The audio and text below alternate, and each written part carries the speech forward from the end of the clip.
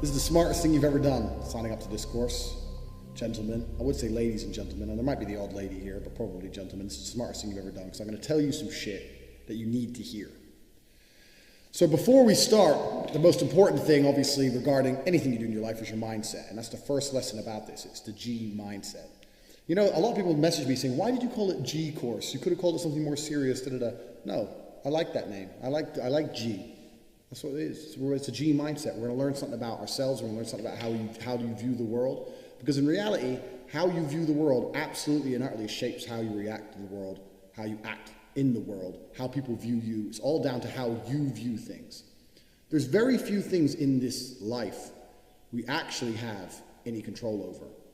I learned all of the lessons I'm going to be teaching you the hard way. I didn't learn them in a course, so you guys are very, very lucky. I learned all this shit the absolute hard way. I came from absolutely nothing. There's a lot of rumors circulating online that, you know, my father was a world level chess player and that I got a lot of money from him and I came from a rich family, etc., etc. Absolutely not the case. My dad was a G, a straight G. He was in the military. He was based in England in the Air Force. My dad was actually recruited into the CIA. He was a spy. Now he's dead. I'm happy to say that. So my father worked for the intelligence services. He was based in England. He met my mum, pretty little white thing. He's a big black dude. So back then that was a taboo. He grabbed her, took her back to America with him. 3 beautiful offspring, me being the oldest. And then he continued with his life of being a G, which is pimping hoes and playing chess at world level and traveling the earth. He never had any large financial sums. He certainly didn't leave me a penny. He didn't have anything to leave. So all he left me with was with a mindset, and that mindset was enough that allowed me to build the life I wanted to build. My father never wanted to be fiscally rich. He never gave a shit about being rich. He cared about other things. If he wanted to be rich, he would have been extremely rich.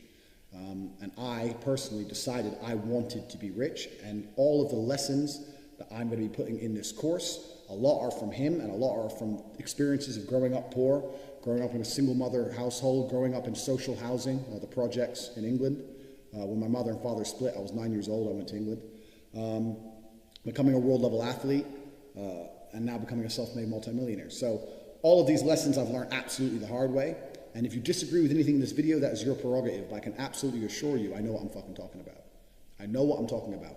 I've lived an extreme life. There's a lot of people online who give out advice, that's fine. But I've lived an extreme life, more extreme than most. I have been in a single mother, my mum crying because she can't pay the bills, broke as a joke. I've been a multimillionaire. I've been a nobody. I've been famous. I've been a world level athlete. I've started from nothing with a point where I had to run to the gym because I didn't even have a car to get there. I've done it all. So I've lived a very extreme life, and this is where these lessons come from. So when I talk about G mindset is absolutely and utterly the most important thing. This is actually quite funny. A girl I was dating once, she said to me, you know, you remind me of RuPaul. And RuPaul is a famous fucking drag queen. So it's not very good. I was like, why? She goes, because he has a saying, he said, I always knew I was famous. I had to wait for the rest of the world to catch up. And she goes, you have the same mindset. And she said this to me before I had nothing, because I told everyone I'm going to be world champion. Years before I even had a British title, before I even had an English title, I just started fighting. I was like, oh, I'm the next world champion, yeah. And I just started saying it, but I said it with genuine conviction. I knew I would be the best. I genuinely knew I would be the best. You have to understand that this world, everyone constantly tells you, do not be arrogant. Do not have an ego. When I had my Twitter, I put my ego into overdrive because I found it entertaining. But people will constantly tell you to not talk in a way which is full of conviction.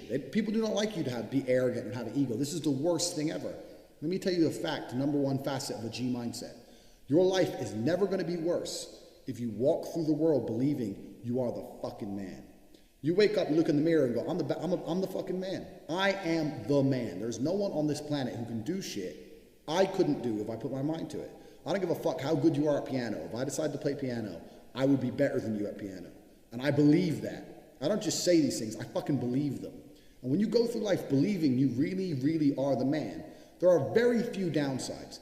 The downsides are everyone's going to call you arrogant, everyone's going to call you a dickhead, everyone's going to say he has a big ego. You're going to lose a few loser friends. Who cares? What you are going to gain is other people on the same path. You're going to gain other people who think, yeah, well, I'm the fucking man too. This guy's the man. Let's make some money. That's what's going to happen. So the first thing you can do with your G mindset is you need to start believing you are the fucking man. Even if you're not the man yet, even before I was world champion, I knew I was going to be the man. So I don't give a fuck. And I was happy to say that to anybody. When people called me arrogant and stupid and deluded, I just sit there and look at them and say, yeah, fuck you. I'm going to be the man. And this is how now, when my life's kind of come full circle, this is quite interesting. I'll tell you a very quick story. When I was 19, I think I had a sales job, and I had to drive down to a sales meeting to try and sell some advertising. I had a really old, shitty car. No, I must have been older than 19. I was about 21. I had this old shit car, and I'm driving. And as I'm driving my car, and I couldn't afford to have it fixed, I had a bump in the front. The front was all fucking caved in. So I had to park it away from the sales meeting and then walk to the sales meeting. So I'm driving this car. Anyway, pull up next to me at the lights, red light, pull up next to me. In a fucking Tuesday morning, 10 o'clock, music blasting, drop top Aston Martin with a Swedish number plate. Some fucking dude about 30 with a hot blonde next to him. And I remember looking at him thinking, who the fuck's this guy? Like, here I am with my broken car on my way to fucking do a shit job. I can't afford to fix my car. This guy is from fucking Sweden, and he's just driven to England, and he's got a Swedish plate, and he's got this hot bitch, and he's got music pumping, and he's on his way to have lunch. Like, where the fuck did my life go wrong? I want to be like that guy. And I think this every single time. I live in Romania now. Now I drive around Romania in my fucking Lamborghini or my Aston Martin or my Ferrari or my Bentley, whichever one I decide to drive. And they all have English number plates, and I always have a girl with me. And people look at me, and people are giving me the exact same look I gave that guy. People look at me like, who the fuck's this guy from England who just drove here from England? I'm standing at the bus stop about to go to work, and this guy's got a $250,000 car and a hot bitch on his way to have lunch with music blaring. And the reason I managed to go full circle is those small events in my life, seeing someone else with more success than me, ingrained in my brain. And to a lot of people, it doesn't ingrain in their brain. I was walking to school. If I was walking to college with my friends, I used to have to walk. I went to a college on the other side of town, so I had to walk 4.6, I think it was, fucking miles to college. It was a fucking nightmare. So I used to walk. Halfway, I meet some other people, that towards the end, there'd be a group of 5 or 6 of us along the way. And when and one day a Ferrari burnt past us, and everyone else was like, oh yeah, Ferrari. I'm like, and I remember saying to the group, I was only 18, I said, doesn't it annoy you that this guy has a fucking 300,000 pound car and we'll probably never have one? And they're like, oh yeah, it's only a car. I'm like, no, you don't understand. There is a life hack. There's something happening where people are living lives that other people don't get to live. There's something happening. There's something going on. I want to have a 300,000 pound car. I want it. And no one else wanted it. These little events didn't ingrain in their brain. A Ferrari driving past me bothered me. And it bothered me to my core, to the point where I decided I would do anything it takes to have one. Whereas other people just saw it and carried on with their normal lives. This is the reason I have 6 or 7 supercars and other people don't. Because these small events ingrained in my brain. So this is the second thing. G mindset. First thing, you have to believe you're the fucking man, you can achieve anything. And when I say that, I'm going to say that again. You have to believe you're the fucking man, and you have to believe you can achieve anything. I'm not saying you can achieve anything easily. I'm not saying it's not going to take a whole bunch of work. I'm not saying it's going to happen quickly. But you have to believe you can achieve anything. I'll tell you something now. I don't give a fuck if it's being an astronaut. I don't care about climbing Mount Everest. You give me enough time to train, I will get it done.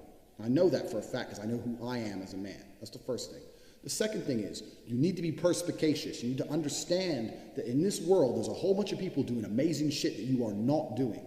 And that needs to piss you off. Because if it pisses you off, you become motivated all of a sudden. I was the only one who was pissed off when that Aston Martin was next to me and I had my sales job. I was the only one who was pissed off when I saw that Ferrari drive past. Other people were not annoyed by it. And when they're not annoyed by it, they're not driven to beat it. You understand? They're not driven to be where that person was. You need to be annoyed, and I'm telling you to be angry. Anger is a fantastic force. Like I said, the world tells you not to be arrogant, it tells you not to be angry. It's 2 things it tells you to do. Don't be arrogant, don't have an ego, and you don't have anger. You're a fucking man. You're a full-grown man. It's perfectly fine for you to be pissed off. It's perfectly fine for you to look around at your life, look at the girl you're fucking, look at the house you live in, look at the car you drive, and get pissed off and go, you know what, I want a hotter bitch. I want a fucking nicer house. I want a faster car. There's nothing wrong if you take that anger and you direct it in the correct direction. This is the reason I stopped fighting now. People go, why do you stop fighting? Because I fought and I went through hell to get everything I now have. I had nothing when I fought. I had nothing.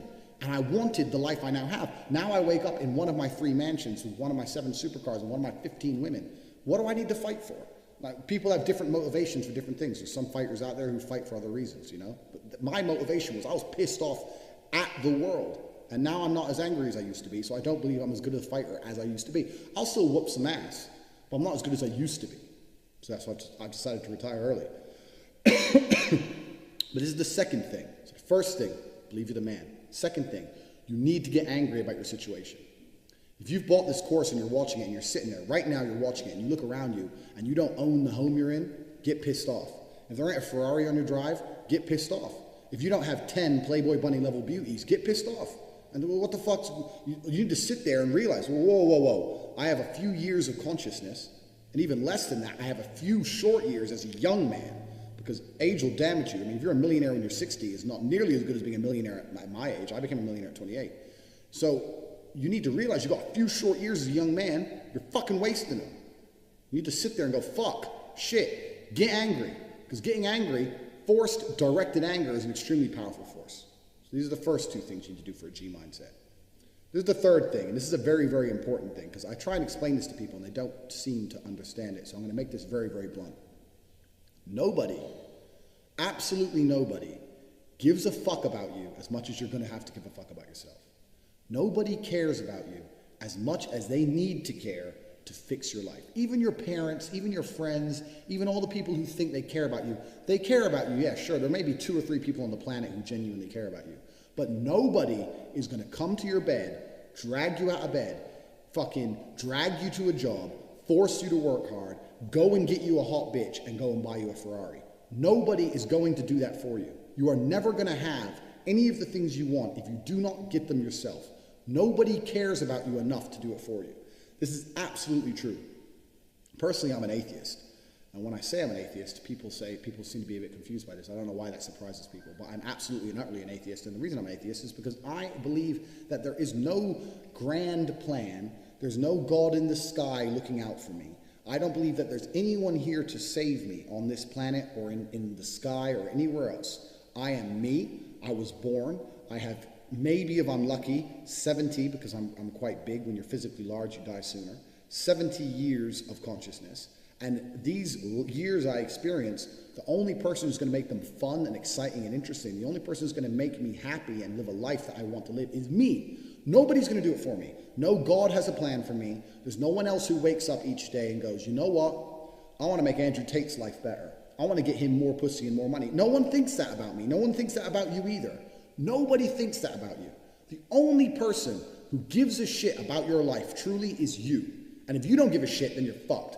But point 2, get angry. You're going to start giving a shit very soon. And after you get angry, you need to realize that nobody is going to give you the things you want. It doesn't matter if Donald Trump is president or not.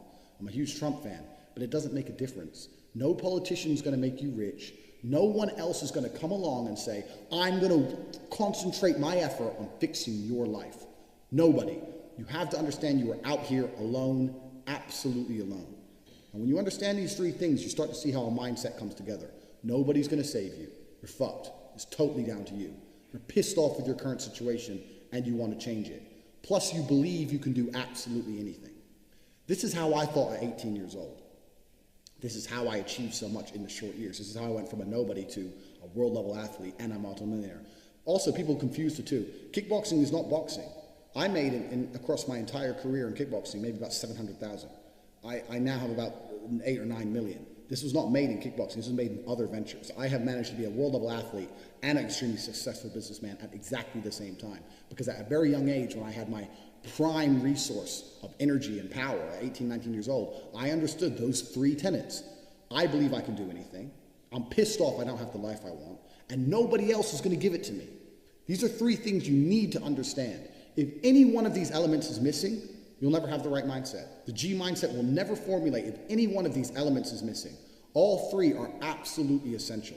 And the sooner you get your act together, the sooner you start to panic and worry and be concerned that you're 24 or 25, you're not fucking rich yet. There's 24 and 25-year-olds out there who got a contract for a fucking NBA, or their parents, or they won the lottery, or who knows what. There's 24 and 25-year-olds out there who are multimillionaires fucking the hot models. These Instagram girls with 3 million followers, they're getting dicked by someone and it ain't you. And that needs to piss you off. You need to get concerned, you get worried, shit, I'm running out of time. You need to get some urgency in your life. Put these three things together is absolutely essential. This is the beginning of the G mindset. When you have these three things totally done, I'll tell you what happens. I'll tell you what happened for me. So I became a sayer. So my brother used to say, you've become a sayer. And what that means is I made a pact to him that my word was unbreakable, strength and honor, and that if I said something, I meant it. So I'd wake up in the morning and I'd say to my brother, I'm doing 1,000 press-ups today. Once I said it, once I spoke it, it's like a genie. It became true. If I said I was going to do 1,000 press-ups, I'd do them. Because if I didn't do them, I'd feel guilty within myself that I was the kind of person who talks shit. Because G's don't talk shit. So the three tenets we've already learned, when you've instilled these in your mind, you don't want to be the kind of person who talks shit. So if I woke up to my brother and said, I'm doing 1,000 press-ups or I'm running 20 miles today, I would do it. Because if I didn't do it, I'd feel like a dickhead. Because when you instill these mindsets, when your mindset changes, you start to be extremely accountable for yourself. No one's coming to save you. You become extremely accountable. So when you realize that your word is one of the few things you have on this planet, if you say things, you're going to start sticking to them. So then it becomes very easy to train. You say, I'm going to train every day this week. I'm going to train for 2 hours a day. As soon as you said it, it's basically done. If I say something, it's basically done. It's set in stone. If I say something, I'm going to do it. There's no way I'm going to say some words and speak them into existence on this planet. And then I'm going to be the kind of pussy who quits because it's too hard. If I say I'm going to do 10,000 push-ups, I'm going to do them. Because I'm the kind of person who sticks to the words he says. And this is another thing you need to understand with the G mindset. You have to be very, very specific with what you say. Because if you can instill your mindset correctly and you start to just say things, just start saying things. Then you hold yourself accountable. Say things you don't even think you want to do. Wake up and go up to your friend or your mom or whoever and say, you know what? I'm going to do 1,000 push-ups today. Say it to people. And they're going to say, no, you're not. So watch me. And then you have a choice. You're either going to succeed like a G or you're going to be a little pussy. And you're going to quit at 310 because it's hard. What kind of man are you? That's a decision you need to make. But if you're the kind of man I was, I'd say shit and I'd fucking stick to it. My brother said, you become a sayer. I used to train with my brother. He'd say, let's do 500. I'd say, let's do 2,000. He'd say, well, you've said it now, so we have to do it. I was like, exactly. I said it now, so now we have to do it. There is no surrender. We have to do it. This is another facet of the G mindset. This is number 4. You got to start saying shit, and your word has to be iron, unbreakable. This translates across everything in life. It's not just training. It translates across everything in life, even relationships. I say to my girlfriend, stop fucking with me or you're out the house. Men say that all the time in arguments, and then they continue to argue for 2 hours. They'll say that, and then they'll argue. If I say that, and she continues to talk shit, I start throwing her shit out the fucking door, because I said it. And if I say something, I mean it. If I look a man in his eyes and say, I'm going to whoop your ass, shut up, and he continues to talk, I have to kick his ass. I'm careful with what I say. If I tell him to shut up and he doesn't shut up, that's a different thing. If I say shut up or I'm going to whoop your ass and he continues to talk, I will fuck him up. Because I'm the kind of person, if I say something, I mean what I say. I'm specific with my language, and I mean every word I speak. This is another tab. This is number 4. You have to start meaning every word you speak. You say to someone, I'm going to get rich. You better fucking do it. Otherwise, you're a liar. You're a liar, and you're a little bitch. If you say, I'm going to put some muscle on, you better fucking do it. You say, I'm going to lift this weight, you better fucking do it. You say, I'm going to go get this girl, you better go get her. You gotta be the kind of person who says things and means them. You promise a guy you're gonna whoop his ass, you better whoop his ass. Don't be a person. 99% of the people out here talk shit. They say things they half mean or things they don't mean. If I say something, I fucking mean it. And this is number 4. This is the 4th element. You've heard the first 3. This is number 4. Everything you say, you must mean. And once you implement that correctly, then you get the ability to motivate yourself to no end. You get unlimited motivation because all you have to do is find the energy to say it. You find the energy to say it, then you have to do it. It's literally that easy. I'd wake up in the morning and say, Tristan, we're running 20 miles today. And you'd say, oh, for fuck's sake. That's nearly a marathon. I'm like, yep, let's go. It doesn't matter if it takes all fucking day. I said it. And if I say something, it has to happen. This is the 4th tenet and one of the most important ones because that is the power to unlimited motivation. And that's the power to be taken seriously across all spheres of your life. Be specific with your language. I was in a restaurant the other day, some guy was arguing with his girlfriend. They were talking shit. He's like, you better be quiet. Better be quiet. He kept saying you better be, but there was no threat at the end of it. I didn't really like that. Like, if you're going to make a threat, make a fucking threat, idiot.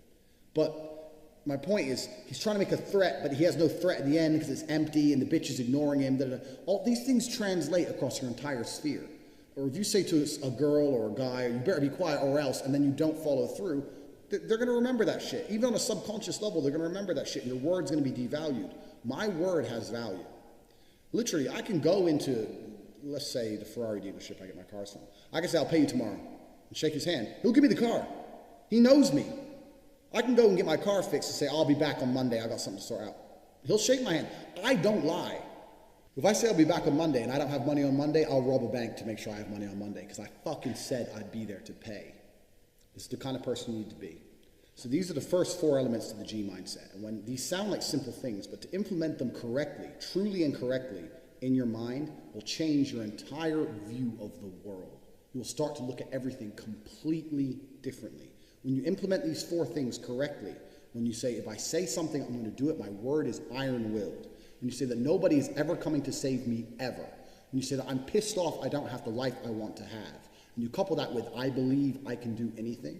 If you truly believe all of these 4 things, it's going to change your entire view of this planet. I'll wrap up quickly with probably my most famous tweet when I had Cobra tape. They verified me and everything, and I spoke too much truth, so I had to go. When my most famous tweet was when I said depression wasn't real. And I had A-list celebrities. I had the girl from Game of Thrones. I had fucking literally A-list guys.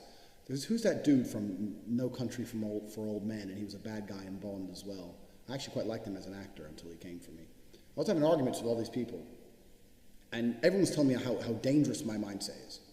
What is dangerous about believing that you control your own mind? Because if you implement the 4 things I've just told you, depression becomes garbage. Depression's not a thing anymore. Feeling depressed is real.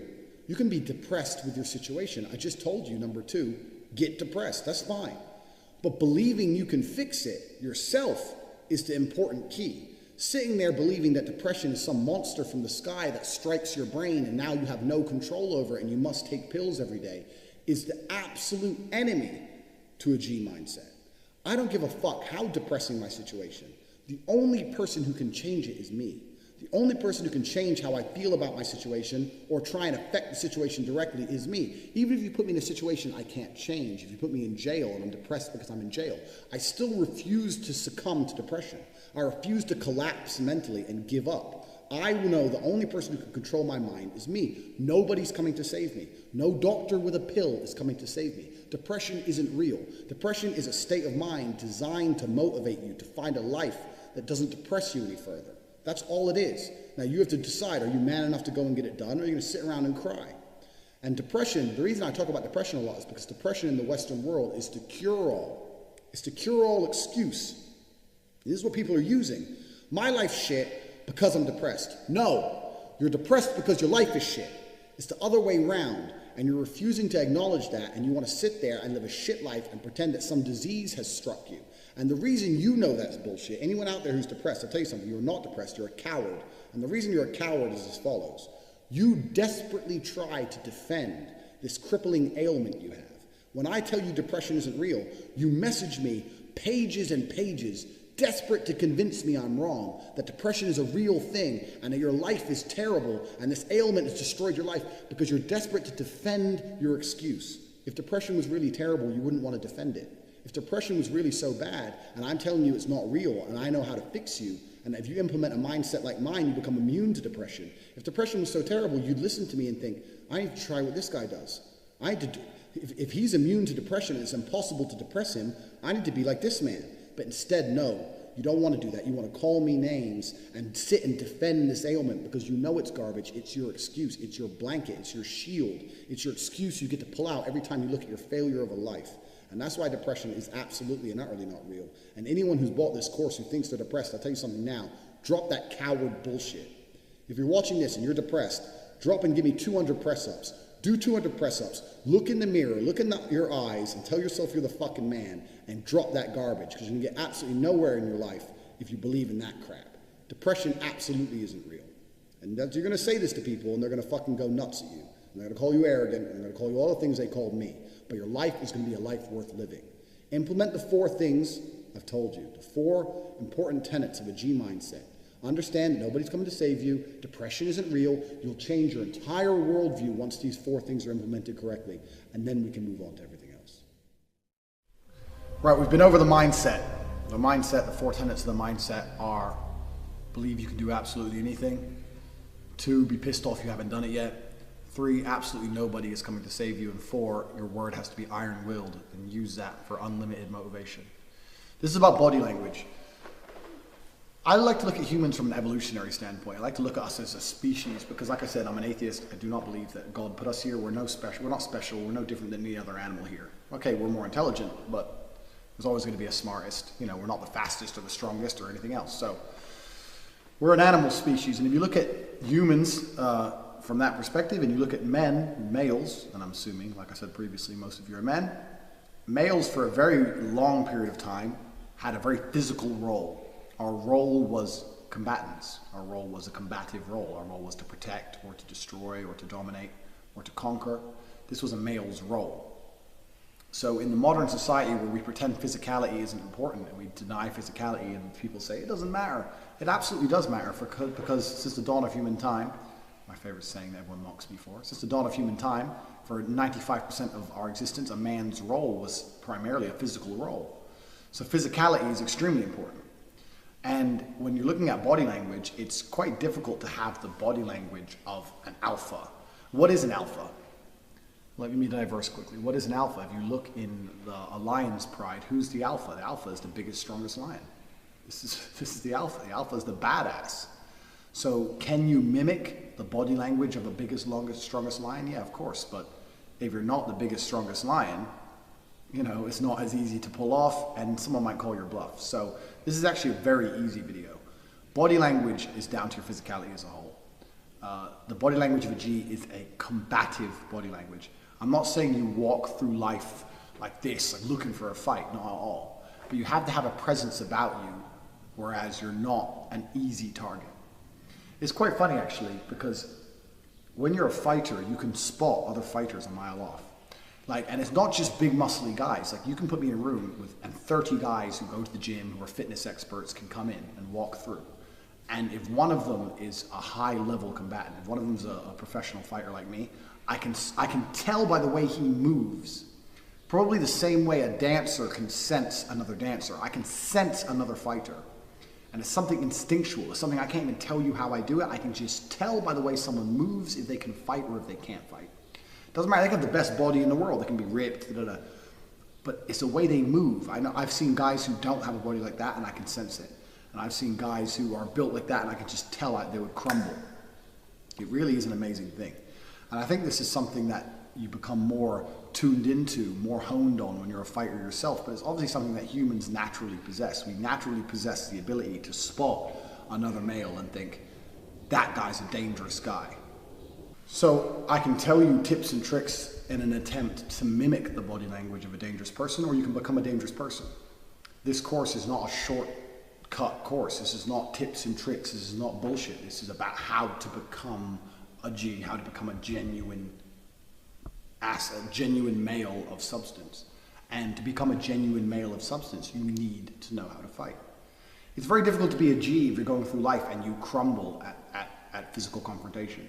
Because when you get to a certain point in your life, you will encounter physical confrontations. If you're going to go and travel the world and drive fast cars and wear expensive things and attempt to fuck beautiful women all over this planet, sooner or later you're going to attract negative intention from either jealous men or an ex-boyfriend or a brother or a fucking robber who wants your car. Who knows?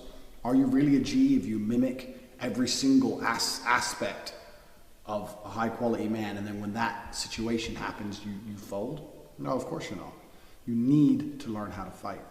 I don't need to teach you how to fight. I don't need to sit here in this course and say do this, do that. I don't need to teach you any of that, because you can go, and it doesn't matter what city you are on earth, there's an MMA class or there's a boxing class that will teach you how to fight. You need to dedicate substantial periods and portions of your time to learning how to fight. You need to get hit. You need to have your ass kicked. You need to learn how to kick someone's ass. And this is absolutely essential to, one, the mindset, and two, the physicality. Firstly, mindset-wise, fighting is a brilliant thing, because fighting is 100% accountable. Even if you play soccer, for example, even if your team wins, maybe you didn't do very much, or maybe you kicked the ball and the wind helped you. Who knows? But fighting, if you got punched in the face, you didn't move. And if you punched him in the face, You threw your hand. In fighting, we always say there's no such thing as a lucky punch, and it's true. You know, if I dedicate my life to learning how to punch, and then I knock someone out, is it a lucky punch? No. I knocked him out. That's what I've been training to do. No such thing as a lucky punch. So, mindset-wise, it's perfect for your accountability. Secondly, it's a huge challenge. Learning how to fight is extremely difficult. It's more difficult than learning how to dance or learning how to do anything else.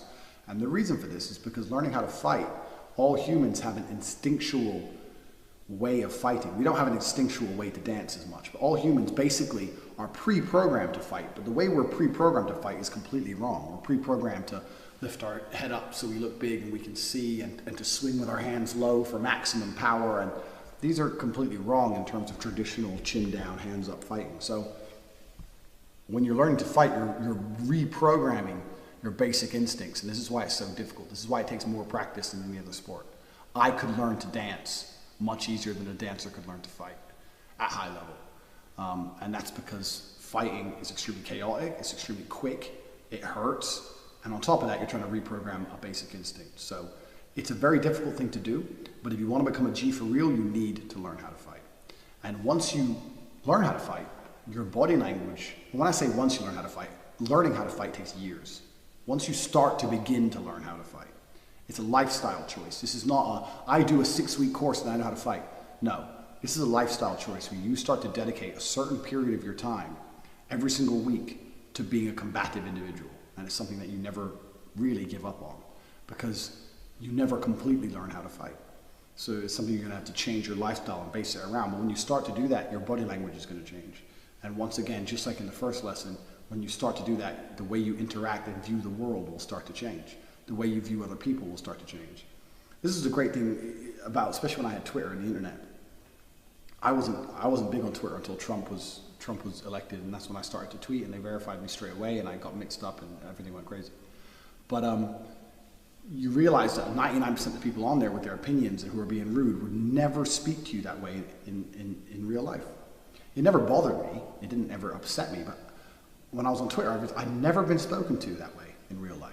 Nobody ever spoke to me that way. No one ever argued with me that way. And I thought, well, why is that? And I thought, because I have a physical presence that even I was unaware of. If I sit with someone who hates Trump in the real world, the way they speak to me is completely different than they do on Twitter, because even subconsciously they're thinking, this guy is a dangerous guy. And even if they know I'd never attack them, because I'm not an idiot, I'm not an animal, I don't have a criminal record, I'm not a thug. But instinctually, inside of their mind, from an evolutionary standpoint, they're thinking, this is not the kind of guy you call names. This is not the kind of guy you talk to in that manner. And that was a really great experiment for me to see the way that people talk to you through a computer and the way that I've never been interacted with that way in real life. And I was like, well, why is that? Because I said this to someone else. They go, oh, people talk to me like that all the time. I was like, well, yeah, it's because you're you and I'm me. So a physical presence is a real thing. And it's a real thing, one, with other males, and it's certainly a real thing with females. Absolutely a real thing with females.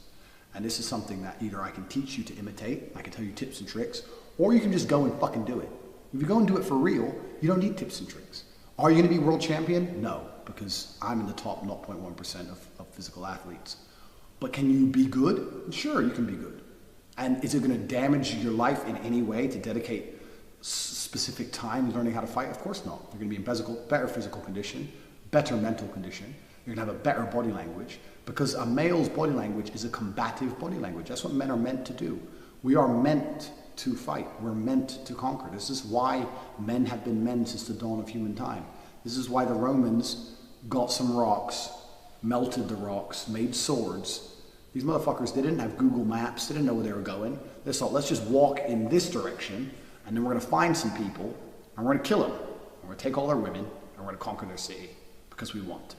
This is what men have been built to do since the dawn of human time. Men are combative individuals. So to pretend that combat's not real anymore, and we live in society, and you don't have to do that, all garbage, you know? And this is Western society bullshit anyway. I've been to 71 countries. If you go to the places I've been, you will realize that physical presence is still a very real thing. Absolutely a very real thing in many parts of this planet still today. So, body language of a G is a very, very short and simple lesson. One, go and learn to fight, because a man's body language needs to be a combative body language, and there's no point in me teaching you how to imitate that when you can go and learn it for real. That's the first thing. Go and learn how to fight. And that's it. It's really that simple. If you want a body language which really does display your value as a high value male, then go and become one. And learning how to fight is the easiest way to do that.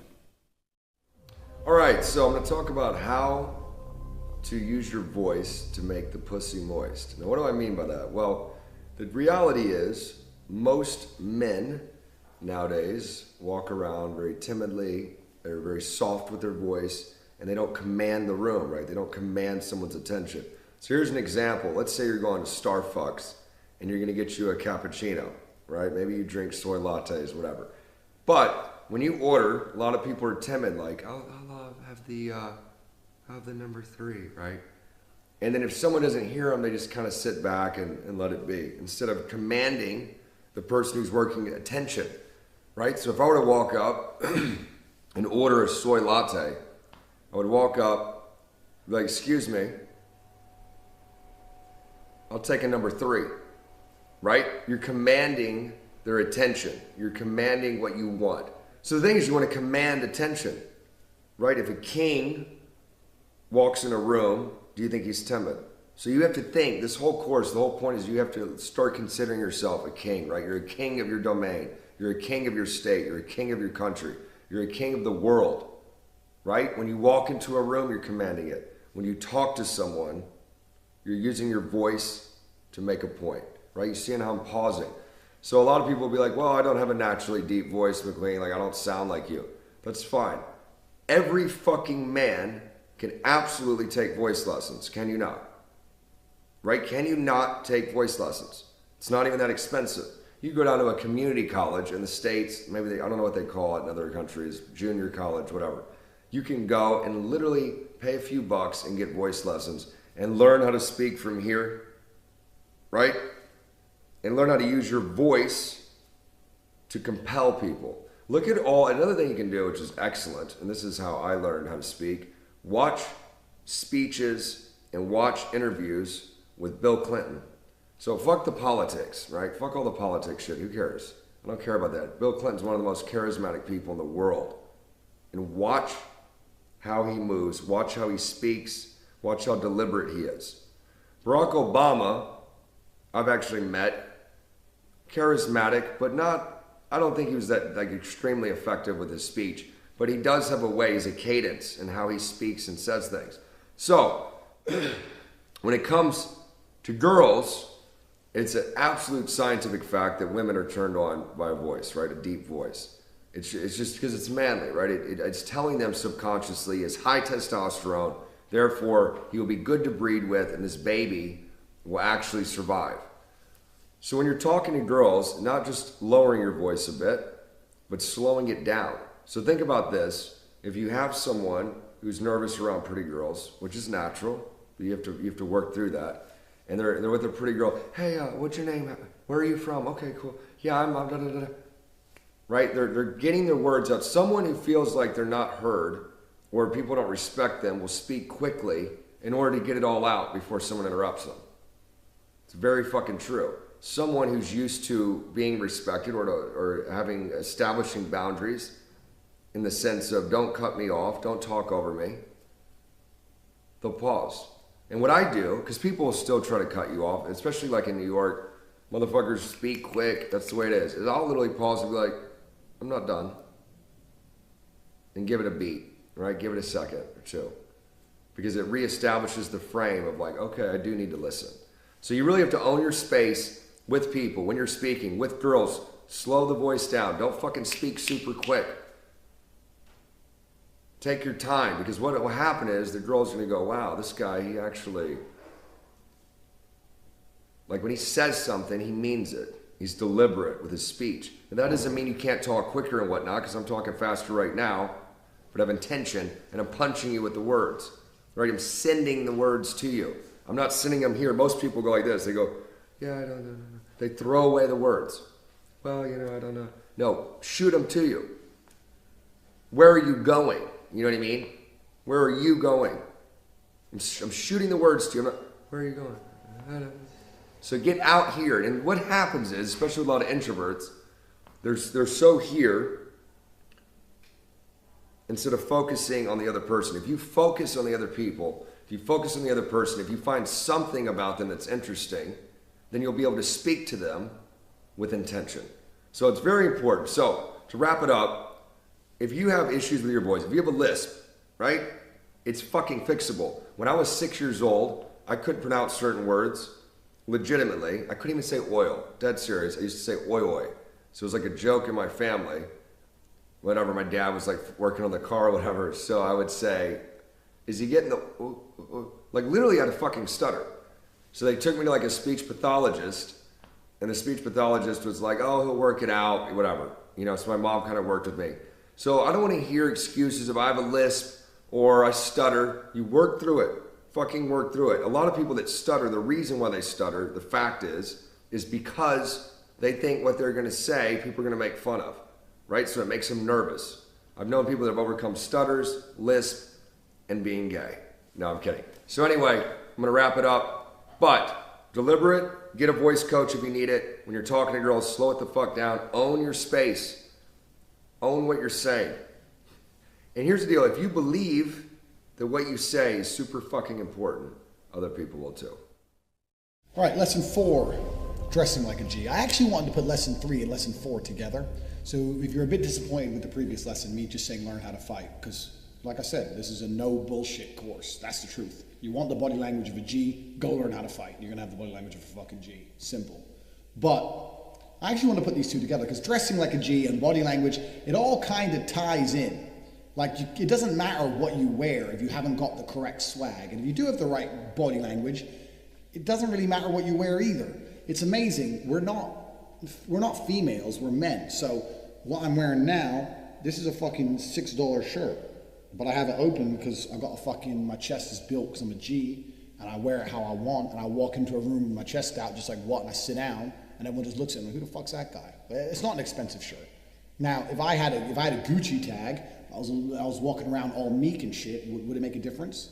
Really? No. You don't need to spend money on designer clothes. The number one piece of fashion advice I can give you is to go to the fucking gym. Get built. You're built, you don't need fashion. That fashion is just a way to shortcut that shit. So dressing like a G and body language of G are actually extremely linked. Yeah, you do need some expensive clothes. Yeah, you need some loud pieces, etc. But even then, I mean, this shirt can be considered loud. A loud piece is once again down to how you carry it. If you wear a loud shirt and you look uncomfortable, it doesn't work. You got to pull it off. You're attracting attention, just like a peacock. Peacock gets those feathers out. It's like, yeah, look at me. It's exactly the same thing. So the mindset and the body language are actually a lot more important than the clothes you wear. I mean, am I going to tell you how to dress? Not particularly. I think you can go out there and find your own sense of style. The most important way of looking at it is how do you feel when you wear those clothes, you know? And that is down to the mindset and the body language more than anything else. You do not need to spend stupid money on clothes. I have stupid money clothes, but I also have stupid money.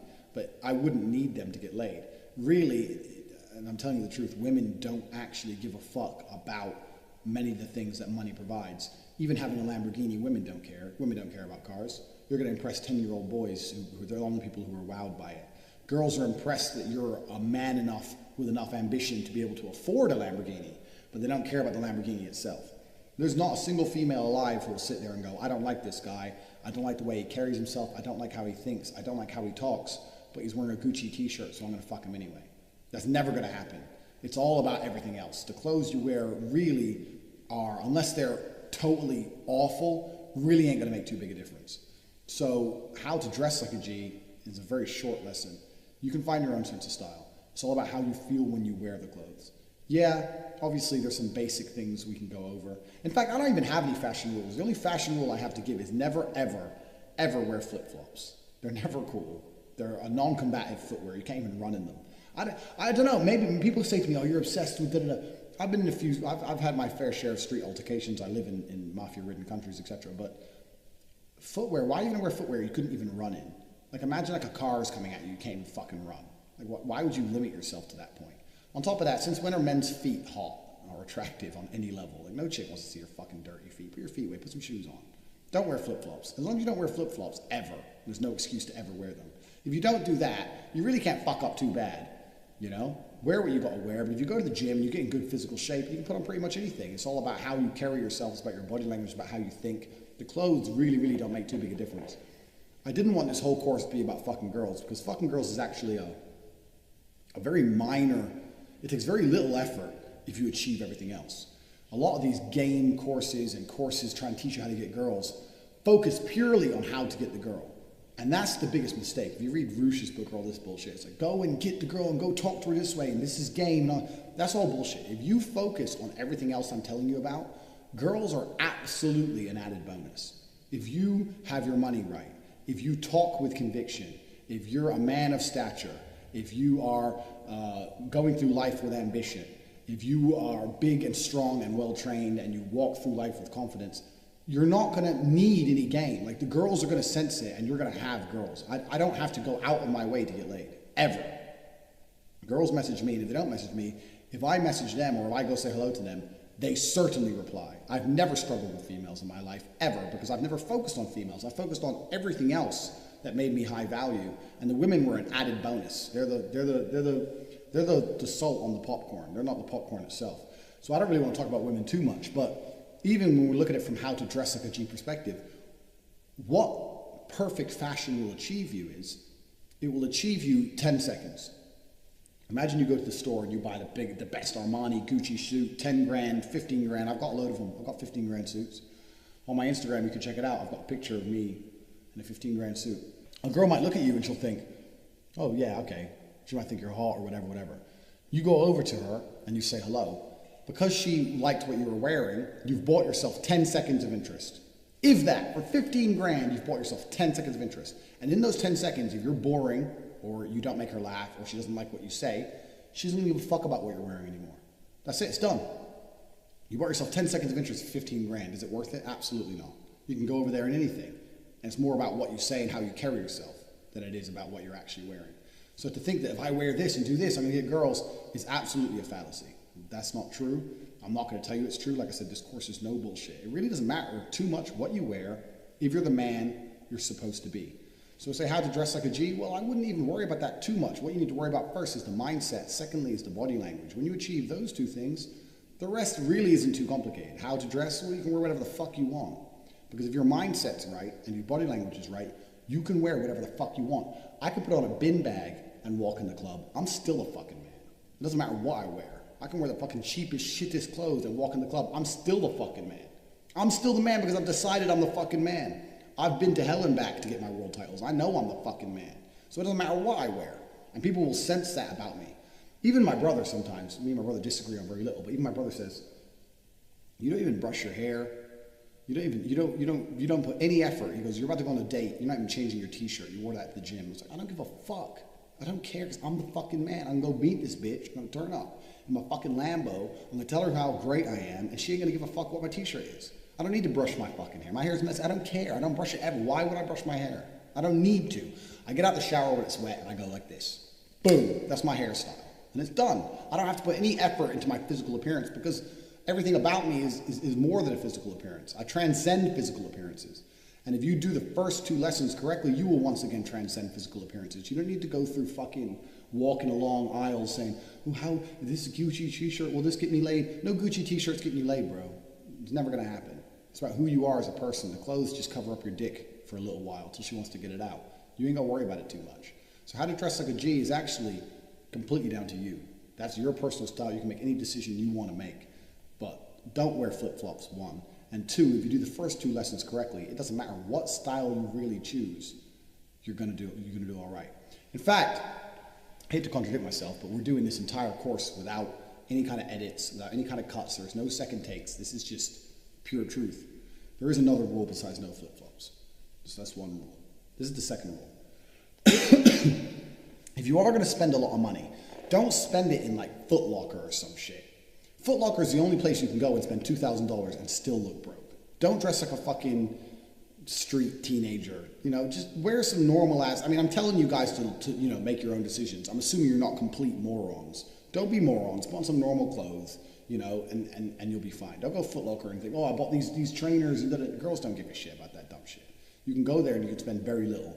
And because of my stature, because of how I am, because of how I'm built, because of my body, because of how I train, I could spend $10 on clothes and look better than any of you motherfuckers than $1,000 of clothes. And that's the point I'm trying to make. So How to dress like a G is to do lesson 1 and lesson 2, get your mindset and get your body language correct, and then you ain't got to worry for shit what fucking label is on your t-shirt. That's absolutely the truth. So, let's talk about the mindset behind making money. So, years and years and years ago, I had a poverty mindset, and by that, I didn't have any money, but that's not the important part. The important part was that I thought it must be super hard to make money. So if you think something, and I'm not going to get all new agey on you, but if you think something and you say it out loud, then you start to believe it. And what you believe, then you start to act on it, and then those actions become habits, and then your habits wind up becoming your fucking life, right? So I used to say, it's so fucking hard to make money. Like, what the fuck? Why can't I make money? Why is it so hard? What is the deal? This is bullshit. I just am bad with business. I'm bad with making money. That's what it is. Some people are born good with making money, and other people just don't have it. This is bullshit, but it is what it is. Said this out loud for years, and guess what? Didn't make any money. It hit a point of me being so fucking broke that I was literally homeless. A lot of you guys know the story. I was literally homeless on food stamps, and where you're like, you hit such a low, you're like, all right, I have to try something different, because clearly whatever the fuck I'm doing is not working. And so what happened was, I met this mentor, and how I met him, I'm gonna talk about this later, but how I met him, in and of itself, is just taking action, you know, and seeing someone of means, and going up to them, being humble, and be like, hi, just have to ask you, like, what do you do? Like, how do you have this Lamborghini, or how do you have this, whatever, like, what do you do? And they'll tell you, I'm a Wall Street broker, I'm a doctor, I'm an online business, whatever. Oh, that's interesting, right? Getting rich is not complicated. It's not easy, but it's not complicated. You basically look at what someone else is doing and then fucking do it, right? All of this course, a lot of this course, honestly, could be chalked up to like common sense, but common sense isn't so common anymore. Right? You know what I mean? Like, we're living in an era where like common sense shit is fucking, you know, people are like, wow, this is fucking it's mind blowing. But when it comes to money, people do get up, you know, they get caught up because they believe, they have self-limiting beliefs. They have family that have told them certain things. Oh, rich people got lucky, or money's evil, money's bad, money won't make you happy. It's all fucking bullshit. If you're a miserable person, you get money, you'll probably still be miserable, but at least you'll be miserable on a yacht. So you're not going to be as miserable if you're completely broke. But the mindset behind that. So I had this poverty mindset. So when it switched, because I had the mentor who explained to me, he goes, the reason why you haven't made money is because you think it's hard to make money. You have to change that and think of it as, no, it's easy to make money. I'm like, well, that's not necessarily true, though, that it's easy to make money. He goes, not necessarily, but you've got to at least get your mind thinking positively, because what will happen is your subconscious will start working on how to actually make money, even when you're asleep and shit. That's why if you've ever woken up in the middle of the night and you're like, I have a great idea, because your subconscious is working on figuring it out, figuring out how to get this. No different than with women. If you're like, it's impossible to get a 9, it's impossible, can't get a 9, it's never gonna happen, I'm just not the guy who gets 9s, da da da. You're never gonna have a 9. If you're like, you know what, all fucking women love me, beautiful women want this dick, beautiful women want to be with me, not this motherfucker, not that one, with me. And you actually believe it, then you're putting that energy out into the world. And I'm not trying to be weird with new agey shit, but energy is a very fucking real thing, right? So you're putting that energy out into the world, and guess what? Miraculously, which is actually you taking action, things will start happening in your life. So I took good things. So I took that mentor's advice and I started going, you know what? I haven't been negative about money in the sense of like, why the fuck don't I have any, like to a level of anger and frustration. I literally punched my apartment wall one time. This was before I was like completely fucking homeless. Literally punched the wall because I was so fucking angry. Because I don't come from money. No one on the other side of my family has any fucking money. There's no rich uncle who left me money. I wish I did, but it didn't happen. So I switched the mindset to, you know what? It's not hard to make money. Money is neutral. Money's not emotional, right? If a piece of money has no emotions, it goes to whoever does something to get it, right? And it's very simple. This is literally this simple. You want to get rich, it's literally this simple. Find out what people want and then fucking get it for them. It is literally that simple. So for example, this course, you bought this course. Why? Because you wanted information that I have that Andrew has, that you don't have. So we supply the information and you pay. It's literally an exchange. People overcomplicate this shit. Like, well, I need to invent the next fucking Facebook or the next Google. Fuck all that. Unless you're a genius and you literally are a coder and developer and you came up with a brilliant fucking idea. Fuck all the complicated shit. Fuck all the like becoming the next. Fuck that. Literally look at what works. Right? So you're like, well, McQueen, I know you sell a lot of courses. You make a shit ton of money from selling courses. I could create a course. I could sell it online. I could be traveling the world while making money. Duplicate it. Duplicate what someone else is doing. Literally duplicate it. So, in the next video, I'll talk a little more about this. How to get rich. I know that's why you bought this course. You're sitting here thinking, I want to be rich. How do I do it? I'm going to tell you exactly how you get rich. But you may not like what I'm going to say to you, but it's the fucking truth. There is no easy way to get rich. And I'll tell you why. The nature of money, this is once again something else I understood at a very young age. The difference between you and me is very little, except I had a head start on you. Well, you were 18 acting like a dumbass. I was 18 getting shit done. So I've had a head start. So from 18 to 28, I amassed my millions. But it's not too late for anybody. Listen, the nature of how to get rich is because the nature is very difficult because of the nature of money. Money is not something you can earn or make. People talk about making money, earning money. Money is something you must convince out of the hands of somebody else. Money belongs to someone else. You have to convince them to give it to you. That's why making money is difficult. Because if money is something you could make, it wouldn't be difficult. If money is something you could earn, it still wouldn't be that difficult. You really have to convince other people to give you the money. And that's the hard part. Because when you understand that reality, then you have to sit there and decide, okay, I have to convince this person to give me money. How do I get as much money from that person as possible? That's what you need to focus on. How do you make yourself so high value that they'll pay enough for your service, regardless of what your service is or who you are as a person? Because there's a beautiful woman out there who gives, okay, there's a service, she gives a blowjob. But even then, there's beautiful women out there who give nothing and still get given money by guys because they're high value, because they have something, they have beauty, they have something the man wants. You have to discover, what is it that I have that other people are going to want? That's the first thing. And secondly, how can I get them to give me a lot of money for it? That's the basis of it. So let's go into it in more detail.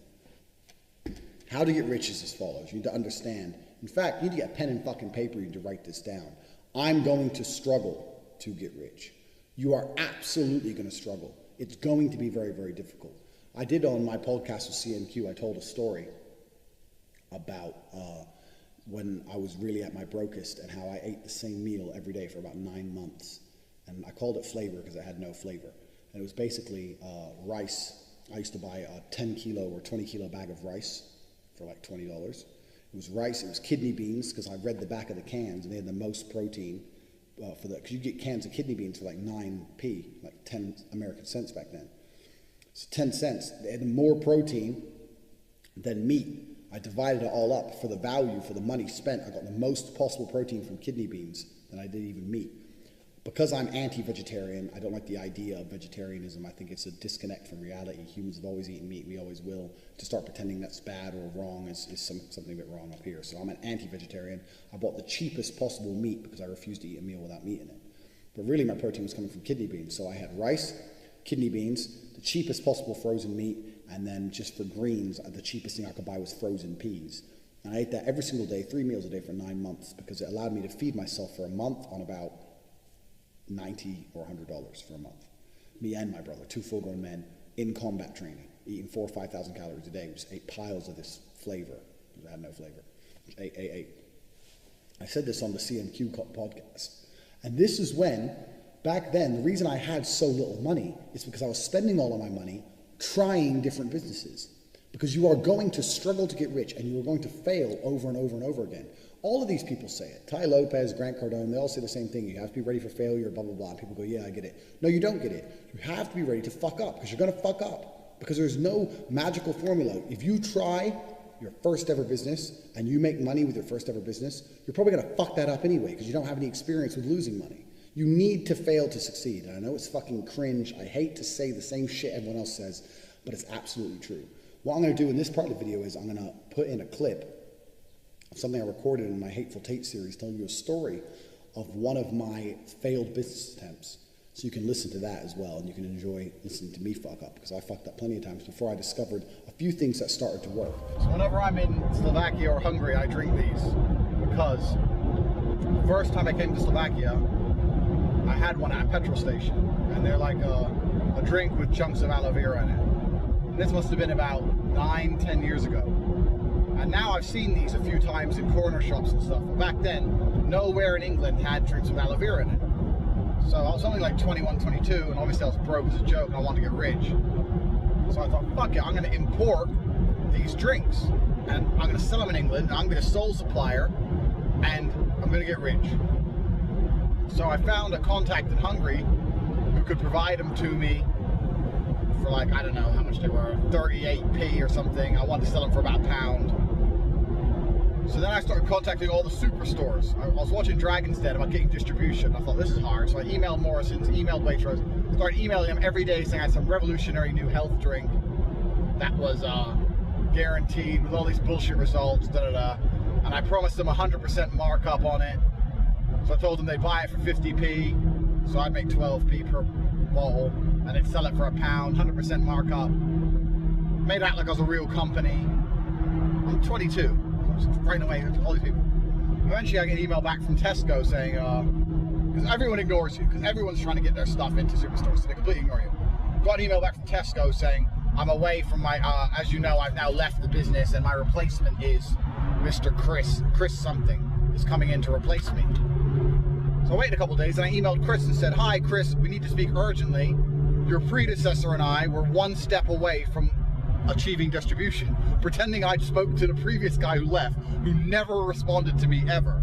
So then Chris emails me like, oh, okay, you better come down then. So it was in Cheshunt, Hertfordshire, the Tesco head office. And I still had a normal job back then, so I arranged a meeting at like 5:30, finished work an hour early, walk into Tesco fucking head office in my Matalan suit with 4 or 5 bottles of this shit, which I brought in a backpack. Sat down there, let him test it all, gave him my pitch about health benefits, 100% bonus, and all this bollocks.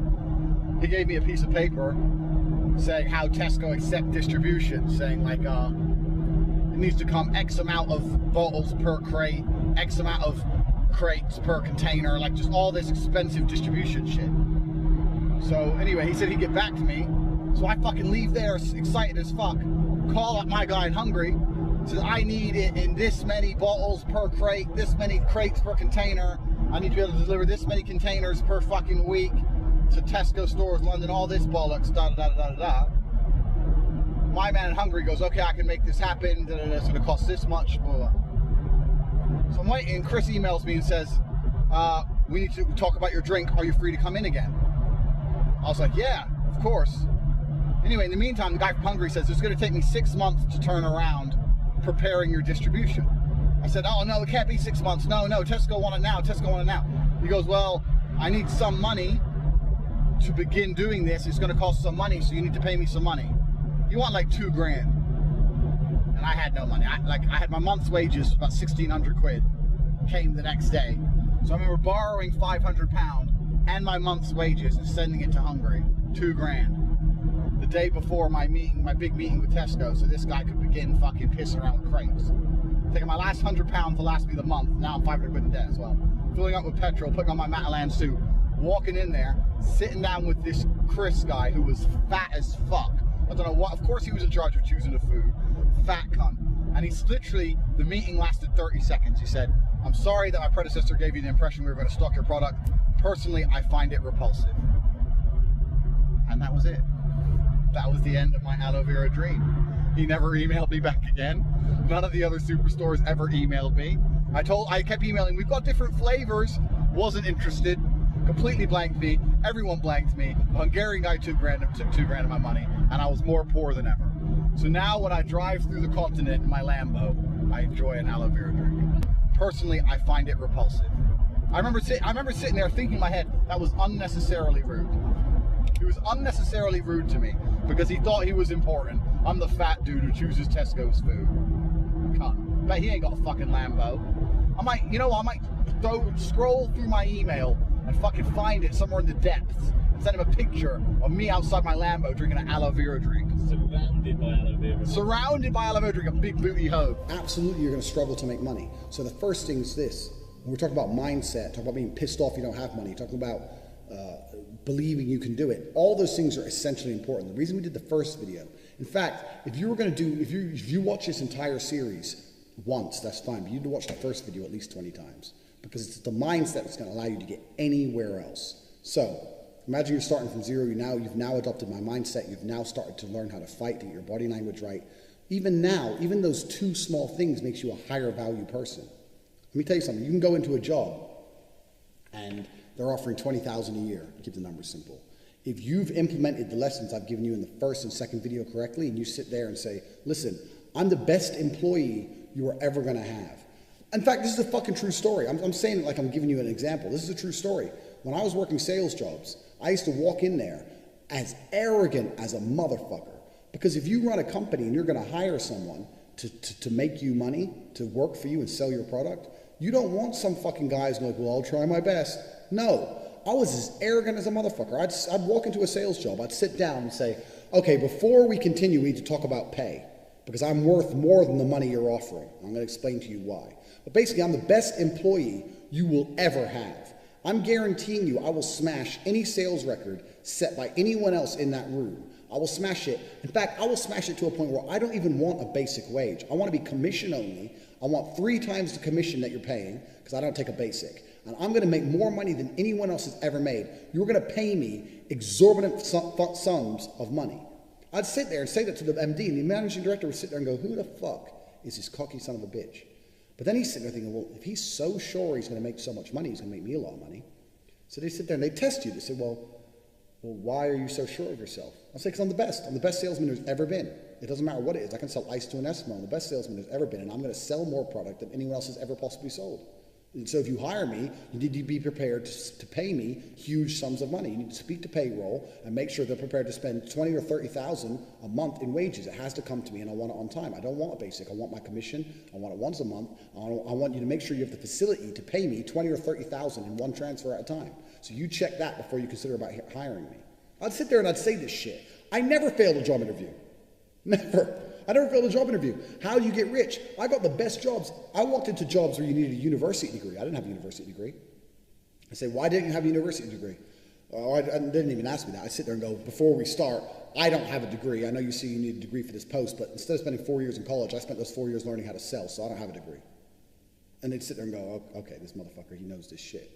I didn't need a degree. I didn't need fucking college. I didn't need university. I didn't need nothing because I had the lessons I taught you in number 1, the first video, and the lessons I taught you in number 2. I had the body language of a fucking winner. I had the mindset of a fucking winner, and they wanted a fucking winner on the team. How do you get rich? Well, it doesn't matter if you're going to end up eventually getting your own company, but I didn't get my own company until I was 25. For a long time, I worked normal jobs, but I worked sales jobs because sales jobs allow you to make unlimited money. So I worked sales initially. But it doesn't matter if it's your own company. It doesn't matter if it's working for someone else. It's down to your body language. It's down to your mindset. Absolutely, that's how you get rich. Yeah, you're going to fuck up sometimes. So some of the jobs, I'd talk all this shit. I'd get the job, and I couldn't sell as much as the other guys. I started off, because I didn't know the product. I'm Mr. fucking Big Bollocks, and then I couldn't sell as much as the other guys. And they take me in and they say, okay, yeah, you sold some product, but you didn't quite hit target this month. And then the MD, part of them was kind of like, haha, motherfucker, you're not as smart as you thought.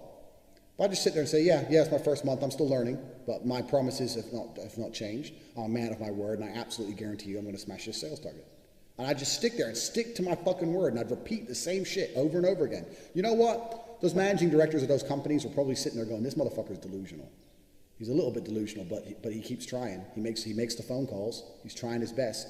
People would rather have someone who's too confident with delusion than someone who's living firmly in the real world. Oh, well, this is going to be hard because I don't know the product yet, but I'm hoping once I learn the product, my sales will go up. No managing director wants to hear that shit. Fuck that garbage. I'm going to fucking beat the record. I'm going to be the best there's ever been. You just got to give me a little bit more time to learn. I'm the badass. I'm the best person here. What's funny now is that I probably have more money than any of them MDs ever had. because I fucking meant what I said. I said that shit. I fucking meant it. I don't give a fuck. I meant it. This is not an act. I'm telling you how to do this, and you're sitting there thinking, okay, I have to act this way. It's not a fucking act. You have to believe it. Believe that shit. How do you get rich for real? Believe that you can do anything it takes to get paid. My business card. Like I said, we're doing this entire series without any cuts or any takes. So I'm gonna get my business card. Stay right here. I want to show you something. When I show them my business card, everyone laughs at it, thinks it's some kind of fucking joke. My business card is not a fucking joke. My business card is real. So you look at my business card, it says Andrew Tate, millionaire and all-around nice guy.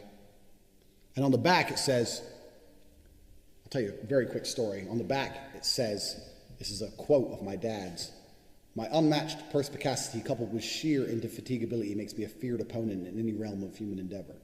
That's a quote of my father's that he pulled out. In fact, because we got time, because you're sitting here learning how to be a G, let me tell you the story about a real fucking G. So I was in Detroit, Michigan, 3 in the morning in a gas station with my dad when these Mexicans ran in to rob the store. They didn't have guns, which is extremely surprising for America. They had bats and knives. They start smashing the store up, whatever. They get a little bit of money from the till, whatever. I'm standing in the store. I'm standing there with my dad. They leave. My dad says, stay here, son, and walks out. So I guess he was checking if they were still outside.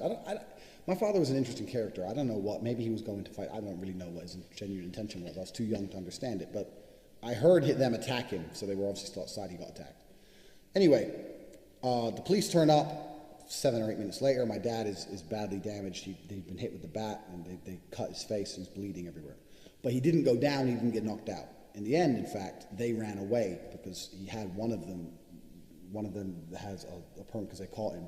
In fact, I'm going to try and find a picture for this video because my dad had a picture of it. Had a permanent scar because my dad took a chunk out of his cheek with his teeth. Fucking ruthless shit. Anyway, the police officer turns up and goes, asked my dad what happened. My dad said, I went out there to check it was okay for my son to leave, and they attacked me, and I fucking bit this guy's face off, and I fucked this guy up, and then they all ran off, and yeah, I've been cut, and they hit me with the bat, and da-da-da-da. And the police officer goes, what's your job? To my dad. My dad was a big guy. The police officer was a bit like, what's your job? My dad said, I'm a chess player. And the police officer said, well, maybe you should have been something else, as in you should have been a cop, or you should have been a bodyguard or something.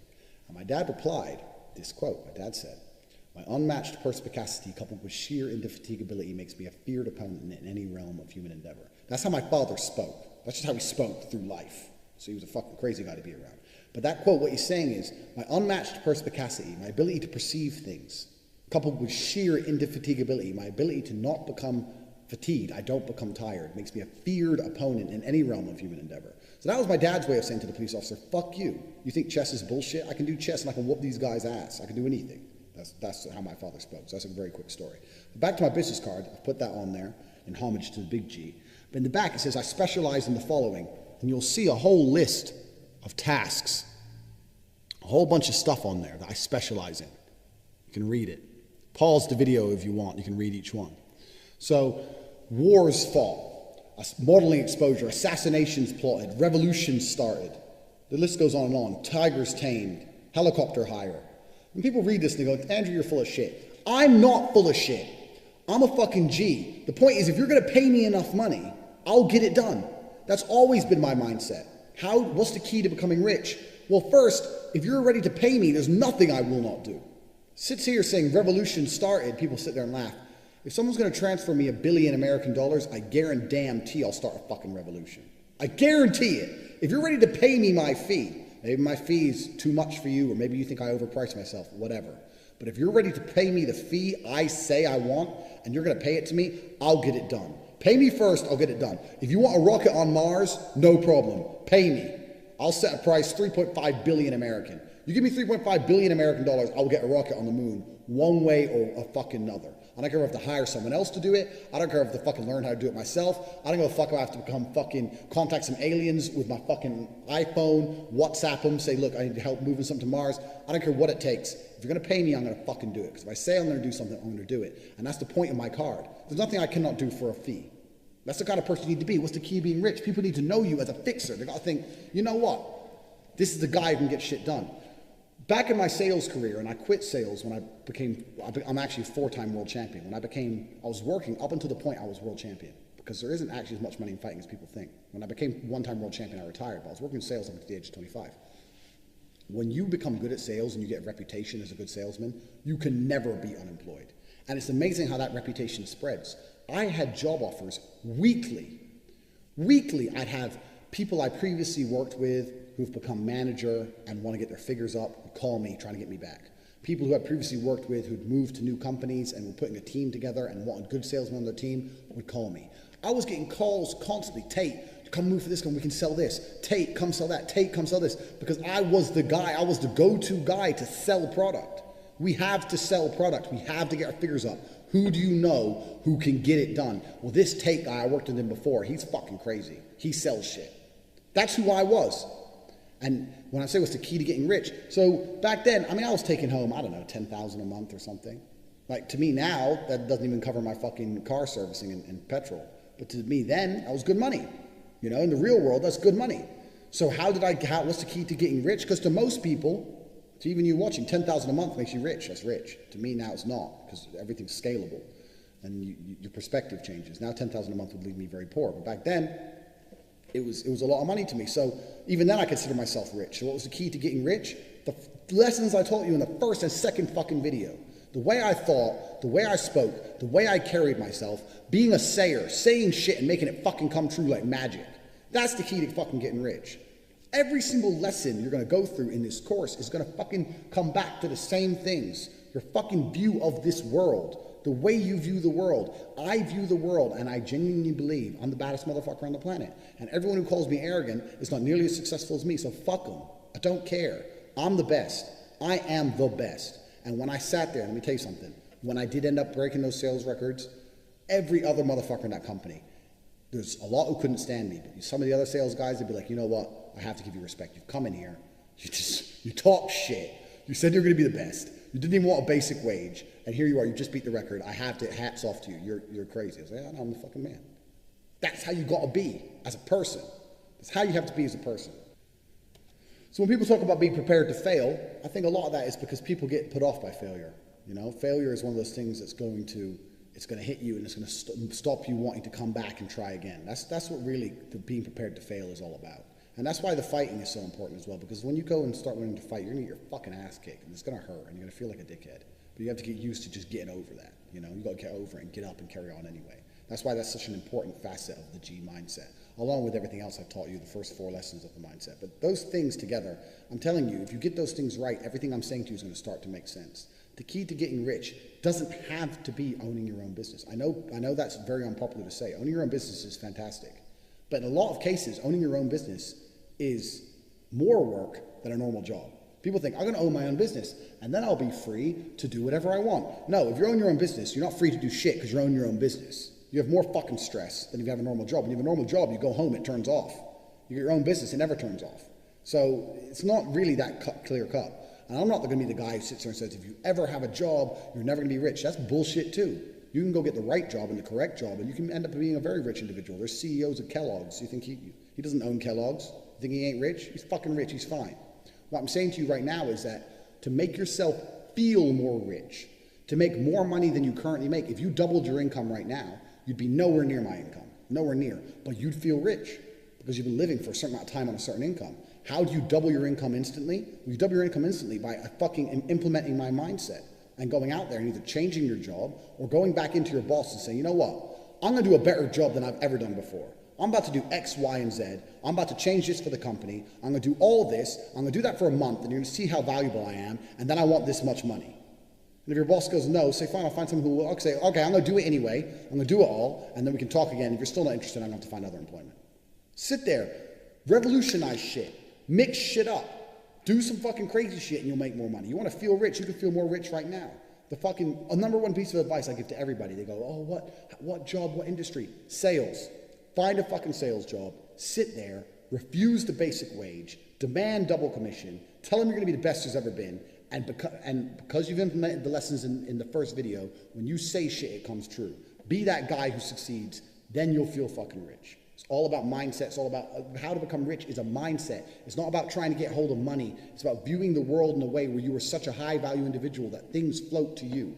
People were desperate to employ me. I didn't have to ask for jobs. They were desperate to employ me. Even now, when I started my company, when I first started my company, I needed an investment from a guy. I went to him and I said, look, I want $200,000. When I go to someone and say, I need 200 grand, we're going to make some money, they want to give me the money.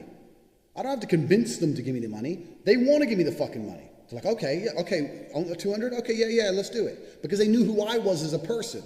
So the key to getting a job, the key to being paid more, the key to getting investments, the key to this, all the fucking same. It's a mindset and it's a personality. It's who you are as a person. If you implement that at fucking the G mindset, you get that shit right, you're gonna have anything you want. Then you want to start a business, you need an opportunity or an investment to do it, people are gonna fucking give it to you because you have a reputation as someone who does not fail.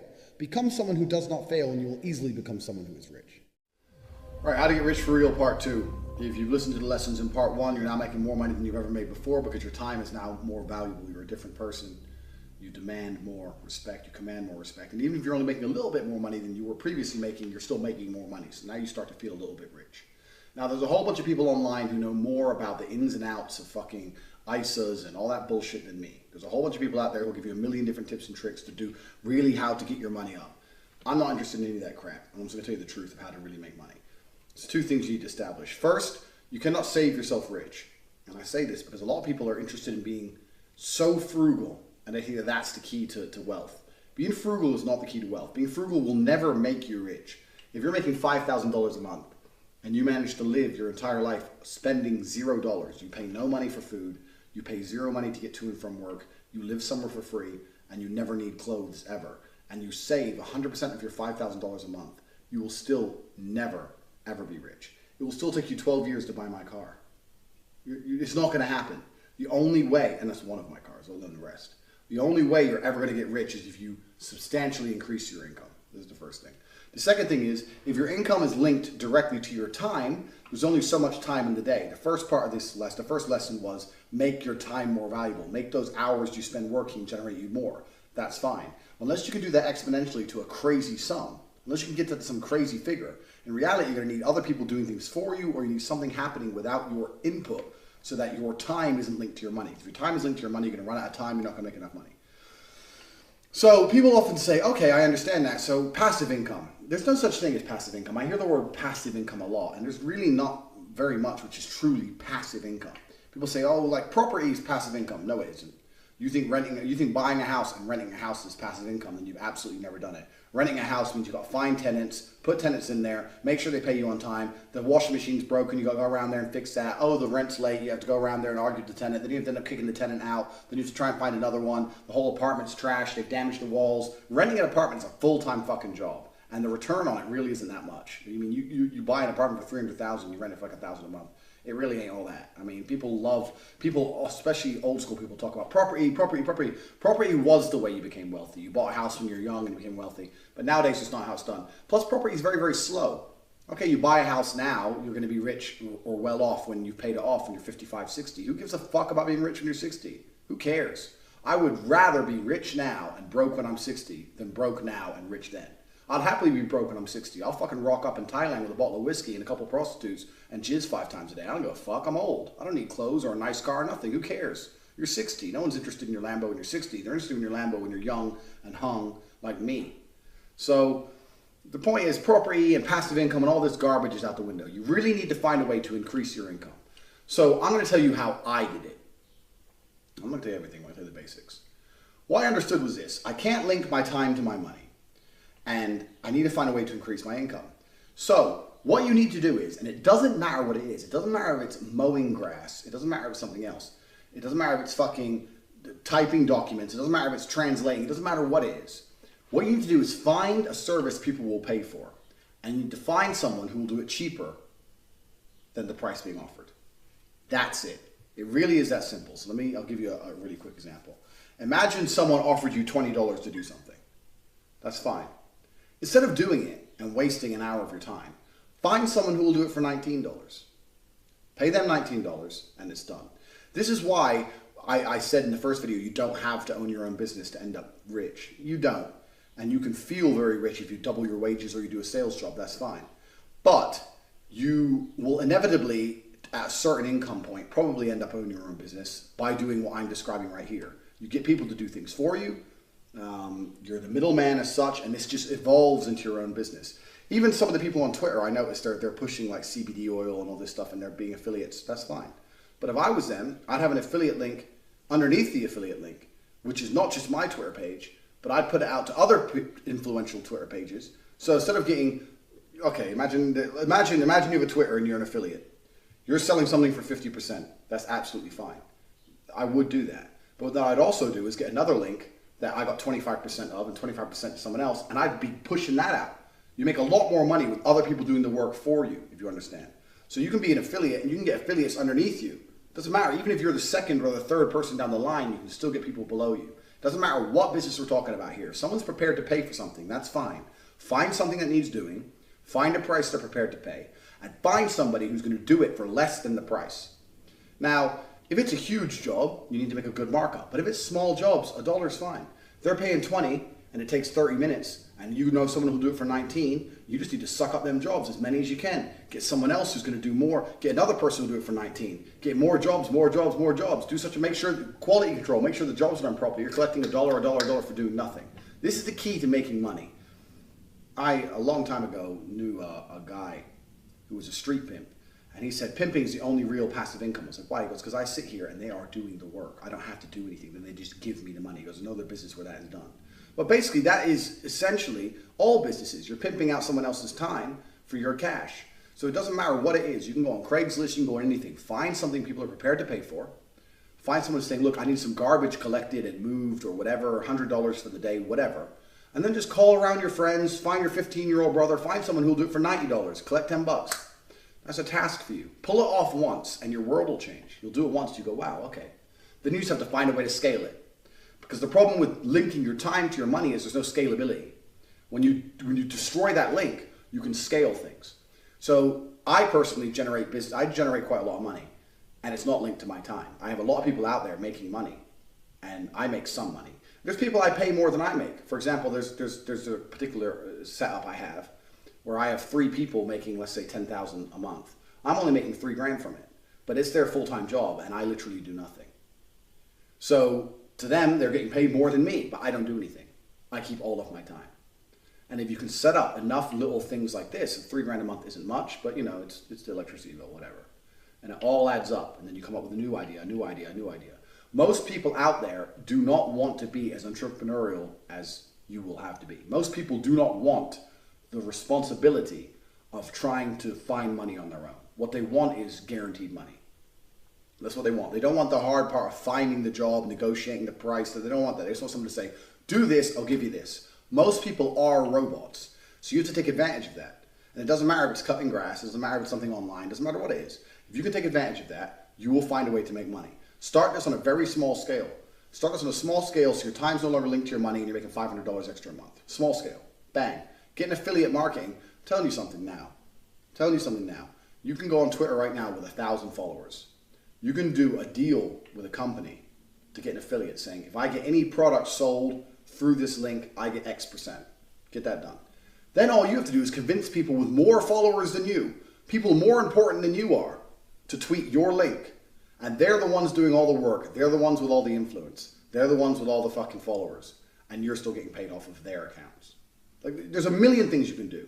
All it's down to is, once I said before, your mindset, your body language, knowing people, people respecting you. If you approach someone with an opportunity, they respect it. If you do these kind of things and you know people who like making money, then you're going to be fine.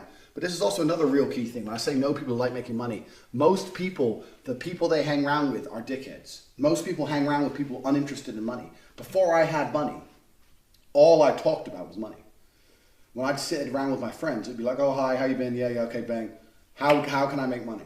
How are you making money? How do we make money right now? We're in this coffee shop.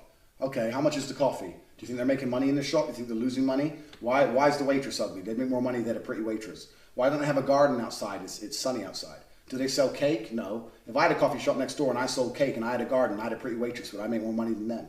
These are the things that would just go through my mind when I was just sitting having coffee. You're sitting there having coffee, scrolling up and down Instagram, looking at people with better lives than you, unhappy. I was sitting there thinking, okay, maybe I need to fucking take this place out of business. And then I can buy it off them for pennies when they're fucking broke. You got to think about these things. If you think about money and the people you're around only think about money and you understand that if you can take on any job, any task, and you can outsource it for less than you're being paid, you're going to make money. This is what my business card's all about. Tigers tamed. People go, well, you can't tame a tiger. No, but you know what I can do? I can tell you a price. You can send me the money, and I can find someone who will tame a tiger for less than you sent me. That's what I can fucking do. So that's why I make sure my price is right. So you're like, oh, you can't tame tigers. I can tame a tiger. Send me $1 million, I'll tame a tiger. Try me. And I'll keep $500,000. I'll give $500,000 to some fucking African dude who grew up around tigers. He's happy, I'm happy, bang. I ain't got to fucking see a tiger. I'm busy getting a blowjob. That's how you get rich. That is the key. That's the second component. Key 1, make yourself high value, increase your income with whatever you're currently doing, that's fine. Number 2, de-link your time and your money. Find a way to become a middleman. Find a way to become a fixer.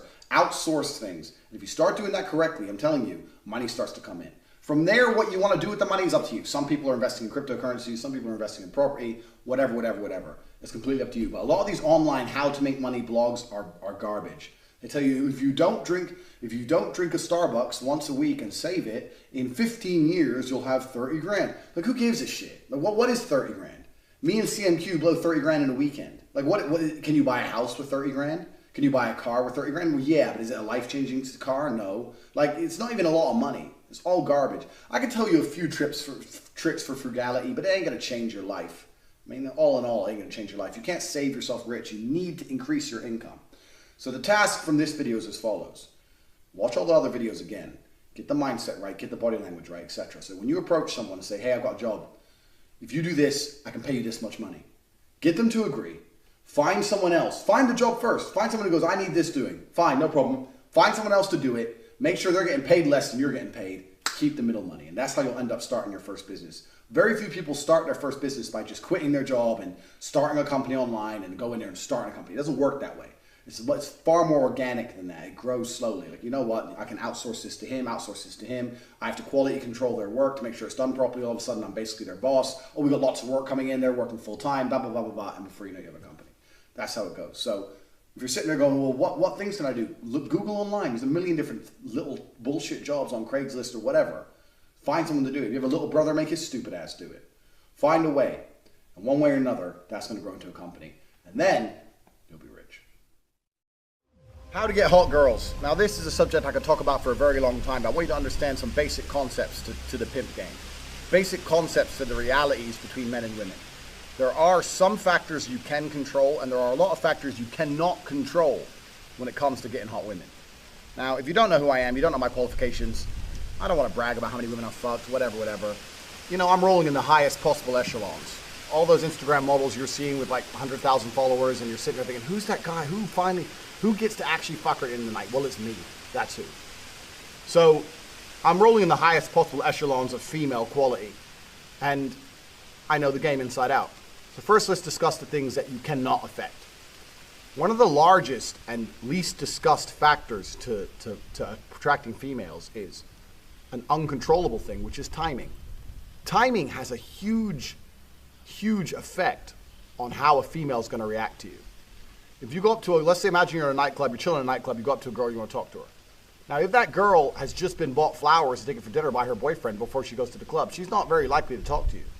If she just caught her boyfriend cheating, she's more likely to talk to you. Do you understand that things that happened prior to your meeting have a massive influence on how she's going to react to your approach? Is she happy in her relationship? Is she not? Is she staying at her friend's house tonight? Is she not? Is she on her period? Is she not? Dumb shit. Like, these are things that can completely affect. If your girl knows she's getting picked up by her boyfriend at the end of the night, why is she going to talk to you? If she knows her boyfriend's out of town, she's supposed to be staying with her friends, and her boyfriend's pissed her off because he ain't texted her in a few days, she's a lot more likely to reply to you. These are things that have nothing to do with your approach. My point is that every single female has a window where they are susceptible to your language, and there's windows where they're completely closed. My chicks who I have on lock, the multiple females I have on lock, I am very confident that if they go to a club or they go out and a man tries to talk to them, there's nothing that man can say that's going to get her to be interested in it. There's nothing, because they're closed. They are closed for business. It's like having a fucking storefront. The store's closed. You can't go inside. Whereas if the store's open, you can go inside and try and negotiate a deal. So you need to understand that timing has a huge factor to play with every single female. This is very important. So we know timing has a huge effect. Timing has a huge effect. There's been girls who I've hit up. They've kind of half replied to me, never really got anywhere. Hit them up again 6 months later when I see their big booty pop up again on my Facebook feed. We end up at dinner, and I say, the first time I tried to talk to you, We didn't get anywhere. And she's like, yeah, I was going through some stuff. I had some problems at home. Basically, she wasn't open for business the first time I tried to speak to her. I'm obviously the kind of man she likes because right now we're on a date. She obviously wants to dick. But at the time, she wasn't susceptible to my approach because timing has a huge factor to play with females. And this is why they say it's a numbers game. It's not a numbers game because you're definitely going to fail. In fact, I'll be confident enough to say, I know all these fucking game books say otherwise. If a bitch is open for business and I make an approach, I have an 80% success rate. I will fuck 80 to 90% of the females who I attempt to sleep with, at least. Probably even higher. I'll say 100, I don't give a fuck. If a girl's single and I say hello and she feels like talking that day, it's game over. I don't fail ever. Sooner or later, they're naked. So when they say it's a numbers game, it's not because you must fail when you're getting girls. That's bullshit game talk for amateurs. The reason it's a numbers game is because you don't really know who's open for business and who isn't. I can give you a few tips and visual cues to decide who's open for business, who isn't. Fuck that garbage. It's better just to stick it as a numbers game. You try, they're not open for business, next. You try, they're not open for business, next. You try, she is susceptible to your game, and then you move on. So this is one of the first things you need to understand about females, is that women, there are a lot of factors you can't control, and a lot of women are not open for business. Now, during this period where they're not open for business, do not blast your chances by making her lose respect for you. So if you message a girl, she doesn't reply, fine. You want her to reply, you want to play with her tits, I get it. Wait at least 3 months before you try again. Give it a chance for her shit to blow over. Because let me tell you something, if she has 2 messages or 3 messages from you a year, maybe 2 years later when she's fucking sitting at home, she's lonely, and you say, let's go have some fun, she'll reply to you, that's fine. But when she has 1,000 messages and you message her, even if she feels like replying, she's gonna scroll up and see that creepy shit and be like, fuck this guy's a weirdo. So don't blast your chances. When the fucking door's closed and the shop isn't open for business, don't fucking bang on that door too hard. Because all you're gonna do is make her lose respect for you, and you're never gonna get laid. So you can't be doing that shit. If someone's not susceptible to your approach, leave it, and leave it a generous period of time. Approach other women. Come back when there's been a period of time in which things might have changed. Things haven't changed in 2 days. Things haven't changed in 3 hours. Stop hitting them up, you look like a dickhead. So this is a very important thing. This is the first thing. Second thing you need to understand about getting hot women is that women are never without attention. You don't have to make a girl like you. That's easy. You have to make a girl like you more than she likes the other guys who are trying to make her like them. Do you understand the difference? You have to win. As a girl, if you're a girl, you have to make a guy like you, guy fucks you. Easy. As a man, you have to make the girl like you most. Because there's always other dudes attempting to make her like them. That's something else you need to understand. And when I was saying to you before about body language, about mindset, etc., one of the keys to doing this is to make the small gestures that you go through more valuable than the small gestures they go through. Exactly the same as I was talking about job interviews. The things you do have to be more valuable. How to get rich? Well, my time's worth more, so you must pay me more. It's exactly the same with females.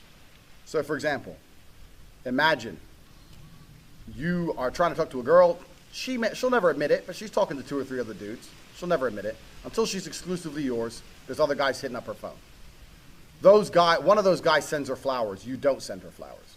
Now on paper, he's winning. He went through it. He sent her flowers. He did something for her. He thought of her. You did nothing. But if you're such a high value man that you're busy and you're getting your shit done, you're getting paid, and you say to her, yeah, I've been busy today, I'll message you later, and she respects you enough to look at those words and go, okay, I know he's busy, he has things going on, then you win anyway. You ain't got to send the flowers. It's not about the flowers. It's about your time being more valuable. It's about putting a price on yourself which is higher than this guy's. So you don't have to go through the same bullshit he went through to try and prove a point. You can prove a point with a message. I got shit going down, but I'm going to call you at 7. That's worth more because your time's worth more than fucking Mr. Nobody send flowers. Do you understand where I'm coming from? It's not about the gesture itself. It's about how you value yourself. This is why in every video I keep going back to the G mindset and the body language. These things are extremely important with females. I don't try too hard with girls. I really don't try too hard. I will talk to them a little bit. I'll make it clear that I'm not as big an asshole as people think I am. And then I'll try and progress to a meeting. If that meeting doesn't seem to materialize, then the game's over for me. I'm not sitting here trying to chase a meeting out of some bitch. That's not who I am as a person. Because you need to understand that half of the people on this planet, 50% of all people alive, are females. So that woman you think is so special, that one you really want, she's so special, she ain't special, bro. She ain't special. Get that shit out your head straight away. Because the more special you think she is, the more you're going to fuck up when you're talking to her. She ain't special. She takes a shit in the morning like everyone else. Just a fucking human organism. Who cares? There's girls prettier than her around. Maybe you ain't got their phone numbers, but they exist. So you got to go out and get them. So don't be trying too hard. Now, the reason I get away with such little work is because I put such a high price tag on myself. I am a 4-time kickboxing world champion multimillionaire. So even any female, no matter how beautiful, knows I'm never going to be the guy hitting her up constantly. I'm not going to be the guy she can call and I'll always answer. I'm not going to be the dude who will give her lifts to work. She knows I got shit going on. So remember what I was saying earlier to you about how I've never struggled with females because I never focused on the females. These other game books and Roosh and all these idiots. This is the woman, get the woman, get the woman. Forget the bitch, forget her, forget all the chicks. Worry about yourself, get yourself straight. And when your own shit's straight, got yourself together, females are an added bonus. It's much easier to focus on yourself and get yourself high level and then start getting females than it is to forget about yourself. Spend all your time day game running around the mall, doing 1,000 approaches, trying to pick up a real fucking slut who will bang anyone and getting laid. Fuck that garbage. All the game you've read before is bullshit. It's absolute bullshit, and you're going to see why it's bullshit in one of the upcoming videos about how to keep hot girls, especially you're going to see why it's bullshit. But it's bullshit because if you go up to 1,000 girls, you get 5 phone numbers and one might fuck you. Yeah, I'm sure that's absolutely true, but so? You're going to spend your life, instead of becoming rich, instead of becoming strong, instead of becoming smart, you're just going to fucking run around a mall, approaching girls, day game. It's bullshit. It's garbage. It's for children. All that shit is for children. I focused on myself, and that's how I've managed to attain the highest quality females. And also not attain, retain, which is another thing we're going to do in a separate video, because retaining females is completely different to obtaining females. So we're talking about the factors that you cannot control in terms of females. We talked about the timing, how some stores are closed. We talked about how you have to make her like you more than the other guys. And sometimes that's difficult, because let me tell you something. She might be talking to a real G. If she's talking to me, you're going to struggle to make her like you more. That's the truth. I have more tangible assets, more physical, financial, and mental assets. Plus, I know the game. Sometimes you're outclassed. That's how it goes. Sometimes you're just outclassed. That's how it goes. That's another thing you can't really control. But what you can control in those situations is that you don't make her lose respect for you and don't kill your chance for the future by being a little begging for attention bullshit. Keep your honor about you. Because if you're going to lose the game, there's 2 ways to lose it. With honor and without honor. You're going to lose. As soon as you sense you're going to lose, as soon as you detect, this girl, I'm not going to get her, then you can either lose her by begging, hoping for that little tiny chance and losing all your respect, or just thinking, you know what, I'm going to try again in 8 months. Fuck this bitch. I'll get someone else.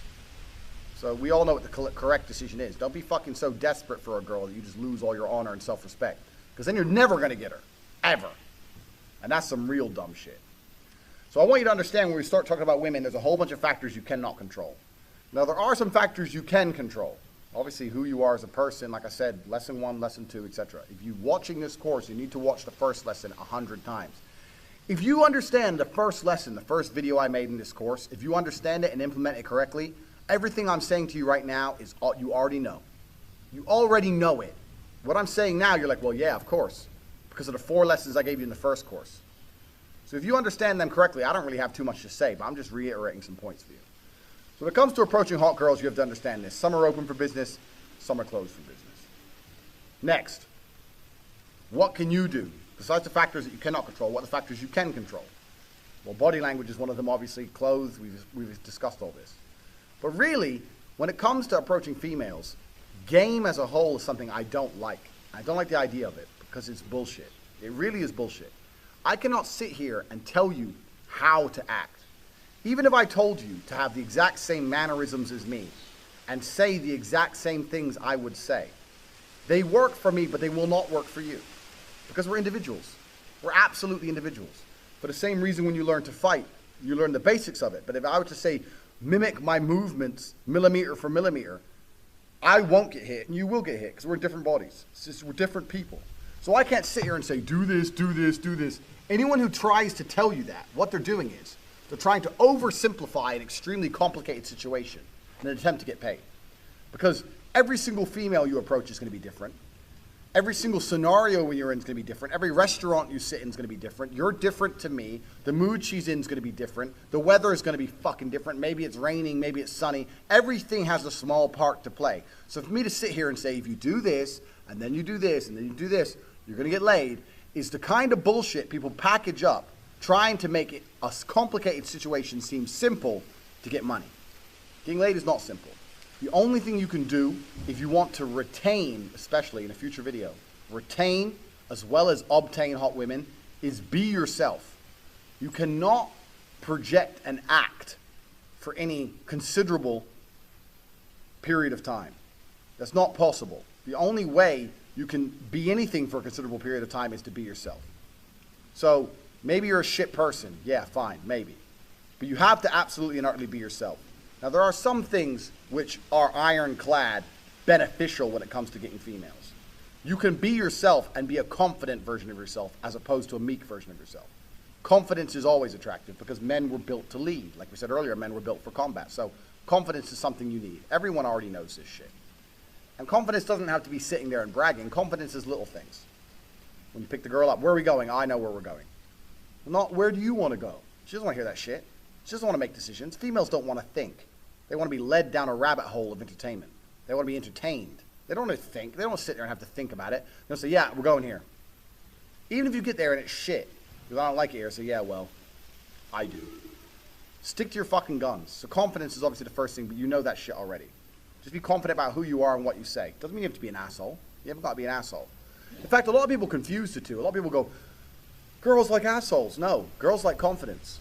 But nowadays, only assholes have confidence. If you're the rare, select guy who's not an asshole and also supremely confident, you're definitely going to fuck. You haven't got to be an asshole. It's the confidence they're attracted to, not the asshole qualities. So yeah, you absolutely have to be yourself. You have to be a confident version of yourself. But we've already talked about this in lesson 1. Believe you can do anything. You're about to go on a date with Megan Fox. Are you intimidated? No. Because you're the fucking man. And you're going to fuck her same night after taking her to the worst restaurant in town. Because you can do anything. Because you're a fucking G. That's how I think. I don't even brush my hair. I don't even shave. I rock up in fucking clothes and wear them for 2 days. I don't give a fuck. Turn up. Hi. Start talking shit. Before you know it, she's naked. Because I know my skills. I know I'm the G. If you know you're the G, you ain't got nothing to worry about. You can be yourself and you can be a completely different person to me, personality-wise, and still be a G. You can say completely different things and still be successful. You can have different mannerisms and different techniques or whatever bullshit and still be successful if you've implemented the first lessons correctly. So how to get hot girls part 2. So we've discussed how there's a lot of factors you can't control. That's why it's a numbers game. The solution to all the factors you can't control is numbers game. Approach, approach, approach, approach. Never blow out by losing your honor. If they're not open for business, fuck them off. Let's assume they are open for business. You've gone up to them, you said hello, whatever, whatever. Told you have to be yourself because you ain't going to be able to be anyone else for any long period of time. You're now a G. You're now a high-value individual, so being yourself is going to be valuable. Let me tell you something. Imagine I did a course on how to play piano, but we never actually played piano. We just sat here and talked about pianos, how pianos work, the basic rules of piano, the infrastructure of pianos, the different types of keys there are, blah, blah, blah. When you sit in front of a piano, are you going to be able to play the piano? No, you're not. And it's the same with girls. I can only give you so much advice. The only way you're going to get good at getting girls is to start getting girls. The reason I'm the best is because I've been through, I don't even know how many women. I don't know how many approaches. I don't know how many situations. I don't know how many turnarounds, how many shit tests. I've been through it all because I speak to lots and lots and lots of females. So the easiest way to get good with females is to speak to lots and lots and lots of females. The easiest actionable piece of advice I can get you to get good at getting girls is you need to be speaking to 1 or 2 new girls a day. Now, the coward's way is Facebook and Instagram. But every hot girl, their inbox is already full of people. It's very difficult to differentiate yourself from everyone else in that inbox. So that's not really the best way. You need to be interacting with 2 to 3 new females a day. They haven't got to be that hot. They can be 6s, 7s, whatever. But you need to be interacting with them one way or another. If you interact with 2 or 3 new females a day, every day for 3 months, you're going to have a different quality of game than before you did so. You're going to have the girls who are rude to you. You're going to have the girls who want to talk. You're going to go through it all. But let me give you some basic tips and tricks. The number one thing as a man you cannot do in any situation when it comes to females or anything else is compromise your honor, compromise your respect. So for me personally, I'll tell you how I do it. Let's say I get a lot of girls from social media nowadays because my Instagram page is off the chain. So you can tell by my Instagram page, if you know me, I'm a fun guy to be with. Females only want fun. It's all females care about is fun. So my Instagram's a little bit intimidating. So I removed the intimidation factor. I talked to them for a little bit. Within an hour or two, I'm saying WhatsApp. Now, when I ask for their WhatsApp, it's because it's more personal than an Instagram page. Instagram's for everybody. WhatsApp's for people you really know. So it's an escalation point. And either they agree and give it to me, or at this point, there's some points of contention. Now, if there's some points of contention, some small ones, I don't mind it. They might say, why do you want my WhatsApp? And I'll say, oh, my Instagram's slow on my phone. I make up some shit excuse. Because they want me to have some bullshit excuse. They know my excuse is bullshit. They know why I want it. I say my Instagram's slow. If they say, oh, if they contend again, oh, but I don't have to give my number out. I'll just say, okay, no problem. That's it. And then they'll go, okay, so what are you doing today? Bang, that's the conversation over. That's it, done. They lost their chance with me by not giving me their number when I demanded it. That's how I roll. Let me tell you something. Leave them on scene. Leave them ignored. She wants you more than ever. You can come back to her 3 months later.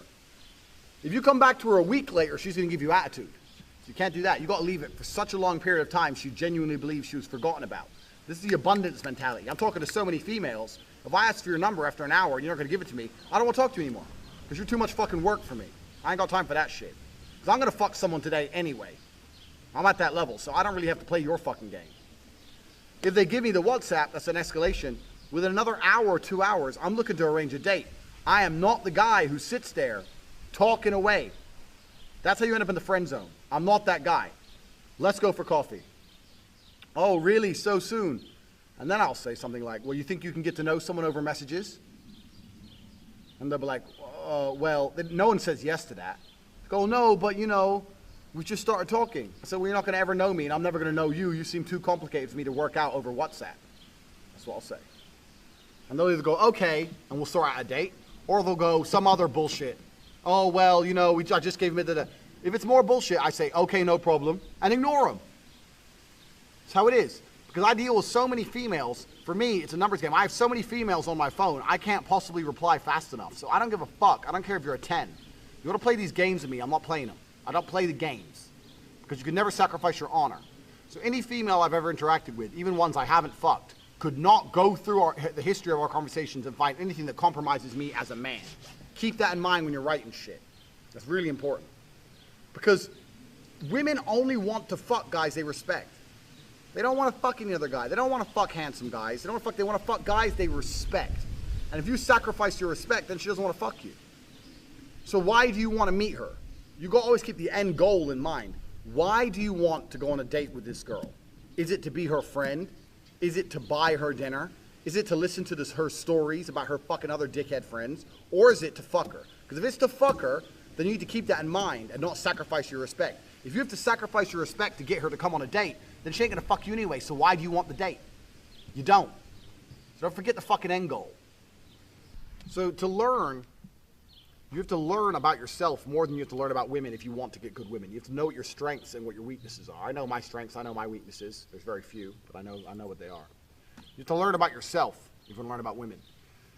Imagine I told you to go out into the world and find the best apple you could find. If you come back and you've had 1 or 2 apples, you've looked at 1 or 2 apples, and you tell me which one's the best, is it the best apple in the world? Well, no, because you've only fucked around with a couple apples. So what do you know what a good apple is? They might all be bad apples. You don't know. Is that the biggest, juiciest apple you could possibly find? No. Whereas if you went out there and you fucked around with millions of apples, and I said, give me the best apple you could find, you're very likely to know a lot about apples and be able to identify an apple that's better than the rest. And women are exactly the same. Women are exactly the same. A lot of people want to learn game, not to fuck endless numbers of women, A lot of them want to learn game to get a woman who respects them and looks after them and wants and is worth marrying. Well, if that's the case, game is more important than ever. Fucking bunch of women is fun, yeah. But if you want a real wife quality woman, you need to tear through a whole bunch of women to find a good woman. I know what a good woman is because I've fucked so many girls. I've had so many apples, I can identify a good apple straight away because I've had so many. If I've only had 3 or 4 apples, what the fuck do I know about apples? You don't know shit. And that's why game's so important nowadays, because if you stand any chance of even surviving in a traditional relationship, man, woman, marriage, whatever, you still need to have game. You still need to play the field. You still need to fuck a whole bunch of girls before you identify what a good apple is. I never get played by girls because I can identify the kind of girls who are going to try and play me. People say, oh, you got money, and how do you know they don't just want you for their money? Because I'm not a fucking moron. Because I've fucked 1,000 gold diggers and 1,000 girls who aren't gold diggers, and I can spot it from a mile off. I can smell it. You think I'm fucking stupid? Because I have experience with apples. You got to get experience in this game. So the most important thing for how to get hot girls is experience. I'll tell you a story about a man called Luke the Man. Luke the Man worked with my brother in a coffee shop when Tristan was 18, 19, in a Pret in the airport. Now, nowadays, when me and Tristan, when we want to go on a pure get girls mission, let me diversify from this story quickly. Nightlife in general is shit. Nightlife is boring. Guys don't care about clubs. We don't care about music. We don't care about dressing up. We don't care about drinking. It's all garbage. Men only go to nightlife to fuck. We want girls. If someone were to say to a guy before he went on his night out, there is a 0% chance of you getting laid tonight, would the man still go? Most men would say, oh, I don't care then. I'm not going to go. It was the old school way men used to get girls. You know, nowadays there's more efficient ways, I guess, if you want to live on the internet, whatever. But that's how it was. That's what nightlife was based around. Pussy came, guys try and get the pussy, guys come and spend the money, da-da-da-da. So nowadays, when me and Tristan go into a club, if my brother goes to me, let's Luke the Man this club. What that means is let's just go up to every girl, let's get the numbers or blow out with every chick and leave. Fuck the drinks, fuck the music, fuck the fun. When I had no money, I never used to go to clubs. I didn't have money to waste. And I was also training, so I didn't have much time to waste. Club would close at 3. I'd walk in there at 2 o'clock when everyone was already drunk. I'd identify the 5 hottest girls in the club. I'd go up to them and talk some shit to all of them. Walk away with 2 phone numbers, and I'd go home. That was my nightlife done. I was there for fucking 35 minutes. Nightlife over. Next day, trying to get a date. So that's what we used to call Luke the Man in the club, because the only reason we'd go out was to get girls. So most men would go out, hang around with their friends, drink beer, build up their confidence, all that garbage. When you're a G, you don't need none of that shit. In, to the point, out. Hit 4 or 5 nightclubs in a row, leave with fucking 5 or 6 phone numbers, done. Hey, if the girl was particularly receptive, then you'd stay in the club trying to take her home at the end of the night. But if she's staying with her friends or da-da-da, and you don't think she's gonna fuck, you just get the number and leave. But there's a few times I turned up at 2 o'clock, sober as a judge. By 2:45, I'm walking out with a bitch. Because that's how I roll. So why do we call this Luke the Manning? Well, Luke the Man was one of the pioneers of the game. Luke the Man taught my brother a lot about the game. Way back when. So this is about 11 years ago. My brother worked in a coffee shop in an airport. One of the guys he worked with was called Luke. Luke was from the Ivory Coast Republic, one of the poorest countries in the world. Black as night, ugly as a motherfucker, broke as a joke, working in the coffee shop. But no matter the female, no matter how ugly, old, no matter how beautiful, no matter what, if they'd come up to that counter to get coffee, he would lay some game on them. Say, you're so beautiful, baby. I will give you a coffee, a special coffee from Luke the Man. He used to call himself Luke the Man. And my brother used to sit there and go, this guy's a fucking joke. Every single girl, he tries this same dumb shit. And at the end of giving them their coffee, he used to ask for their phone number. Every girl. Now, 90% of them told him to fuck off. 10% he got their number, he didn't fuck them. Every once in a while, he'd bang a real ugly one, whatever. About 2 months after my brother worked there, the guy, Luke the Man, came in one day with a picture of a Hungarian girl who was a fucking 10. Like a porn star, 10. Naked pictures of this girl. And Tristan's like, who the fuck's she? He goes, yeah, I spoke to her at the coffee shop. He's like, no way did you get that girl here.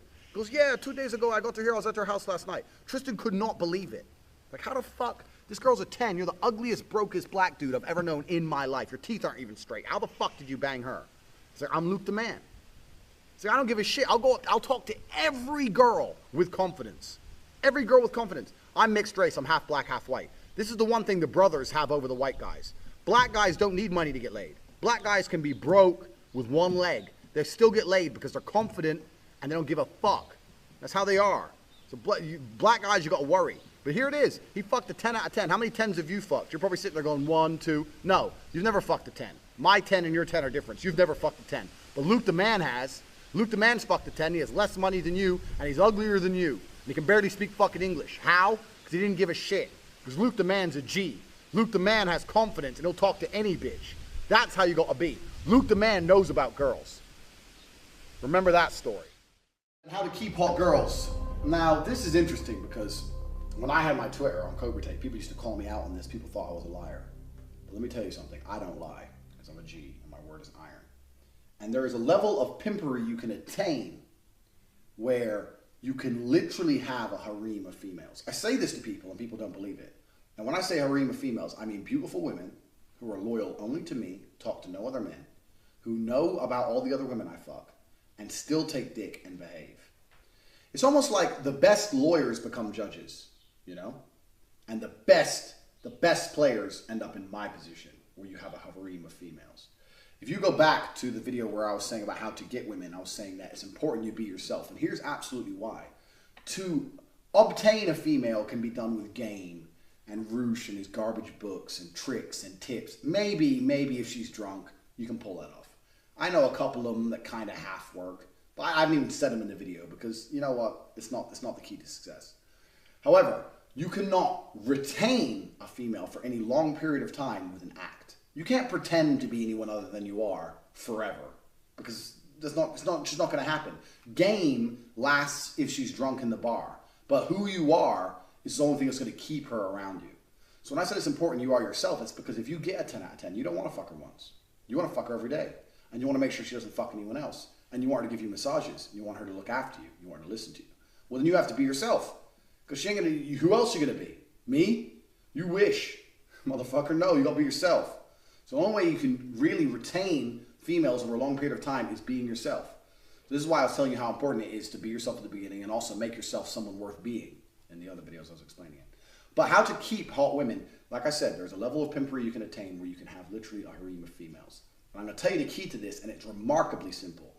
In fact, I'm going to link back to one of my other videos I've already made explaining the dynamics between men and women. I'm going to explain it again now, and I'm going to go back to the video to go over it again.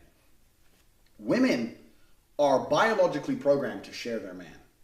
And they're biologically programmed to share their man, and you can look at this with scientific evidence, because since the dawn of human time, 99% of females have reproduced. They can track the chromosomes. Whereas since the dawn of human time, only 19% of men have reproduced. What that's saying is all the kings and sheikhs and the best, biggest, strongest soldiers, like Big Daddy Tate, had all the pussy, and all the other dudes had no pussy. There's no other way that could have possibly happened unless one dude had a ton of chicks. In fact, even nowadays, every king, every sultan, every sheikh, they all have loads of women. People are pretending it's not normal. It's not normal for a man to want more than one girl. Absolutely is normal. It's absolutely normal for men to have more than one woman. This is how we are. We're mammals like everything else. If you look at a lion's pride, if there's 5 men and 5 women, that's not 5 happy couples. No, it's 1 lion with 5 girlfriends and 4 lions who don't get pussy unless they beat the best lion in the fight. That's how lions work. That's how it works. So you can't say it's not natural. It's absolutely natural. And women are biologically programmed to share their man. If you're a high value man, a girl is happy to share you. I'm telling you. No, I take that back. She may not be happy to share you, but she'll fucking do it. It's kind of like, do you want a pedal bike that works every day without problems, or do you want a Ferrari that works once a week? Well, most people say, well, yeah, I want the Ferrari. Because when it does work, it's worth it. That's what it's like with the women. I want Big Daddy Tate. Do I want a guy who's only with me and loyal to me and loves me? Or do I want Big Daddy Tate once a week when he ain't busy, even though I know he's all fucking other girls? I'm telling you, they will make that choice and they will choose you if you're high value enough. And the key to doing this is a few things. First, dick's got to be on point. That's something I ain't going to teach you. You better just go fuck a bunch of bitches and you'll learn. That's the first thing. But second thing, you have to be high value. All the other lessons I've ever given you. But the third and most important key to actually pulling this off is remarkably simple. The dynamic of cheating for a man is an awfully cowardly one. It's quite a cowardly act. Like, I have a girlfriend, I'm fucking another girl, and I'm hiding all the messages, and I'm lying about where I'm going, and I'm sneaking out, and all this garbage. And when the girl finds out, she thinks you're a dickhead. She loses respect for you because you were such a little pussy about it. Do you know how I get away with doing what I do? I get away with it by saying to girls, yeah, first I fuck them. I'm a nice guy till I fuck them, because until you have sex with a girl, you have no control over her. You gotta fuck her. First few weeks, you're fucking her. You've been together 3 months. It's the honeymoon period. She's madly in love. You're fucking her. Where were you last night? Oh, I was with this girl. What? This girl? What? Starts going crazy. Yeah, I was with another girl. Yeah. Look, I'm a full-grown man. I'm 31. I'm 6'4". I do what I want with my body. I put my dick where I want. Yeah, I still love you. No, I don't love that bitch, but I fucked her. That's the reality. If you want to leave, leave. But that's what happened. And what they'll say is, why are you saying it like that? Why are you being rude? So I'm not being rude. You want me to lie to you? I don't lie. I told you I'd always tell you the truth, so I'm not lying. I'm not lying. I'm telling you the truth. So you want me to lie to you from now on?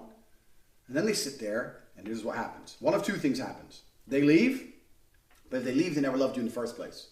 Because if they love you, they ain't going nowhere.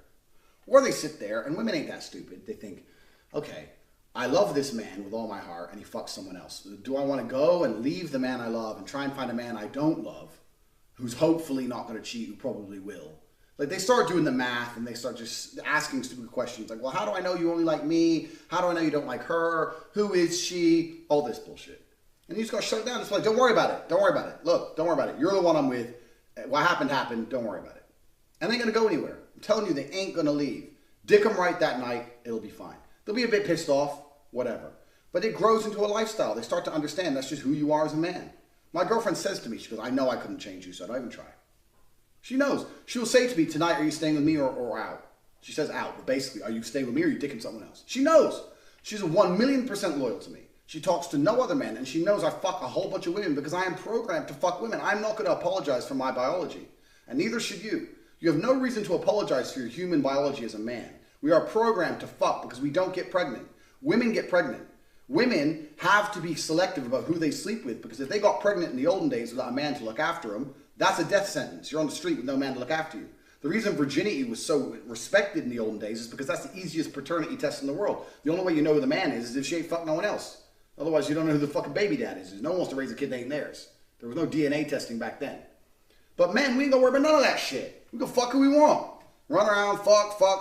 Why do you think people join the army? Why do you think the Romans fucking were walking in directions? Why do you think the Mongols destroyed Europe? For pussy. What the fuck else were they doing besides kicking ass and fucking? There was no video games back then. There's nothing else to do. There's no fucking Breaking Bad to watch. They're just fucking girls. This is the natural order of men. It's just to fuck as many women as we can. So you can be the kind of man who either does it and tries to hide it like a little bitch, or you can just do it and just say, yeah, sorry, whatever. Now, I'm not going to lie to you. Occasionally, you're going to lose some girls. There's the odd girls like, I'm not putting up with this, and they run off. Whatever. Get a new one. Who gives a fuck? But if she truly loves you, and that's why it's important you don't implement it straight away. Give it a few months. Keep everything on da-da-da. If she truly loves you, fucking yeah, it happened. Sorry. Start off with, it was a one-off. It happened. It was a one-off. Let her get over that. Then it kind of happens again. And then there's another girlfriend. Then you're sitting there. You're out. You're drinking. Talking about how you're going to play with the titties later. You say, you know what? I want to fuck you. I'm going to fuck that other girl. I'm going to fuck you together. You're going to be sisters. You're going to hold hands. You're both going to call me daddy. I'm not doing that. I'm not doing that. You are doing that. I'm not doing that. I bet one day you do it. She'll say no. I'm telling you, get her on her back. Start fucking her. Start talking about it. Watch her fucking smile. Every girl wants to do this shit, man. Obviously, this only works with like high-level hoes. You can't be saying to a 10, come fuck this 5, because that's embarrassing to the 10. But if you have a Barbie doll bitch like I do, if you're banging with the best girls in the world, every 10 wants to fuck another 10. Girls like that shit. Girls are fucked up. Girls want tits in their mouth just like you do. It's normal. So if she's bad, and the girl you're talking about is bad, and there's some alcohol going on, and both of them are subservient to you, the king, and you get your dick out, they're getting fucked. That's how it goes. And before you know it, you end up with a whole bunch of loyal girlfriends only to you. Now, is it all smiles and rainbows? No. Sometimes the girls argue, sometimes they get jealous, sometimes they don't get along, blah, blah, blah. But they don't leave. So who cares? Sometimes I wake up on my phone, this girl put this picture of you on Instagram, and I didn't put this picture, and it looks like she's your real girlfriend, I'm not your real girlfriend, and I just have to read it, and it's like, whatever. Just a block, or shut up. Or I'll reply like, I'll handle it, do nothing, have a coffee, and just chill. Whatever. Is she leaving me? No. Is she leaving me? No. I'll fuck her at 8, I'll fuck her at 10, I'll hit the club with my bro at 11. It ain't a thing. There's a level of pimpery you can attain where you can pull this shit off. And people on Twitter were like, you're lying, because they couldn't get their fucking head around my mastery. They couldn't handle the fact that they can't even get one girl to respect them. And I have multiple 10s loyal to me for years, subservient to me, sucking dick whenever I fucking say so. If I want to put a threesome together, it takes 2 fucking phone calls. Anyone who followed my old Twitter knew I went to Copenhagen. It's the worst place in the world. Fucking Copenhagen sucked. I made 1 phone call. I had 2 blondes on a plane. Never even met each other before. You're going to meet at the airport. Her name's this, your name's that. Buying fucking priority seats. They sat there on the plane drinking vodka. So how long you known Andrew? Da-da-da. Turned up. A few more martinis later. Bang. Dick fest. That's how I roll. You can roll the same. Remember, you're the man who can do anything. It's the first tenet of the G mindset. You can do anything you fucking want. So keep that in mind and you'll get it done.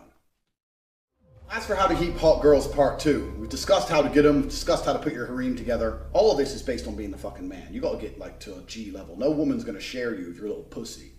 Why would she share a little pussy? Because she can go get another little pussy. But if you're something she can't get anything else of, she'd rather have half of the man than 100% of not the man. Like I said with the push bike and the Ferrari. If Ferraris were everywhere, she wouldn't share her Ferrari. But there's only one in town, she has to share it. And she knows. So now we're going to go on to like, a lot of people ask me, what do you do when your girl does this? What do you do when your girl does this? Like almost like how do you discipline your female? I'll tell you how. Women only give a shit about one thing. Attention. Females exist for attention. They start arguments for attention. They talk shit to you for attention. Everything they do is to get your attention. That's all it is, they all want attention. So what do you do? How do you keep hot women? Well, like I said earlier about getting hot women, you can never sacrifice your honor. You can't be running around beating girls up and that dumb shit. That's not cool. You can't do that on any level. What you can do is be ready to cut a hoe off ruthlessly. That's gotta be your trump card at all times. I don't give a fuck if you're a 10 and you cook me breakfast every day and we've been together for 5 years and we're madly in love. Fuck with me too tough. It's done. Now I'm not gonna insult you. This is what men do. Men try and insult the girl or get back at her or tell her friends things or show naked pictures of her. All that's attention. That's all she wants. No. What you have to do is just say, okay, bye. Bye. Don't block her, because if you block her, you have to leave her unblocked. Leave her unblocked so that she feels like you could message her anytime, but you just don't. She doesn't understand. She's sitting there with her pretty ass going, I've never been with a man who just doesn't give a fuck. He just told me to leave, and I've actually left, and he doesn't message me, and he totally ignores me. He totally ignores me like I don't exist.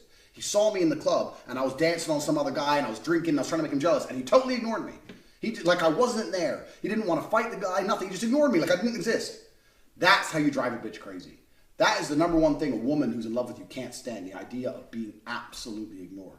Because if she knows you inside out, like all the girls I've had to pull this on, the greatest thing about it is they know I'm not lonely. They know I'm not sitting at home alone. They know I'm fucking someone else. So then it's not about me, then it's about them losing to other women.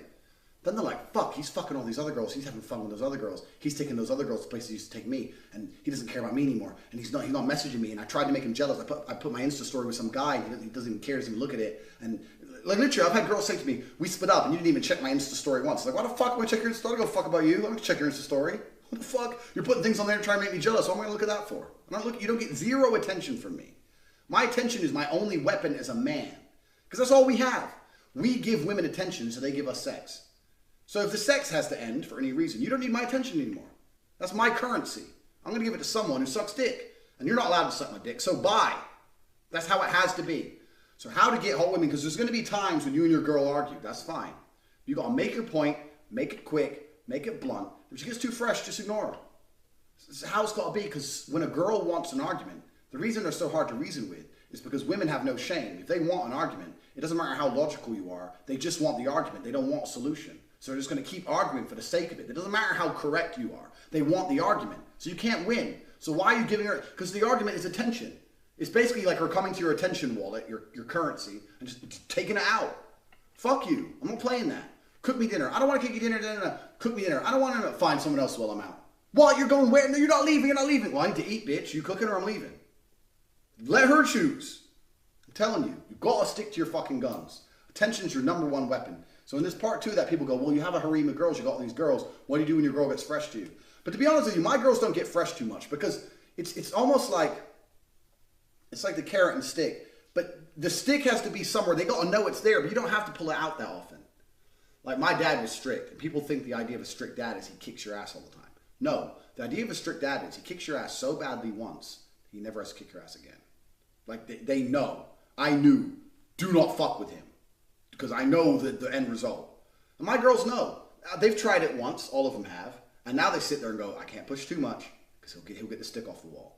You only got to do it 1 or 2 times, and then your threat means something. Because remember, one of the rules in episode 1, you mean everything you fucking say. So if you tell her, get the fuck out, she's going to start crying and panicking. I don't know where to go. As soon as you said it, because she's going to be like, shit, I ain't got nowhere to go.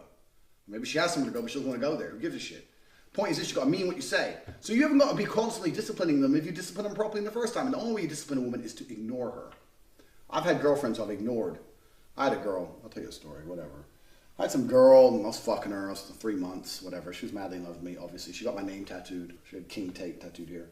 Dark-haired bitch. I fucked her with my blonde girl, fucked her all over the place, jizzed all over her. And then she wanted to go to the seaside here in Romania. She wanted to go to the seaside beach resort with her friends. She's like, please come, please come. I said, I'm busy, I ain't got time for that shit.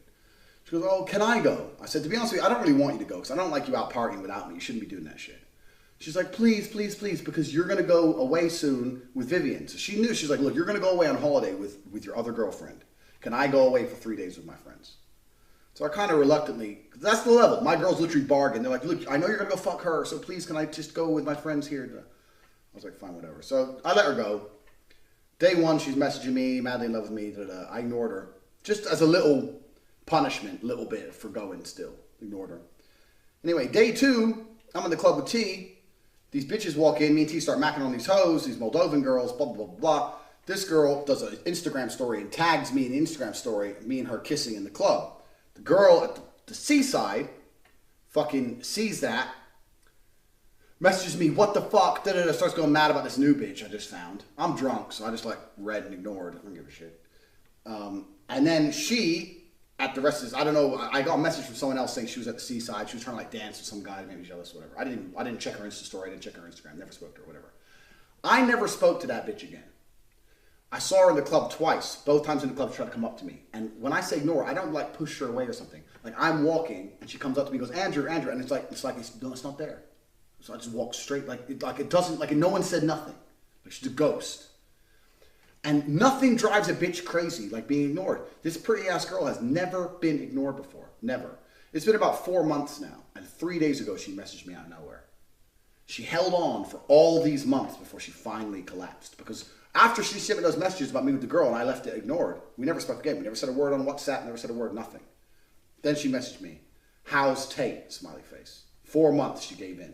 Because she's like sitting there holding out like all the bitches do, going, he's going to message me first, he's going to message me first.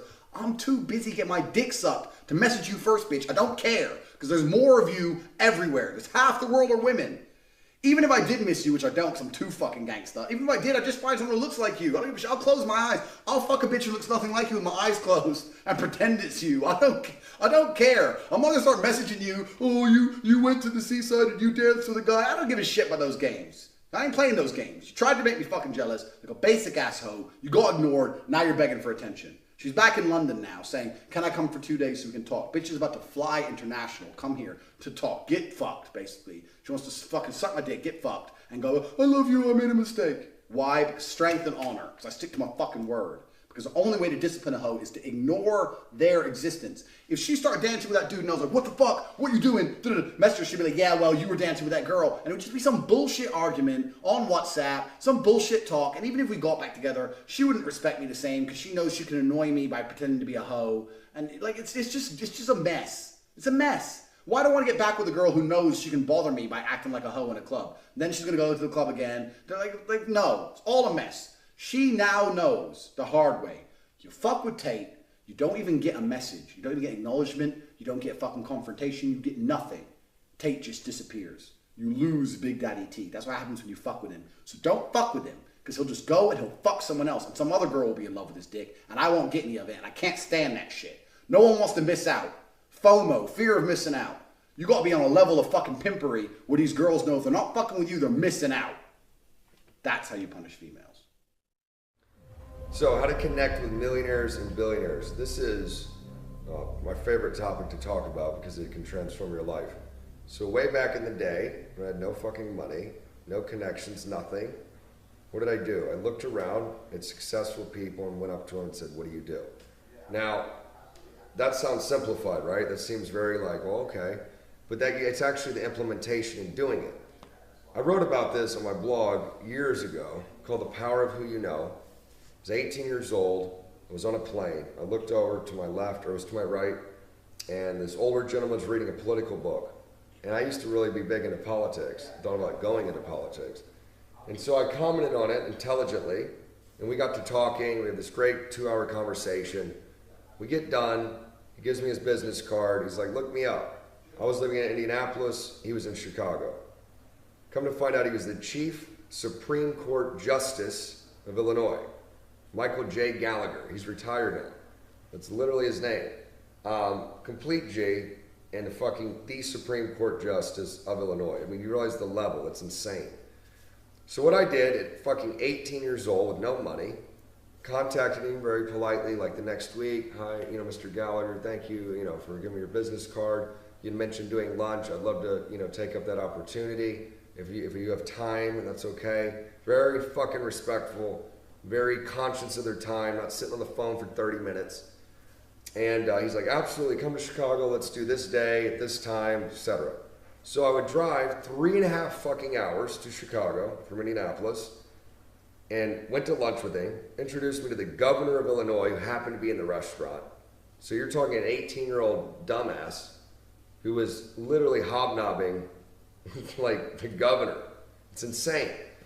So we have lunch, and I'd saved some, and I wore like my best suit that I had and everything, like very, proper.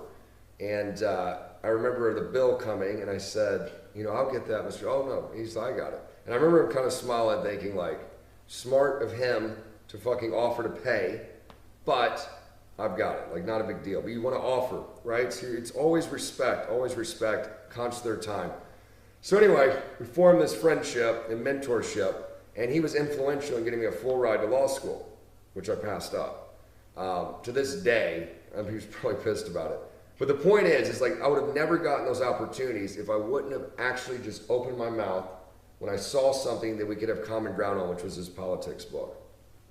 So the thing is with connecting with millionaires and billionaires, and I have a million stories about like this kind of shit, you have to fucking take the initiative. People email me all the time, McQueen, how do I get a mentor? Go out and get one. Millionaires aren't sitting on the corner in their fucking Lamborghini going, hi, son, do you want some advice? They're not doing that. They're actually living their life. They're fucking busy. So what you have to do is you have to take the initiative. And you might go, well, maybe I'm just not important enough, or they're going to blow me off, and maybe they will. So what? Find another one. There are millionaires and billionaires out there who are complete assholes. They're like, fuck off, kid. But you go out and you find another one. Where do you find them? This is the $1,000,000 question. Where do fucking rich men hang out? Cigar clubs, cigar shops, golf courses, high-end restaurants, high-end lounges. But really, your big one is the cigar shops. Dead serious. Grand Havana Room in Beverly Hills was where I used to hang out at 23, 24, 25, 26. And met everyone from Charlie Sheen, it doesn't even matter about the celebrities, but the business that happened, and you can Google it, Grand Havana Room, Beverly Hills, it's a beautiful place. The connections you make in those places is mind-blowing. Now it's a private club, how do you get in? Well, I had met another rich guy who said, come to the Grand Havana Room, I'm a member, you can be my guest. And then I got to know him, so I could go whenever I want. Now how did I even meet him? And this is the $1,000,000 fucking nugget of gold that you've got to take, and you got to figure out your angle. I don't know you, I don't know your background, I don't know anything, I don't know where you live. What does this rich person not have that I can get them?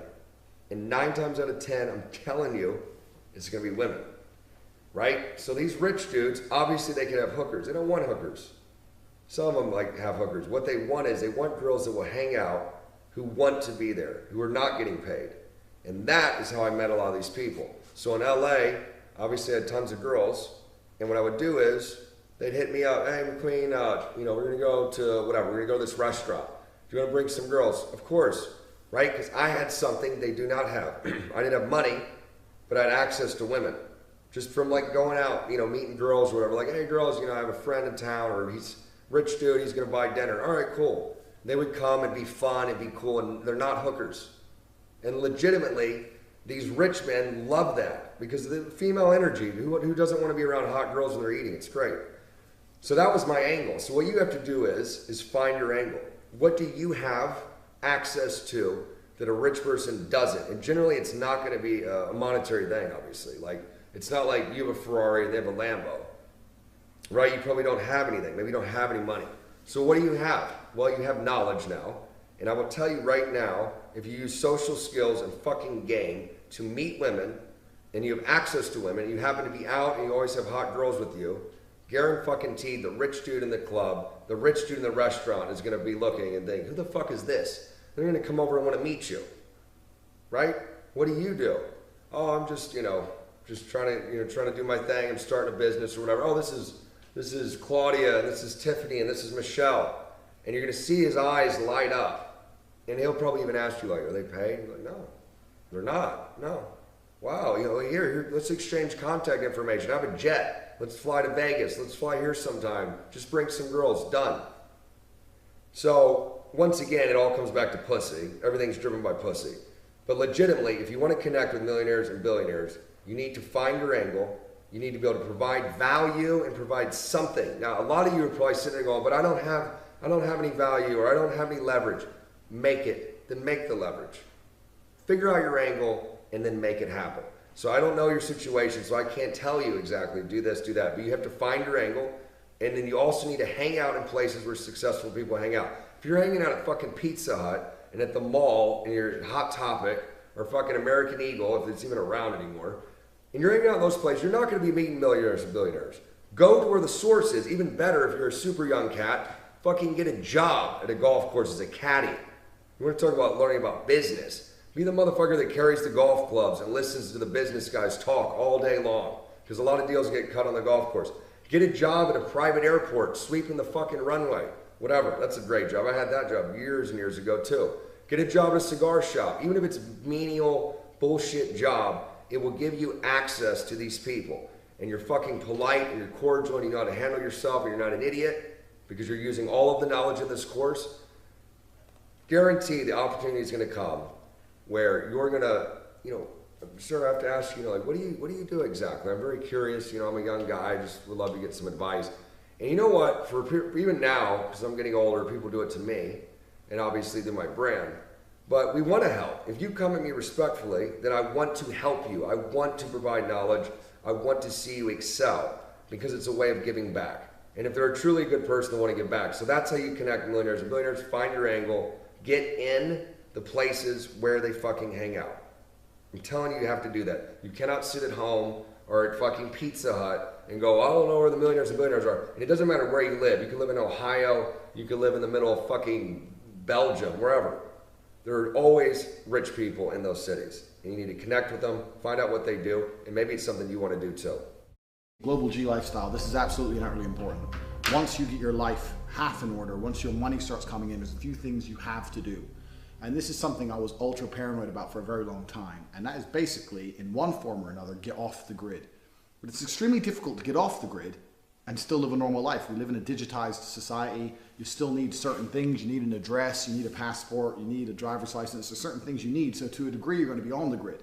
So when I was sitting there thinking, how do I prevent people from fucking with me? Because that's what's going to happen. If you start making exorbitant sums of money, you start traveling the world, you start fucking a whole bunch of girls. You're going to have girls who might come at you after you with a court case. You might end up with some police problems. You might drive too fast, whatever. People are going to start to fuck with you. Quick side note, when I had no money, I used to think, how do all these lawyers make money? Like, who needs a lawyer? And as soon as you have a shitload of money, you start spending loads of money on lawyers. Lawyers are like a tax on the rich. As soon as you have money, you see you're going to end up in court cases for dumb shit that you never thought you'd end up in court cases for. So your life's going to change. So for a long time, I was sitting there pondering, how do I get off the grid? I did a few things. I put all my mail to a P.O. box. My mail doesn't come to my house, so no one knows directly where my address is, because that's how police and agencies find you. They look where you're signed up for mail to arrive, and they come and they turn up at your door. So there's little things you can do, like put your mail to a P.O. box. But what I actually found is, because we live in a world where it's nearly impossible to get off the grid, the best thing to do is to be on as many different grids as possible.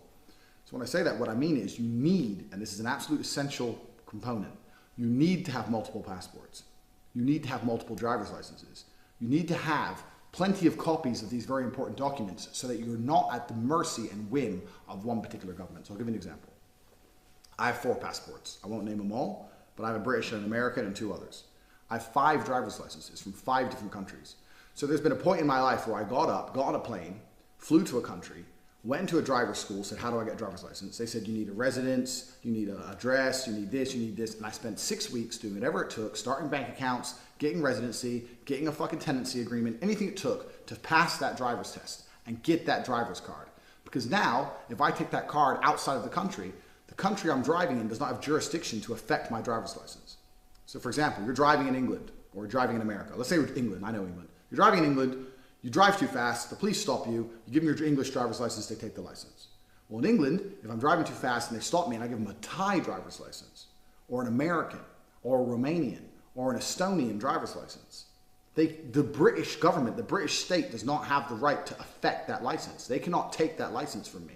All they can do is take me to court, which is a long process, and ban me from driving on their particular roads. My license is not affected. Even if they do ban me from driving on their roads, and they ban my Thai license, for example, I'll just pull out a different license.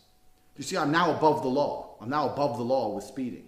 Same thing with passports. I have multiple passports. I have the most powerful passports on earth. I can look at a country and go, do I need a visa? Well, I do with this passport. Well, I don't with this one. And this is all something I've consciously gone out of my way to do. Then, when you have multiple driver's licenses and multiple passports, and it's something you need to dedicate a year of your life to, you just, I'm going to spend a year, I'm going to go to countries, I'm going to do anything it takes to pass the driving test, get the driving license, get the passport, etc., because it's extremely important. Once you've done that, you can open up banks in lots of different countries. So I have in maybe 11 different countries sums of money sitting in bank accounts. All in English, internet banking, all in English, sitting all over the world.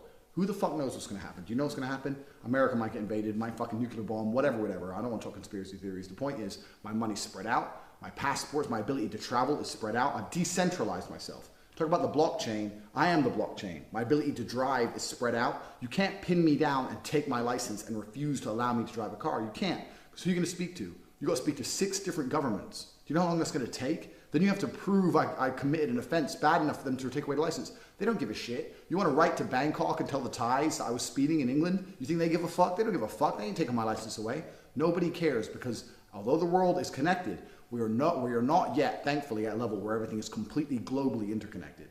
So what you need to do is go on plenty of different grids, decentralize yourself, blockchain yourself to the point where you have multiple passports, multiple bank accounts, multiple driver's licenses in plenty of different countries, lots of residences, lots of nationalities, so that you're completely above it all. And heaven forbid, worst comes to worst, police put out a warrant for your arrest and block your passport, you got 5 more. So who gives a fuck? How to travel like a G. Right, this is going to be quick, to the point, how to travel like a G, because what's going to happen is you got your multiple passports, you got your multiple driver's licenses, you now have an income that's coming in, you can go anywhere you want, you believe you can do anything, you're now the fucking king of the world. So you're going to go to a lot of places. I've been to 71 countries, I've been to places as crazy as Iraq, I've been to the most boring standardized places like Thailand, blah, blah, blah. I've been everywhere. I'm going to tell you a few travel tips. These are non-negotiable travel tips. So if I say something and you disagree with me, fuck you. Point 1, you don't need check-in luggage. I'm tired of seeing fucking full-grown men with big-ass suitcases checking in luggage. You don't need that much shit as a man. You really don't. And it doesn't matter how long you go away for. It doesn't matter if you go away for 2 months. It doesn't matter if you go away for 2 weeks. All hotels have laundry service. You're a fucking full-grown man. You're not a girl with shoes and designer clothes. No one gives a fuck what you really wear. You need a check-in bag. You need to stay light. You need to stay flexible. Couple pairs of trousers, couple shirts, couple pairs of shoes, some underwear, some socks. Get them washed overnight in your whichever hotel you're staying in the laundry service. If there's a real big issue and you need another t-shirt, go buy one for $15. Who gives a fuck? Done. Toiletries, once again, you can buy when you get there. I don't have toiletries in my check-in bag because I can't be asked with the fucking TSA security people tearing through my bag. I've been away for 3 months on half a backpack. I still look good every day. It's fine. Get yourself washed like you would at home. You do not need big cases of luggage. Luggage slows you down. Luggage is weight you do not need. You're a full-grown man. Check-in luggage only. If you struggle to complete this, if you're about to go on holiday and you're struggling to fit everything you really need in your check-in luggage, then you do not understand what a man really needs. You need to get more fucking brazen and more barren with your necessities in life. Toiletries you can buy when you land. You're already wearing 1 set of clothes when you take off. A couple other sets of clothes, a couple pairs of shoes, done. Do not check in a bag. Because firstly, just don't be a coward, and I said so, don't check in a bag. And 2, that shit slows you down, man. The time you wait in the fucking line to check it in, then when you land, you gotta wait for the luggage to come out. I'm in and out. I'm in and out of airports. When you fly as often as me, you got to learn to be in and out. I turn up, my boarding pass is printed off, straight through security, bang, get on the plane, bag in the overhead, take the bag off the overhead, through passport control, out the front of the airport. I ain't waiting for no fucking luggage conveyors. I ain't waiting for them to unload no planes. Do you know, I've seen fucking, last time I was with my girl, she checked the bag in, we were going to Vilnius, Lithuania, and there was some problem unloading the plane. We were there for an hour and 15 minutes waiting for the fucking bag. I ain't got time to waste. My life is short, and I'm living a good life. I ain't got time to fucking waste. Do not check in bags. That's the first thing. Second thing, if you're traveling with a female, females are slow, they're annoying, they're cumbersome. Females are not flexible. Females are not fast on their feet. If you're traveling with a female, that's fine. You have to book your hotel in advance. You have to organize everything because women have no ability to move like quickly. But if you're traveling with just your boys, the best thing you can do is fuck all that garbage off. Don't plan shit. Planning things, one, it hinders your fun, and two, flexibility is probably the largest part of this entire course. We're talking about the flexibility to do what you want, flexibility to earn how you want to earn, wear what you want, act how you want, fuck girls you want. That's what flexibility is. If I'm going to go to a country, if I'm going to go to Chile, I'm going to land in Santiago. I don't have a fucking hotel. I just fucking rock up in Santiago. I'll try and land in the middle of the day so, you know, I'm not struggling around at night. And I'll fucking go around, I'll check out the different areas of town, I'll find an area of town I like, or a restaurant I like, or a bar I like, or whatever. I'll talk to some local people, I'll see what they recommend. Then I'll walk in there with my fucking check-in bag and book a hotel room. Because I got money in the bank anyway, it doesn't make a difference. It's no cheaper if you book it in advance, that's all garbage. If you book these fucking package holidays, yeah. But if you're just fucking going to a hotel to book it, it's no fucking difference. So fuck that shit. Stay flexible unless you're traveling with a woman. Don't ever do that shit with a woman, because the woman's gonna have a big ass fucking check-in bag, fucking getting in and out of taxis. She's gonna get all angry and moody because you're trying to ask her to move quickly because she's a stupid bitch. Females are slow, cumbersome, and annoying. So you have to understand that this is only a trick for when you're traveling with your boys. This is the next thing. Next thing. People say don't advertise your wealth if you're going to dangerous places. I wouldn't say that's necessarily true. What I'd say is just make sure that the crew you're with is a few people deep if you're going to go to a dangerous place. I went to Iraq with about 10 guys. Yeah, an AK-47 could have killed us all, but you never know. Maybe it'd only shoot 8 of us and the other 2 could carry us out. So depending on where you're going to go, if you're going to really start going to crazy places, you do need to have people with you. You see some of these travel bloggers, especially the ones on Facebook, the real fucking liberal little cuck ones going, I went to Iran and it's super nice here. Yeah, but you're not a target. You're not a target as a person because you're a little tiny person spending no money, hiding in the shadows, typing away in your blog. If you're going to do the shit I do, if you're going to roll up and ball out and fucking try and get pussy and spend money and bop, bop, bop, you need to make sure that you have some crew with you if you're going to be going to these dangerous kind of places. Flying first class. People message me about flying private. I've flown private a few times. Flying private school. But that's a whole level of money you're probably not going to obtain. So let's talk about flying first class. Flying first class is only worthwhile if you need to sleep when you land. Because although it seems like a lot of money to sleep, that's the only time I fly business or first class. If I know that I'm going to spend that money, but I'm going to have a real comfortable flight, I'm going to sleep, I'm going to nap, I'm going to be in good shape, and then when I wake up at the destination, I'm ready to rock and roll. If you land at 7 a.m. at a place and you have a meeting, or you only have a few days in a place you ain't got time to waste recovering, that's when I fly first class. Otherwise, to be honest with you, even when you're at super high income, the price for first class is very rarely worth it. That's the truth. Fly coach, what the fuck? And that doesn't mean don't take sleeping pills like a little bitch or whatever. Just fucking sit and coach. I'm 6'4". If I can sit and coach, you can sit and coach. It's not that big a deal. And you can save that money. If I fly to Thailand from Bucharest, coach, it's about 600 euro. First class is 4,000 euro. So doing with that extra 3,400 euro, that's my entire trip in Thailand for a month. I could probably make that last for a month easily. So just for the flight, I mean, unless I'm really doing like a real short-term in and out, if I'm going to Monaco and Monaco's too close. If I'm going to New York and I have an important business meeting, I'll fly first class so I can land in the morning, do the meeting, leave the same night, something like that. Otherwise, you don't need first class. In general, that's a waste of time. So you have your bag, you haven't had to check it in. You're only flying first class if you really need to. Otherwise, you're coach, there's no problem. You have 2 passports, you have a couple of driver's licenses. Cash, people ask me if they should take a lot of cash with them. You need to mix it up. I mean, like I say, we live in a modern world. I don't really believe in the whole go into currency exchanges thing. It doesn't make sense to me. If you have $10,000 for your trip and then you go to the currency exchange and convert it to 10,000 local, then you have to worry about losing that money. You can go to any ATM in the country, wherever you are basically, and just draw money out in their local currency. Okay, is it the best possible exchange rate? No, but you get money out as and when you need it. It's better than having a whole shit ton of money sitting around. And you can only travel with a certain amount of money internationally anyway. So I'd have a little bit of cash, but in general, you can just use your card, have 3 or 4 different cards, have different banks, tell the banks in advance. Be careful of where you go, obviously, common sense shit that I don't have to fucking tell you. If you're going to a dangerous place, roll a few people deep, and then it comes to girls. That's what a lot of people who are on this course are about girls. They're saying, well, if you get girls in this country, da da da da. Only bit of advice I'd say with girls is this. If you're gonna bring a girl back to your hotel, put your shit in the safe. Simple. The number of guys I know have lost their Rolex or watch or passport. I'm like, well, where was it? They're like, in my hotel. It's like, where's the girl? In my hotel. So just put it in the safe. Every hotel is a safe. Like, put your shit in the safe, and then you can do whatever you want. Then bang her, fall asleep. What you gonna do? Unless she's a complete psycho, she's gonna stab you in the neck. Which, you know, she wouldn't get away with that me because I'm a ninja. But for you average humans, you have to think about that shit. But in general, that ain't gonna happen. And if you're gonna get robbed, it's your own fault. I knew dudes who got robbed by some hookers in Thailand. Like, he brought hookers back to her house in Thailand and left money all over the place and just went to sleep. Like, come on, guys. Common sense. This travel tip video really is absolute common sense. The only two real tips that are actually important for traveling is one, do not check in a bag. Find a way to avoid that at all costs. That's the first thing. That's the most important thing. And two, have a couple passports with you. But that comes from the previous video. You'll see. You should always have 2 passports with you anywhere you are, whether you're traveling or not. I do have a couple crazy travel stories. I got kidnapped in Jamaica. I got arrested and accused of being a spy. In fact, I'll tell you the kidnapped in Jamaica story later, but for now, here's the time I was arrested and accused of being a spy in a country you've never heard of.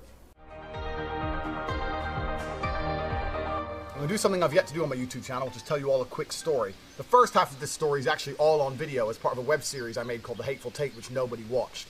But I'm going to tell you the very quick version of it. If you want more detail, I recommend you watch the video. We're going to link it in here. Anyway, so me and my brother, we decided a long time ago that there's going to be lots of pussy at the Eurovision Song Contest. We came to this conclusion because lots of people go there from all around the world. It's pop music, it's bullshit. We thought there'd be some hoes. So we thought, fuck it, one of these days we have to go to Eurovision. Last year it was in Kiev, Ukraine. Ukraine is some of the hottest girls in the world. So we thought, fuck it, we're going to go to Eurovision. This is the year to do it. We're going to go to Kiev. We decided this about 2 days before Eurovision. All the flights into Kiev were completely booked. It was extremely difficult to get into the country. So we thought, how the fuck are we going to do this? Right now we're in Bucharest, Romania. This is my house. We look at a map. We're about 6 hours from the Moldovan border. So we thought, fuck it, we're going to drive. We jumped in the car, started driving, got 6 hours to the border of Moldova, and they wouldn't let us through the border because we didn't know at the time. We need to have the original paperwork to go into Moldova because all the cars in Europe that are stolen end up in Moldova, so they're very strict at the borders unless you bribe them, which I tried to do and they wouldn't accept because they didn't know me. You need to have the original document. We can't, there's no like way we can, is there a fine or we pay a fine or a penalty? Anything we can do? It's not about penalty or it's about the car that cannot leave the country. You have to have the original paperwork. We only had photocopies of our paperwork. We don't keep the original paperwork in the car. So they wouldn't let us through. So we parked our car at a train station in a town called Iași on the border of Romania. We then went up to a taxi, said, can you take us to Chisinau, which is the capital of the neighboring country, Moldova. It's effectively being in France and saying, can you take me to Berlin, the capital of Germany. It's a long taxi drive. Finally found a guy who would do it. 130 euro. For more money than we should have paid. He took us to Chisinau. When we were in Chisinau, we had to negotiate a way to Kiev. We found an overnight train and we got there. Problem is, on that overnight train, I nearly got robbed. That train is completely mafia run. That train is, you can bribe your way in and out. You don't have to show a passport. You don't have to go through customs. So all the Russian mafia who travel in and out of Romania and Moldova come in and out by train. They do not go by plane. So that's a mafia run train, and that was a very difficult and scary experience. Up until this point, all of this is recorded and part of the Hateful Tate series, which we're going to put a link to, so feel free to watch it and find the details of me nearly getting robbed, Chisinau, the train, all that shit. So anyway, the web series ends, Eurovision's over, me and my brother in Ukraine, we got to get out. So like, how the fuck do we get out? All the planes are booked for another week. We don't want to stay in Ukraine for another week. We don't want to take the train again because of what happened the first time. So like, well, you can't fly, can't take a train, can't take a boat. The only way is to drive. We got to drive out here somehow. So we're going from taxi driver to taxi driver to taxi driver saying, can you drive us to Romania? And it turns out that Ukrainians at the time, which is now changed, I believe, needed a visa to get into Romania. So it was very difficult to find a taxi driver with a visa who was prepared to do a fucking 18-hour drive at a whim. So we're sitting around Ukraine for 12 hours. Every taxi driver, I'm ordering Ubers. I'm calling everyone up saying, look, I need to get to Romania. I'll pay I was offering 5-6 times the market rate. Like I was saying, look, I'm gonna give you $2,000. Remember, these people make $250, $300 a month. I was offering them $2,000 US for one drive. It's like, get me to fucking Romania. I've got shit to do. I've got to get out of this country. Eventually, we meet a guy who knows a guy who knows a guy who knows a guy. He says, I have a guy who has a visa to go into Romania, and he's a very good driver. He's an ex-rally driver, and he's going to drive you. And we're like, well, thank fuck, let's go. So anyway, me and my brother, he said, meet us here at this time. So 11 o'clock at night, me and my brother are standing on a street corner waiting for fucking Mr. No Name to turn up. In the middle of Kiev, Ukraine. It's a dangerous city. We're standing there, combat mode, obviously, chilling. The guy turns up. Now, I expected, like, ex-rally driver, some kind of super G to turn up. Some loser turns up. Some dude. Must have been about fucking 17. Hi. I'm like, hi, who are you? He goes, oh, I'm your driver. I thought you were a rally driver. He goes, I was a rally driver. Like, when? When you were 12? Like, what the fuck? Since when did you drive when you were 12? We're like, whatever. You got a visa? He goes, yeah, I got a visa. We're like, okay, we trust you. So anyway, Mr. 12-year-old decides to drive us. Tristan goes, Tristan's nervous in cars. My brother's been in 4 car accidents, none of which he's been driving. He's always been the passenger in cars when cars have been wrecked. Car accidents people have died in. Like big car accidents. But my brother being a Tate doesn't die easy. So he's very nervous in cars. He goes, I'm a bit nervous. It's an 18-hour car drive. We've got a fucking 12-year-old driving us. There's no street lights in Ukraine. Ukraine doesn't even have 3G on the mobile phone. You have to have Wi-Fi. Even if you have a Ukrainian SIM, you can't check Facebook, Twitter, nothing. Ukraine is much poorer than Romania. I didn't expect that. Romania is a poor country. Ukraine's a fucking poor country. It's a war zone. It's a fucking war. Anyway. So, there's no street lights. The roads are bad. Tristan's a bit nervous. He goes, you know what? Oh, this is going to be a long-ass drive. Let's get a bottle of vodka. I was like, all right, cool. So we go into the store. I remember this because of how cheap it was. We got 2 Snickers bars, a 1 liter of vodka, 2 cartons of cherry juice, and a pack of peanuts for €2. Including the vodka. Including a liter of vodka, €2. Fucking crazy cheap. So we buy the vodka anyway. So we get in the car. We're sitting in the back of the car drinking vodka. We're driving down these roads. Pitch black. Can't see shit. We don't know where we are. Our 3G isn't loading on our phone, so we can't see where we are. We're just sitting in the back drinking vodka, talking shit. Mr. Rally Driver is telling us about his imaginary rally career. Motherfucker who didn't even finish high school. He ain't been rallying for nobody. So we're driving. All of a sudden, me and Tristan, this is about 6 hours in. Liter of vodka's gone. So between me and T, we've had half a liter each or whatever. We're a little bit drunk. We're chilling. I see someone out the side of the car. Blacked out. Head to toe black. I said, Tristan, you see that? But it's black out anyway. He's like, what's that? I said, who the fuck is this? We're driving down this bumpy road. Tristan's looking out the window, and there's another dude. Blacked. I mean, black balaclava, black ski mask, black jumpsuit, black head to toe. What the fuck? At this point, me and him are drunk. It's 2 o'clock in the morning. We're on the border of Ukraine. We have no idea where. We're staring at our windows, and we start seeing all these guys dressed in complete fucking black. And Tristan's like, okay. So we say to the rally driver, where are we? He goes, Ukraine. We're like, where in Ukraine? Now, I had a friend who once got robbed in Ukraine. He got into the back of a taxi, and the taxi driver was driving. The taxi driver stopped. 2 guys got in each side of him while he was in the back, both with knives, put the knives to him and robbed him. So I thought, okay, so we're about to get fucking robbed. So I said to the rally driver, I said, my friend, you better fucking hope I get home. He's like, what? I said, you better fucking hope I get home alive. I'm not the kind of guy you want to fuck with. Even if you kill me, you better hope I get home alive. So I start threatening the taxi driver. I'm making it clear. I ain't dying easy. If I die, I'm taking you with me, you fucking loser. I thought he was about to set me up. Anyway, all of a sudden, car stops. Get out of the car, get out of the car. You hear all these people getting out of the car. Me and Tristan look at each other like, for fuck's sake. Like, we should have known better. This is Ukraine. Shit's about to go down. So we get out of the car. The people who are dressed head to toe in black, turns out are Russian soldiers. All Russian soldiers. Now, I'm going to give you all a quick geography lesson, because I didn't know any of this geography up until this event, which I researched post. So here's the geography lesson. When the USSR fell in the early 1990s, Moldova was being established as a country. There's part of Moldova that wanted to remain pro-Russian. Moldova is like half Romania, half Russia. Half the people speak Romanian, half the people speak Russian. It was all part of the USSR, meaning it spoke Russian. When the USSR fell, the Romanians gained influence, and all the Russian population were afraid that when the country officially changes to a Romanian-speaking government, they're going to steal all the money, which is exactly what they did, because it's a corrupt country. So the Russians wanted to remain part of Russia, so civil war kicked off. And to this day, even though this war was in 1992, there's an area of Moldova called Transnistria, which wants to be part of Russia, which isn't part of Russia, like a Crimea, breakaway micronation. It's about 20 or 30 kilometers in length. Tiny little dot on the map, which I'd never fucking heard of up until this point. So me and my brother got out of the car, Russian soldiers from head to toe, blacked out. And not just soldiers, not like you imagine a soldier with like a green thing on and a gun. Special forces, blacked out. And the reason they were there is because all the Crimea war shit was just going down at this time. The Crimea Peninsula and all this crap. In fact, I read it when I was researching post that the European Union was concerned that the next place Russia would annex would be Transnistria because they had such a pro-Russian mindset. So the Russian government has kept a military presence there since 1992, and it was fucking loaded with Russian soldiers. We just got the car with our hands up. They got guns pointed at us. We're like, yeah, who the fuck are you? Like, this is more than just a routine robbery.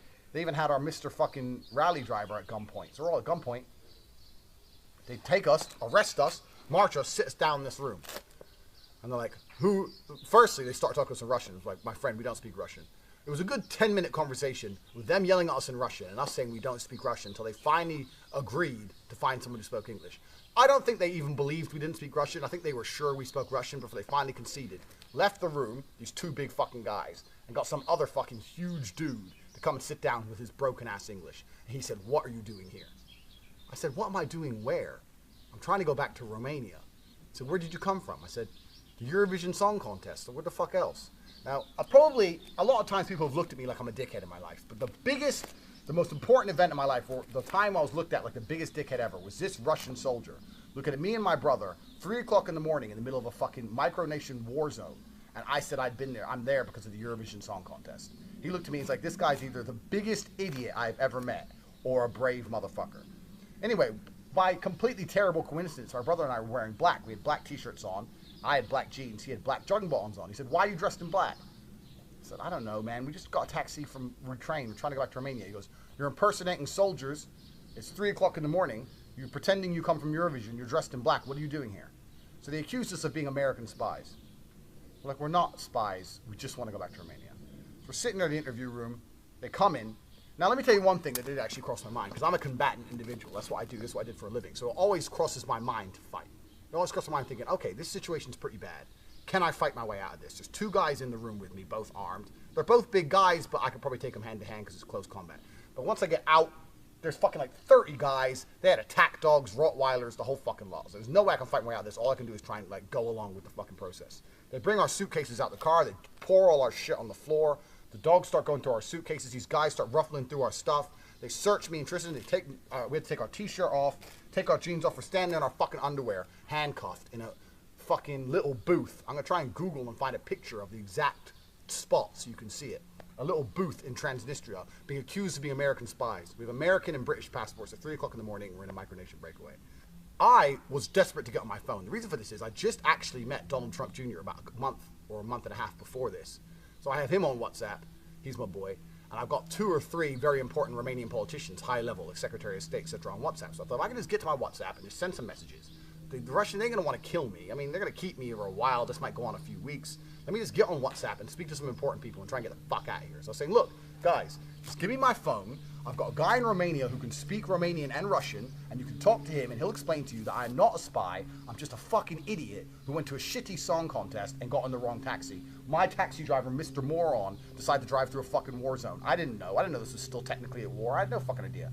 I look at the rally guy who was kept separate to me and T. I kept looking out the window, and the rally guy was still out on the gravel road. So I should have known not to trust a 12-year-old. He's standing outside with a gun pointed at his head, fucking wet in his pants. Me and Tristan are sitting there, arrested in our underwear, handcuffed, saying, look, we're not spies, we're not spies.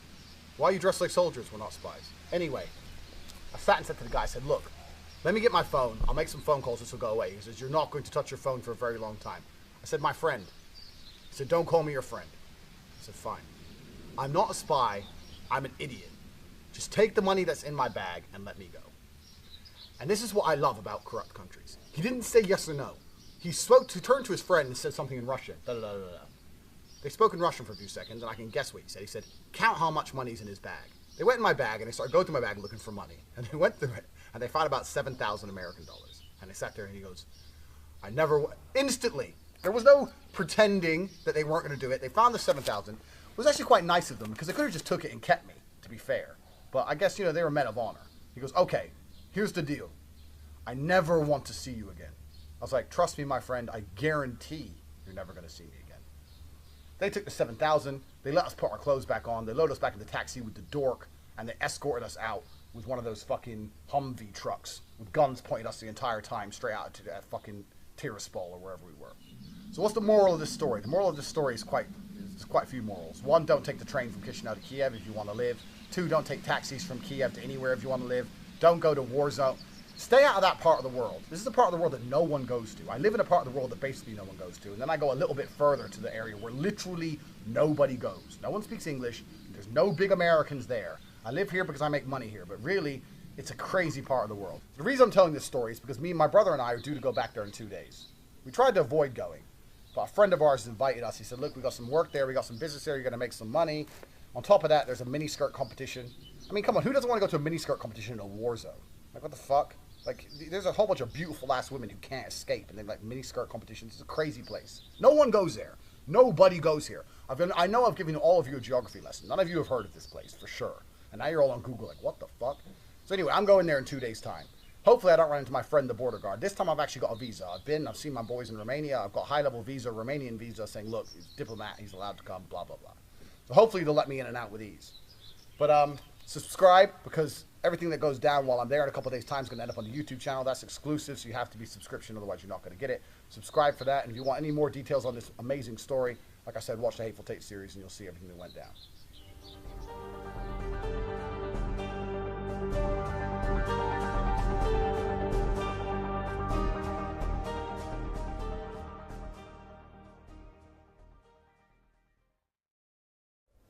So now you've completed the course, or maybe you jumped ahead and you watched this video. Some people do that, right? They jump to the last video or whatnot. But here's what I want you to take away from this entire course. Implementation. Actually implement it. Don't watch this, be like, wow, CMQ's awesome, Andrew's awesome. This is so cool, it's entertaining. Obviously Andrew's super entertaining, you can watch him for fucking days. But actually take the information, dissect it, and read between the lines. A lot of the stuff that we're saying might seem simple. You might be like, well, shit, I thought, I was gonna learn something that was just mind-blowing. But it's not, it's actually implementing it. Take with this information and actually implement it, because it'll make a huge difference. Because you basically have a choice right now. First off, you've been given an opportunity that 99.99999% of people in the world will never get. Right? You're getting access to 2 legit G's who are giving you this information. Right? We didn't have to make this course. It wasn't about the money. It's really not. I mean, you buying this course did not affect our life in any fucking shape or form. We appreciate it, and thank you, but it doesn't affect us. But this information can completely change your life. And that's what's important, because you have a choice now. You now have this information, so you can continue on a normal life, or you can change and switch gears and take the path less traveled and take a different route. And it's totally up to you. You might watch all this and say, you know what? It's not for me. I want to work a regular job. I don't want to travel. I don't want to fuck beautiful women. And that's totally cool. Like, legitimately, it's totally cool. That's what most of the world's made up of. But is that really what you want? Are you happy? If you're happy, then great. But you're not happy, that's why you got this course. Deep down, you're like, something's missing. I want something more. And most importantly, you probably said, I want to be fucking free. And that's really, the summation of all this is about true fucking freedom. Freedom of money, freedom of where you live, freedom of the women that you choose, that you want. Not, well, this girl winked at me, and so now I'm gonna go talk to her, and I guess I'll stay with her for 50 fucking years. No, I like that girl, I'm gonna go get her. That is fucking power. Andrew knows a lot of celebrities, I know celebrities, they don't even have that level of fucking game. I'm dead fucking serious. They literally, well, yeah, but I can't just go up to her. Like, you're a fucking celebrity. If I was world famous, and I get recognized everywhere, I was in fucking Cyprus, get recognized, fucking New York, LA, Vegas, all over the world, from my brand, which is crazy. I mean, it's known in the internet world, but like, I'm not on TMZ, I'm not on billboards. But when you have that power, which comes from choice, then you feel like a man. Because you're not going, well, I guess I'll take this and I'll have to settle because I don't have the choice to go get the money I want and to get the girls I want. So, in conclusion, take this information, actually implement it, and when you're living that life of true freedom, hit us up. You know me on Twitter, email me, let me know. I want to hear your success stories, I want to hear your victories, and I want to say I do appreciate you, man. No matter if your parents are mad at you, or if your parents think you're a loser, or your best friend's being a cunt, or your girlfriend's being a cunt, fuck them all. We believe in you. Go out there and get it. Hello, my name is Tristan Tate. Now, you've purchased the Andrew Tate How to Be a G course, so I imagine many of you know who I am. I'm Andrew's younger brother and a very good friend of Christian's. Now, there are very few things about game that you could teach a man like Christian McQueen. However, when guys like us get together, we talk, we exchange tips, and I hit him with the genius way I organize the contacts in my phone. He's now using the same system, and as people who have bought the How to Be a G course, he thought I should share it with you. The way I organize my phone is very complex, because I'm a man who does a lot of different approaches. I use a lot of dating apps. I meet a lot of women. So I need a way of filing them in a way that I don't lose track. I first developed the system some years ago. What happened was I had approached a beautiful girl. I got her number and I was messaging her very hard on WhatsApp for a day or two. I was then messaging too many other girls, too many other people, and I lost track of her. 9 days later, she hit me with a message. I guess you don't really want to meet up then. No matter how I tried to explain my way out of it and say, baby, it's okay, let's still go out. She said, you've been on WhatsApp for 9 days, online every day, and you haven't written me once. You're obviously a player. I'm tired of guys like you. And I never met her again. The way I organize my phone is based on 3 different elements. 1, the priority of the girl in question, how important she is to me. Now this is either based on looks or her commitment level to you. Your main chick and your girlfriends, for example, are more important than the girls you'll call late night after the club. The second element is the name. Now the name isn't just what their name is. For example, here in Romania, Andrea is a very popular name. My phone has 7 Andreas in it, so you need a way of knowing which Andrea is which. The third is the location. It's good to know where the girls in your phone are located. For example, if you go to a city once every 6 months or once every 3 months, it's good to know who you have in that city that you could potentially meet up with. If I were to store a contact in my phone, this is how it's done. First, a number between 1 and 3. The number between 1 and 3 is the girl's priority. For example, when I wake up every morning, I press 1 in my phone book, and all the girls that appear with the number 1 next to their name are the ones I message first thing. The, hey baby, had a dream about you last night. I hope to see you real soon. Now these are your main chicks, your girlfriends, the girls that you really love banging and you see 3 or 4 times a week. These are your 1s. Your 2s are the girls that you care about, but not as much as your number 1s. The girls who think you're busier than you are, but you see once every 10 days, every 2 weeks. There's something about her you really appreciate and you really like, but she's never going to be a main chick. When a 2 sends you a message, you reply to a 2 immediately, but you don't necessarily have to message her every morning when you wake up. You have to take care of your 2s because you don't want to lose them, because they matter to you somewhat, but you don't have to maintain them constantly like you do with your most important girls. Your 3s are the kind of girls that you call after a night out. It's 5 o'clock, you're in the club, you're bored, that's when you message your 3s. If they message you at a time like that, reply. But a 3 is not so important that when she messages you, she can instantly demand your time.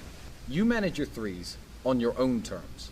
When you get bored and you're sitting on your phone for 3 hours waiting at the airport, message your 1s, 2s, and 3s. Keep all your girls entertained, keep all of them interested.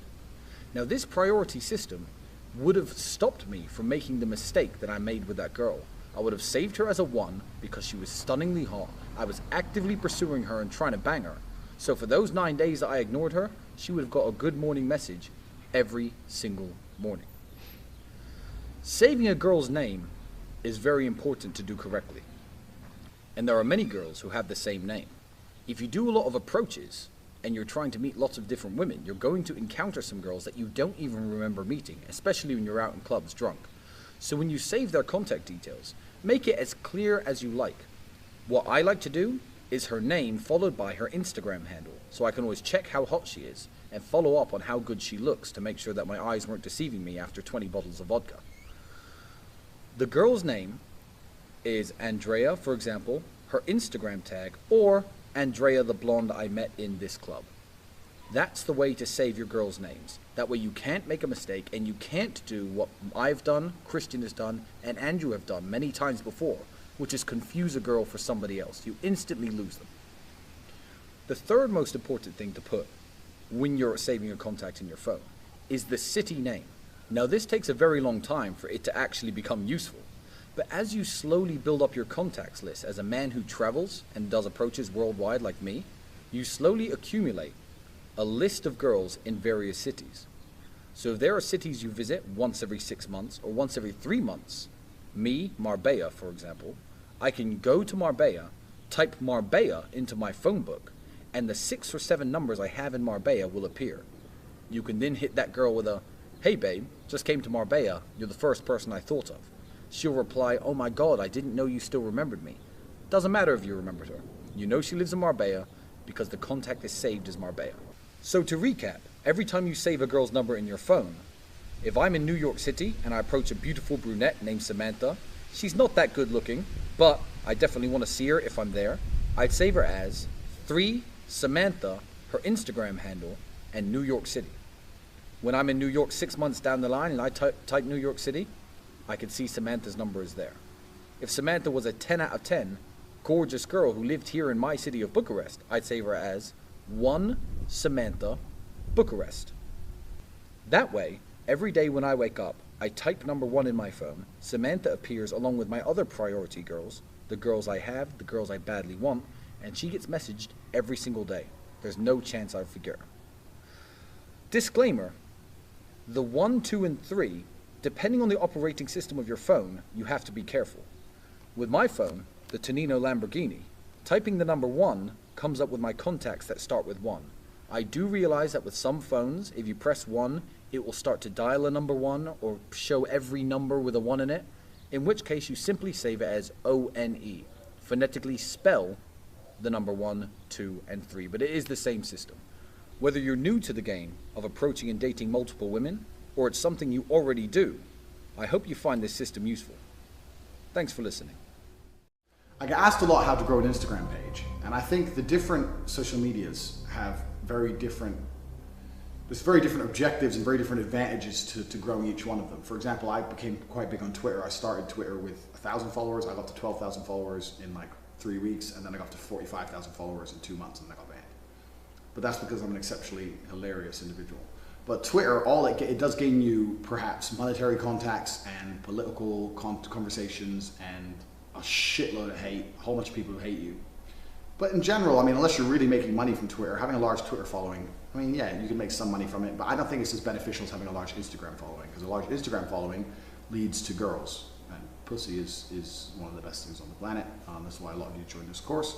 A lot of you want to have more money, more girls. So your Twitter account has to be for your money, and your Instagram account has to be for your girls. You're not getting girls from Twitter.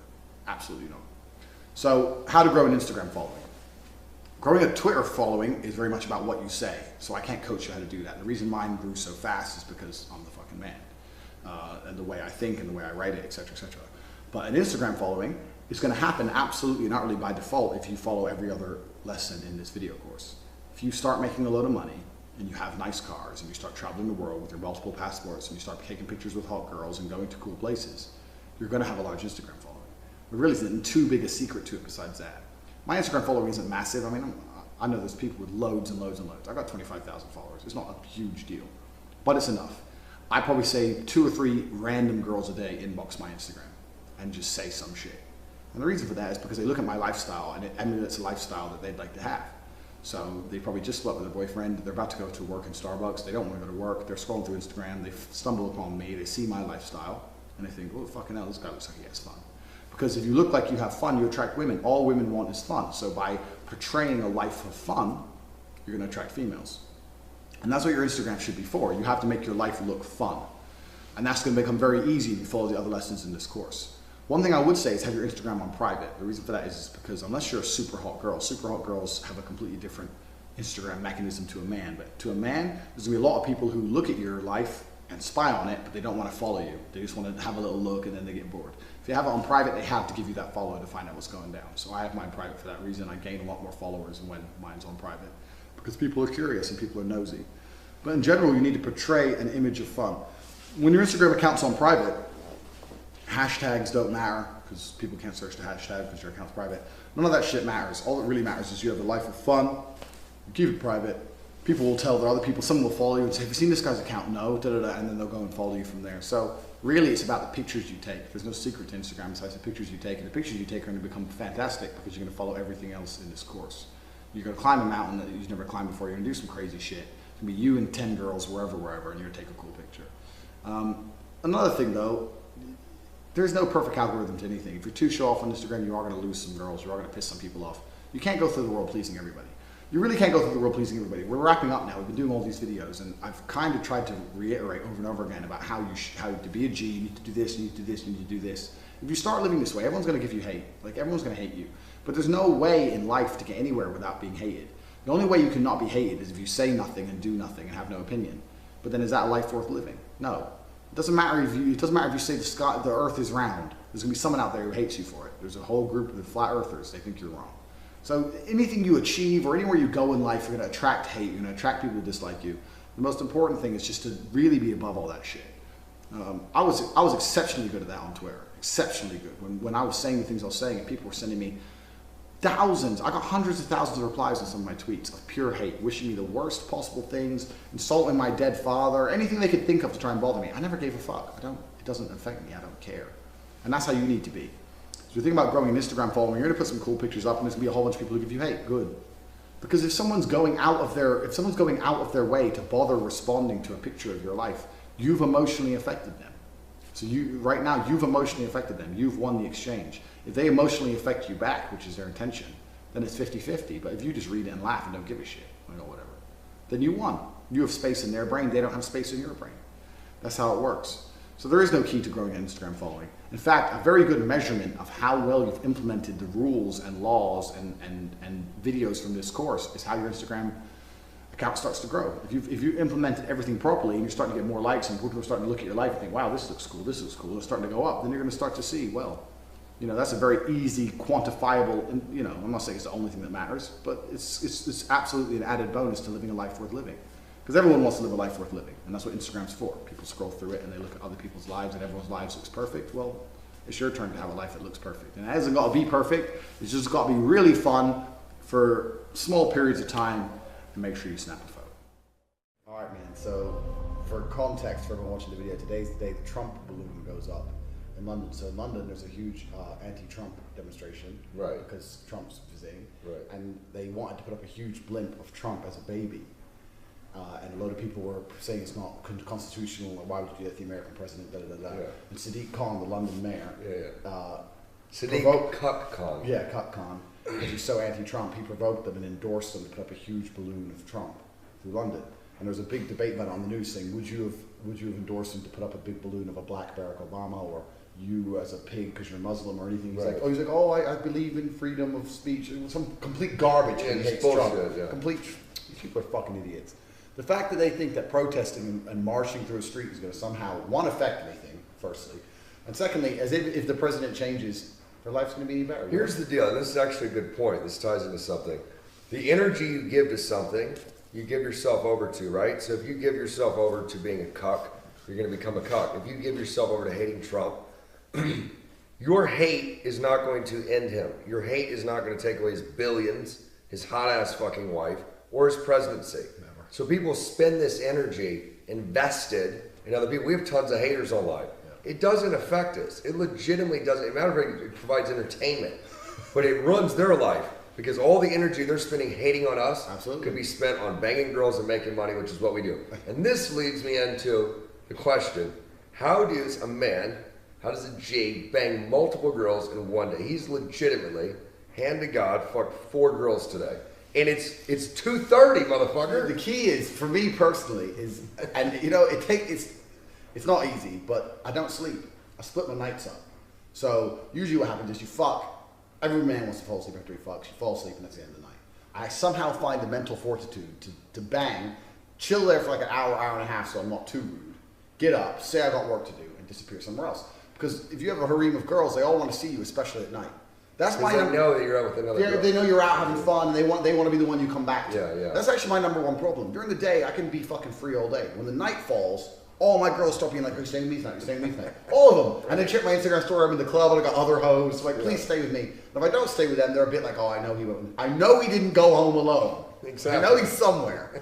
So now I'm at a level now where I'm just like, "Okay, yeah, I'll be there. I'm gonna be late. I'll be there."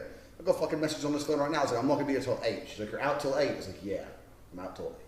I've got them scheduled in 2-hour slots. Just fucking deal with it. Quick, so I kind of half sleep. But physically though, if you know you're gonna fuck multiple girls, because like if you pull a chick, like my chick last night, this morning, whatever, like I know that I wasn't going to go bang another girl because the night was over. Yeah. So you can put that energy into it. But do you like not go as long with them when you're banging them? I mean, how? I don't know. You know, with these girls, a lot of them, I've been with them so long, like some of them especially, It's not like you have to spend an hour piping them out. Nah, exactly. And you can do it right within 20 minutes anyway. But I've been with them so long, where I'll literally just walk in, I'll be tired as fuck, I'll say, Viv, suck this.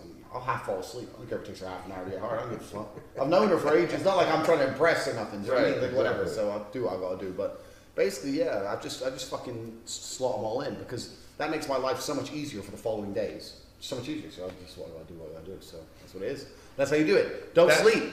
Don't sleep. If you have multiple hoes, they're like, oh, you're coming home to me tonight. I've had that loads of times. People say to me, well, what do I do if I have two girls that both ask me to come home? It's like, fuck them both. What the fuck you mean? Tell one of them you got something really important to do. You got lots of work to do. Blah blah blah blah blah. You got to leave at 4 a.m. Make up some bullshit. Tell the other one you're out in the club till 4 a.m. Bam.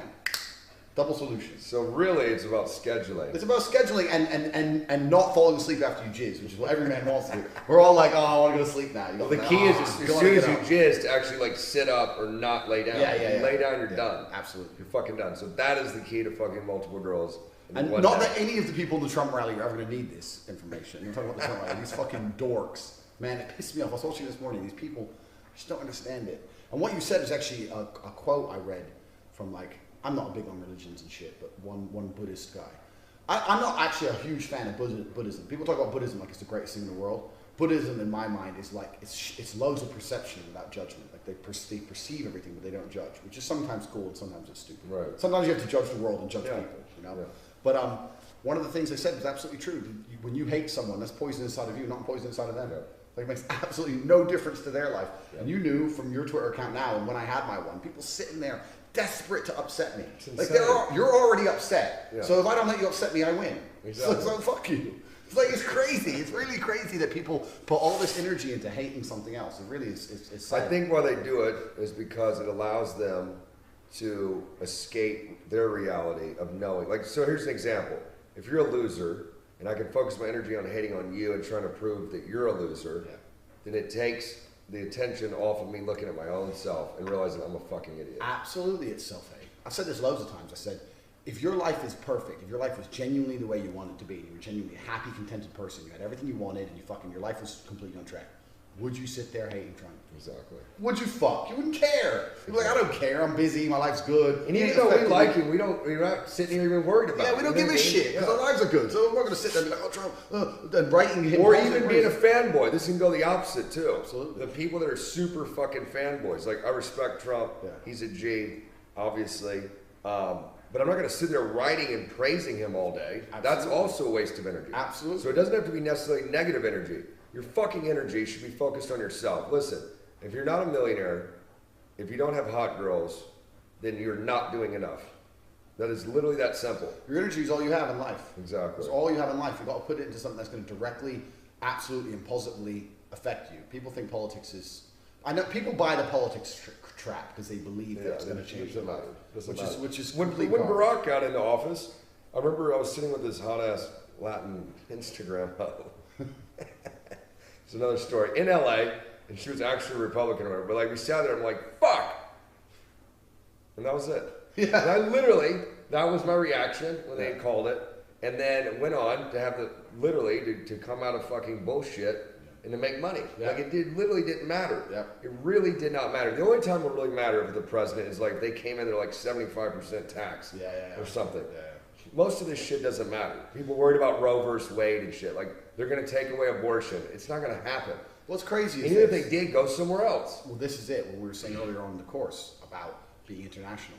One of the main reasons we don't give a fuck about politics. How many countries you've been to in the last 3 months? Do you know the president? Do you know the president of Andorra? Do you fuck? I want to know him now. Because if you travel properly and you've got fucking multiple passports, and you're going here, there, and everywhere, you don't give a fuck who the president is. I roll up in the country, I don't know who's in charge. I don't give a shit. I do what I got to do, and I leave. I make a mess, and I'm out. Who cares? We're in Romania now. I've been here a fucking year and a half. I still only know the president's first name is Johan something. I don't know. Like, it doesn't matter to me. Yeah. If you're jumping around all over the place, it doesn't matter. If you're stuck in one place and you're stuck working a job you hate, and your wife's a fat bitch, and you're stuck there, and your life's shit, then you start, instead of looking at your own life thinking, I need to change my life, you start thinking, well, maybe if the president was different, maybe if America was different. Like, no, your life's shit, and you're stuck in one place. It's nothing to do with anything else. I think that's a good point. I think a lot of people, specifically in America, that's why they're so depressed. Because it's a choice when that situation is that they are stuck. Because think of it, go to college, and what's the next step? You must get a mortgage. Why? Because it ties into that state, paying taxes. You must get married. If you get divorced, we're going to wreck your life. So it keeps them trapped. I'm telling you, man, men are absolutely and utterly, in the Western world, I've traveled everywhere. And what I've seen is, and I've seen it with my own eyes, I've noticed two very important things. One, in poorer countries are more fun and they're more free. The more poorer a country is, the more free a country is. And two, the level of cuckness for men is much higher in a rich, civilized country. So the point I'm making, because it's soft. So what I notice is, like, if you go to countries that are poor, quote unquote poor, even here Romania is poor. There's no speed limits. We're burning around doing what we want. We act like idiots, psychos. We can say what we want. We have absolute free speech. We can do what we want. We have none of the problems, none of the fucking fake rape and all this bullshit you got in the West. None of it here. But it's a poor country. So the freedom of a population is directly linked to the wealth of a nation. And the reason that the people in America are so depressed is because the men, especially, because everyone gives a fuck about women. No one gives a fuck about men on this planet. Everyone talks constantly about women, how women feel, women this, women that. No one ever sits down and goes, you know what, life's actually hard for a dude. And life's hard for a dude because even if you're born good looking, which none of us really are, because men are not beautiful creatures like females are, even if you're born exceptionally good looking, you still need to be witty and smart and have a nice car, have a nice apartment, and have confidence. I mean, you need all this shit, you're still not gonna get laid. If the girl, you're born hot, you're done. I say, I'm done. I ain't gonna do nothing, I can be a moron.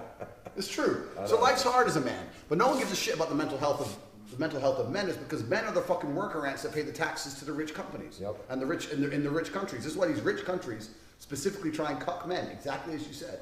The Western world sits there and thinks we don't want men like Andrew Tate and Christian McQueen who free think. We don't want that. What we want is men who marry a wife who doesn't respect them, have kids who don't respect them, sit there semi-depressed, drinking beer and watching football, but their taxes are paid on time. That's all they give a fuck about. And that's the reason these countries are rich. The reason the countries are rich is because you have a whole bunch of worker ants getting up at 5 a.m., going on the train, going to work, working all day, train home, wife's a bitch to them, fucking kids don't like them, jerking off to porn in the bathroom and going to sleep again. And that's their life.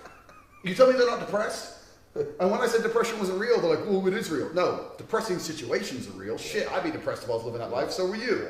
But it doesn't mean depression as a disease isn't real. Your life's just depressing. You live in a depressing situation.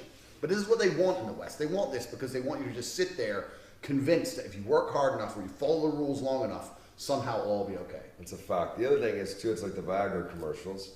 You see the old man, and they show, it's like a good-looking, older, white-haired man, and then a good-looking, which doesn't exist when a woman's past 50. Good-looking, older white woman, they're like walking through a park, and they're like, you just need Viagra Cialis.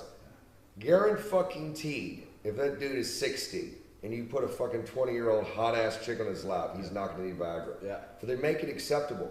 Oh, it's your problem. You need to take this medicine so you can fuck her. It's fucking insane. You don't want to fuck her. You've known her 40 years. And the pussy's got little gray pubes on it. Like, you don't want this. It's true, man. Most people in their marriages are absolutely and utterly miserable. And I mean, my theory on marriage is, maybe my theory is a little bit extreme, but I truly believe, I think a man at the peak of his testosterone and a man who is truly honest with himself, and I say this and a lot of men disagree with me, so maybe people disagree. If a man's truly honest with himself, he doesn't want to be with one girl for his whole life. Why are they pretending? Like, you may love a woman and you may want kids with the woman, that's fine. But to sit there, hand on heart, and say, I never want to fuck anyone else ever again, is a fucking lie. It's a fucking lie. And you, because societal pressure has come along and telling you you should think that way, and that you're not normal if you think any other way, people cave into it. Let me tell you something, maybe that old dude would still want to fuck his old wife if he got a little bit of side pussy now and then, and his fucking game was still on, and he ain't fucked his wife in a while, and he just looked at some new titties. Maybe he'd want to do it. But he's sitting there with the same fucking old pussy. He's like, oh, I am bored of you. I've had you for 43 years. And men evolutionarily, from a fucking animal, to fuck multiple girls. From an animalistic perspective, men are meant to run around, and we don't get pregnant. We're meant to run around and impregnate females. And don't give a fuck. Like every other fucking mammal on earth. Look at mammals. That's what they do. They run around, they get things pregnant, they just run off. They don't care. So yeah, society and blah, blah, blah, we're a little bit more sophisticated than animals, but to sit there and pretend we do not have a biological urge to fuck multiple females is bullshit. It's fucking garbage. And that's why if I ever get married, which will never happen because I don't believe it has any benefits whatsoever, but even if I have I do have a long-term girlfriend and she's effectively my wife, she knows I'm gonna fuck girls. That's what I'm gonna do. And our relationship is happier if I do that. Because trust me, if I don't do that, I'm gonna be miserable. Exactly. And so what's the point? You know, that's why we sit there fucking miserable looking at your stupid ass thinking I could go get fucked 10 girls. We'll be single. In Moldova. Literally. So yeah, man, it's all garbage. The Western world is absolutely a trap, and the trap is designed specifically for men. I watched a really interesting documentary on how to make a country rich, how to make a country poor. I was living in Thailand, which is a poor country, and I was saying, well, everyone knows the bullshit, like the West colonialized other countries, and we went there, we stole their wealth, all this garbage, which isn't really completely true. I was like, how to make a country rich, how to make a country poor. And what it does is it hypothetically starts a brand new country, gets an island, and starts it from the ground up. It says, how do I ensure this is a rich country? So there's some basic things like weather. Like the weather of Great Britain is actually perfect weather for money. And the reason for that is because it's cold, which is cold is really important for the mindset of a human being, because if you live in the heat like they did in Africa, you don't have to think ahead. You get hungry, you go get something from the tree, you eat it. Whereas in a cold climate, you think, okay, fuck, I need a house because it's going to be cold next year. I better grow crops, and it has to be seasonal because the cold is coming, and I got to find a way to preserve my meat because I won't be able to get any in the winter. I got to chop trees, and you're constantly thinking ahead and preparing because of the climate. So this is very important that it's the thing. It can't be too cold because if it's cold all the time, then you don't have the ability to build ships. So England has the perfect weather in regards it has seasons. It's pretty cold. You need shelter. You need to think ahead, but also you have freshwater ports all the way around, so you can sail. This is why England became so powerful. It's the largest empire in history was Britain, because we had fuckloads of boats turned up in places. This is ours now. So this is how we do it in clubs, right? Basically, what we do now. Yeah. So the weather is a super important part. But and there's a few other things. Which ways the rivers flow? The rivers have to flow out, not in. Russia's flow in the wrong direction, for example. Really? Yeah, they're saying the rivers flow in the opposite direction. Russia would be twice as rich. And little things like that. Wow. But the most interesting thing was the psychology of the people. And they're saying that to ensure the wealth of a nation, the psychology of the people have to be completely and utterly believing that if they work hard enough, somehow they will no longer be depressed. And it literally says that, depressed. Wow. It says clinical depression, they call it rich land. They say clinical depression will be rife in rich land. They say we will make stupid people, idiots, celebrities in rich land. We will convince men that if they go to work and they work hard enough, that one day they'll have a Ferrari. 99.9% of them will never have the Ferrari, and then they will die in rich land. Like, it goes through the fucking basics of how people just go to work and they dream if they work hard enough and they keep doing their desk job, one day they're going to pull it off and it's going to come together, and when they finally get this thing, they'll be happy. And they'll link happiness to consumer goods, and they'll make consumer goods outside of the reach of most people, and that's how you keep them fucking slaving away in rich land.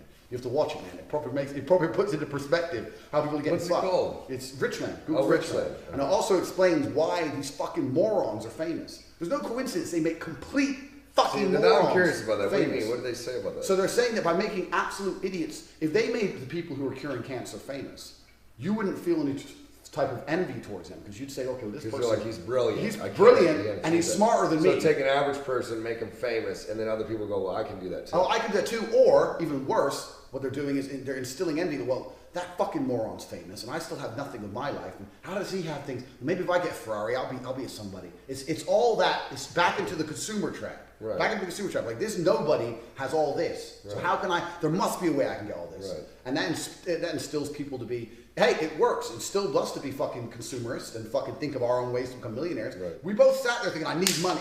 Yeah. So we fell into the trap like everyone else, but we won the game. But we won the game. Most people don't win the game. You guys will, though. So if you follow this advice. Absolutely. So you look at the game and you understand that it's absolutely rigged for people to be entrepreneurial and people to fucking do anything it takes to get cash, which is good for the country. But only a few people, the 0.1% like us, win. The rest of them are still stuck there going, well, you know what? Yeah, maybe in a couple years I'm going to have that. And they're never going to get it. And then on top of that, they get married to fucking, then it talks about the socio-demographics of why one man must marry one woman. Oh, they went into that. They go into that as well, yeah. Because it's good for a country if one man marries one woman. Yeah. This is the whole thing about fucking when I talk about marriage. Like, if everyone was a G, like, legitimately, the world would be burning. It'd be fucked. Because we're not going to be like standing on a fucking telephone pole changing wires and shit. Like, they need those worker bees. 100% you need worker bees. And who think, maybe I'll work hard and I'll get a bonus and my wife will be happy and give me a blowjob. Absolutely. You need to have you need a hierarchy of people. Yeah, I know that's how it is. And there are people down there who are happy with a lower level overall life. And that's fine. And that's fine. That's your choice. Exactly. But we never wanted to be that person. But if every man was completely true to his biological instinct and just run around fucked who he wanted and wasn't loyal to any of the women, then we'd have a whole shitload of kids. And who's going to look after the women? It would be a disaster. It'd be a disaster. It'd be like Africa. Yeah, exactly. That's what's happening right there now. Truly. Literally. That's really what it is. Those dudes fucking a bunch of women and don't do it. Kids, no one knows who they are. They're all blacks and whatever. But it's very important for for a civilized society that they convince men, you must be with this girl, you stay with her, you have the kids. Yeah, she's fat. Yeah, she doesn't love you. Yeah, the kids hate you, but you can't leave her because you're feeding them kids. You're feeding her. Yep. And you're paying your tax. So you're depressed and you're suicidal. That's fine as long as you keep this little unit, this little block that fits into the societal wall correct. And that's why it's all garbage, man. The way we make money fucking from the sky, running around fucking all these hoes. The whole world was like us. The whole world was like us. How many loads you dumped today? Fucking, I don't know, four. I think it's like 230.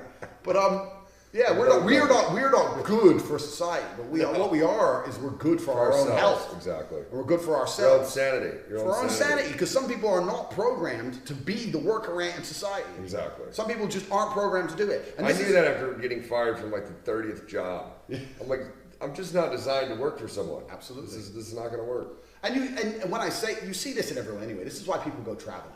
Like, I'm going traveling, but why? What are you looking for? You're not looking for anything. You're trying to run away from a life of responsibility. That's all it is. They're desperate to go to Thailand and live for fucking 200 years on $10 because they can't afford to do anything else. But really, years for $10. But when I sit there and I talk to these people, they're reconfirming everything I'm saying now. They don't want to, but they just don't know. They don't know it. They don't see it. They don't see a way out, and they think the answer is to go become enlightened, getting fucking drunk in Thailand. It's like whatever. But it's, I'll go get drunk. I'm not getting enlightened. I'm not pretending I'm learning anything. Exactly. I'm just out there getting drunk. It's like whatever. But exactly. But yeah, this is the reality of the world, and this is the reality of, especially if you're living in a rich country. So you have to understand the game is rigged, and you have to try your best to beat it. And that's literally invaluable advice, because you've probably been taught so many times by teachers who drive bullshit cars. Even we love parents, but they can be good, well-intentioned. Yep. But are they fucking rich? Exactly. If not, then don't listen to their money advice. Just being honest. Absolutely. You know what I mean? Like all these people and your friends, when you start breaking free, watch this course, you actually implement it. Don't just watch it and sit there and jerk off. Watch it and implement it. You're going to have friends, oh man, like you're different now, man. Like you used to be cool. Because people start seeing their friends break free and they go into panic mode because it's basically a mirror on their life that they're not doing shit. Fuck your friends. If your friends are like that, they're not real friends. You'll find new friends. Absolutely. How many friends do you have? Like legitimate, you got friends, but you know what I mean? If the higher you get, you're going to have less people to hang out with. Bro. So then you link up with other Gs. Absolutely. Why do you think we're hanging out? That's how it goes. Because otherwise you're going to, two things are going to happen. Either, like you said, you're going to have to meet new people because you're either going to have a complete bunch of hate from your old friends, or you're going to have to fucking finance their life forever. And that's going to get old. And that gets old. I mean, I had some friends, and they're cool, and we were cool thing, but you get to a point, and they're nowhere, and they're still cool if I'm buying their holidays, but then when you're not, they're a bit like, oh, you're always busy. Like, no, I'm not busy. I'm busy paying. Get some money, you can come. What the fuck? Exactly. I'm busy. I'm fucking Caribbean. Get the fuck over here. So, yeah, and you're right. People don't want to. The easiest way to make someone feel bad about themselves is to excel above them. Exactly. Start in the same place and win the race. They don't want that. Your friends want to try and drag you down any way they can. Everyone wants to drag you down. Like everybody.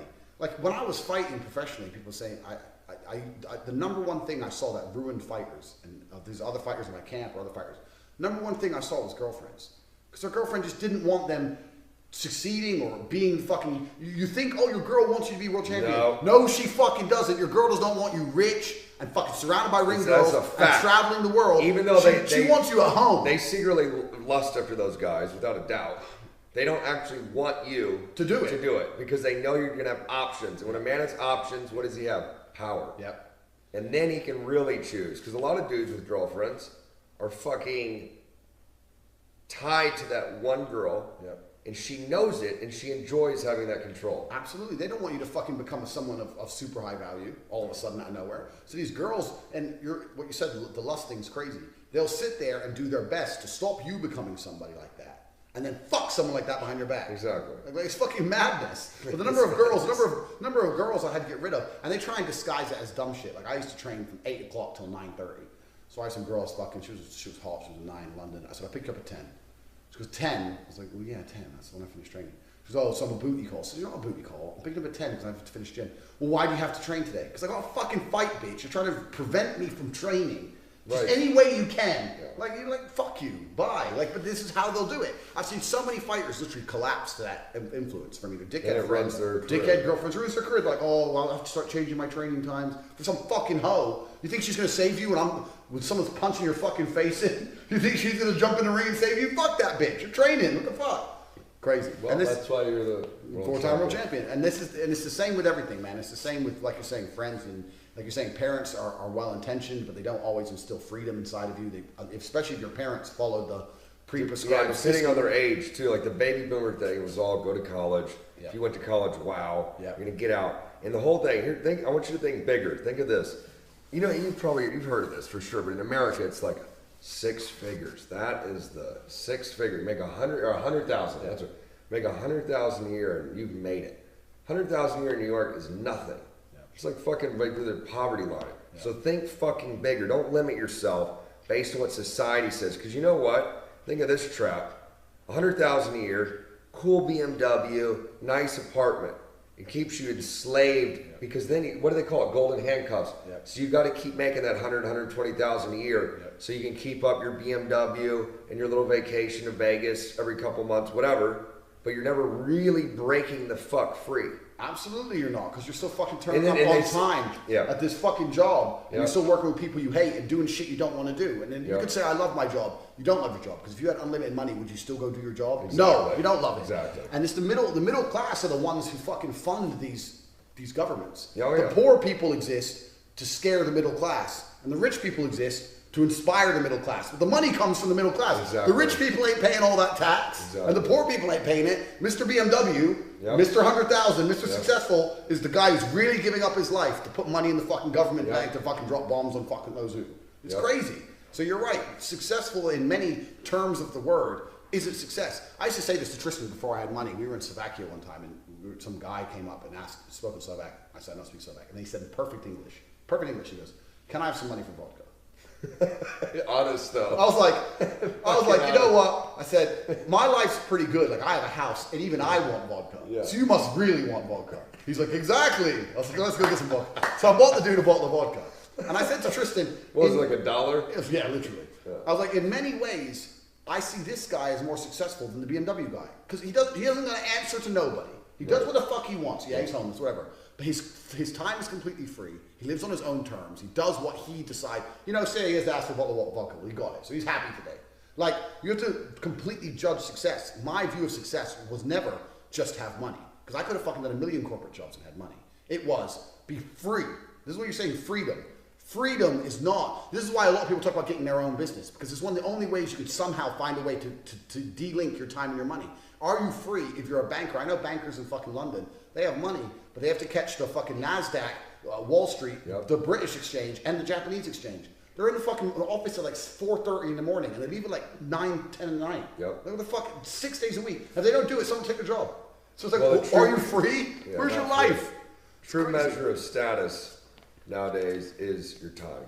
Absolutely. That is the ultimate level of status. I don't give a fuck if you're a heart surgeon or whatever. Yeah.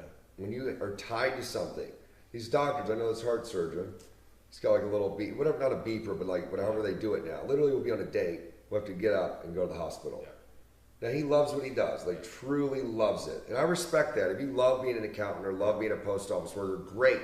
But let's be honest, 99.9% of people don't actually love what they do. Absolutely. They have to do what they do. So, to wrap it up, fucking look at your life and think, what do you really want to do?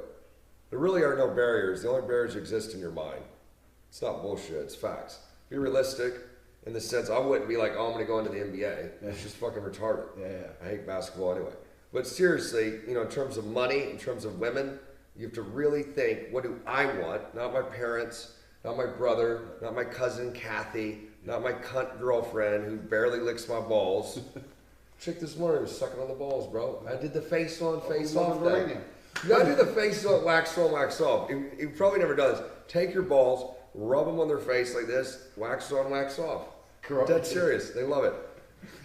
I'm going to wrap it up with that. No, but you're absolutely, completely right, man. Like, be honest with yourself. I always knew I wanted a harem, and here it is. So, fuck it. What do you call it? You call it a harem? Harem, yeah, like sheikhs in like in the old I thought it's harem, isn't it? Harem, yeah, harem, harems. Harem. Yeah. I like harem though. It has more of a royal sound to it. Well, I always knew I wanted it, even when I had no money.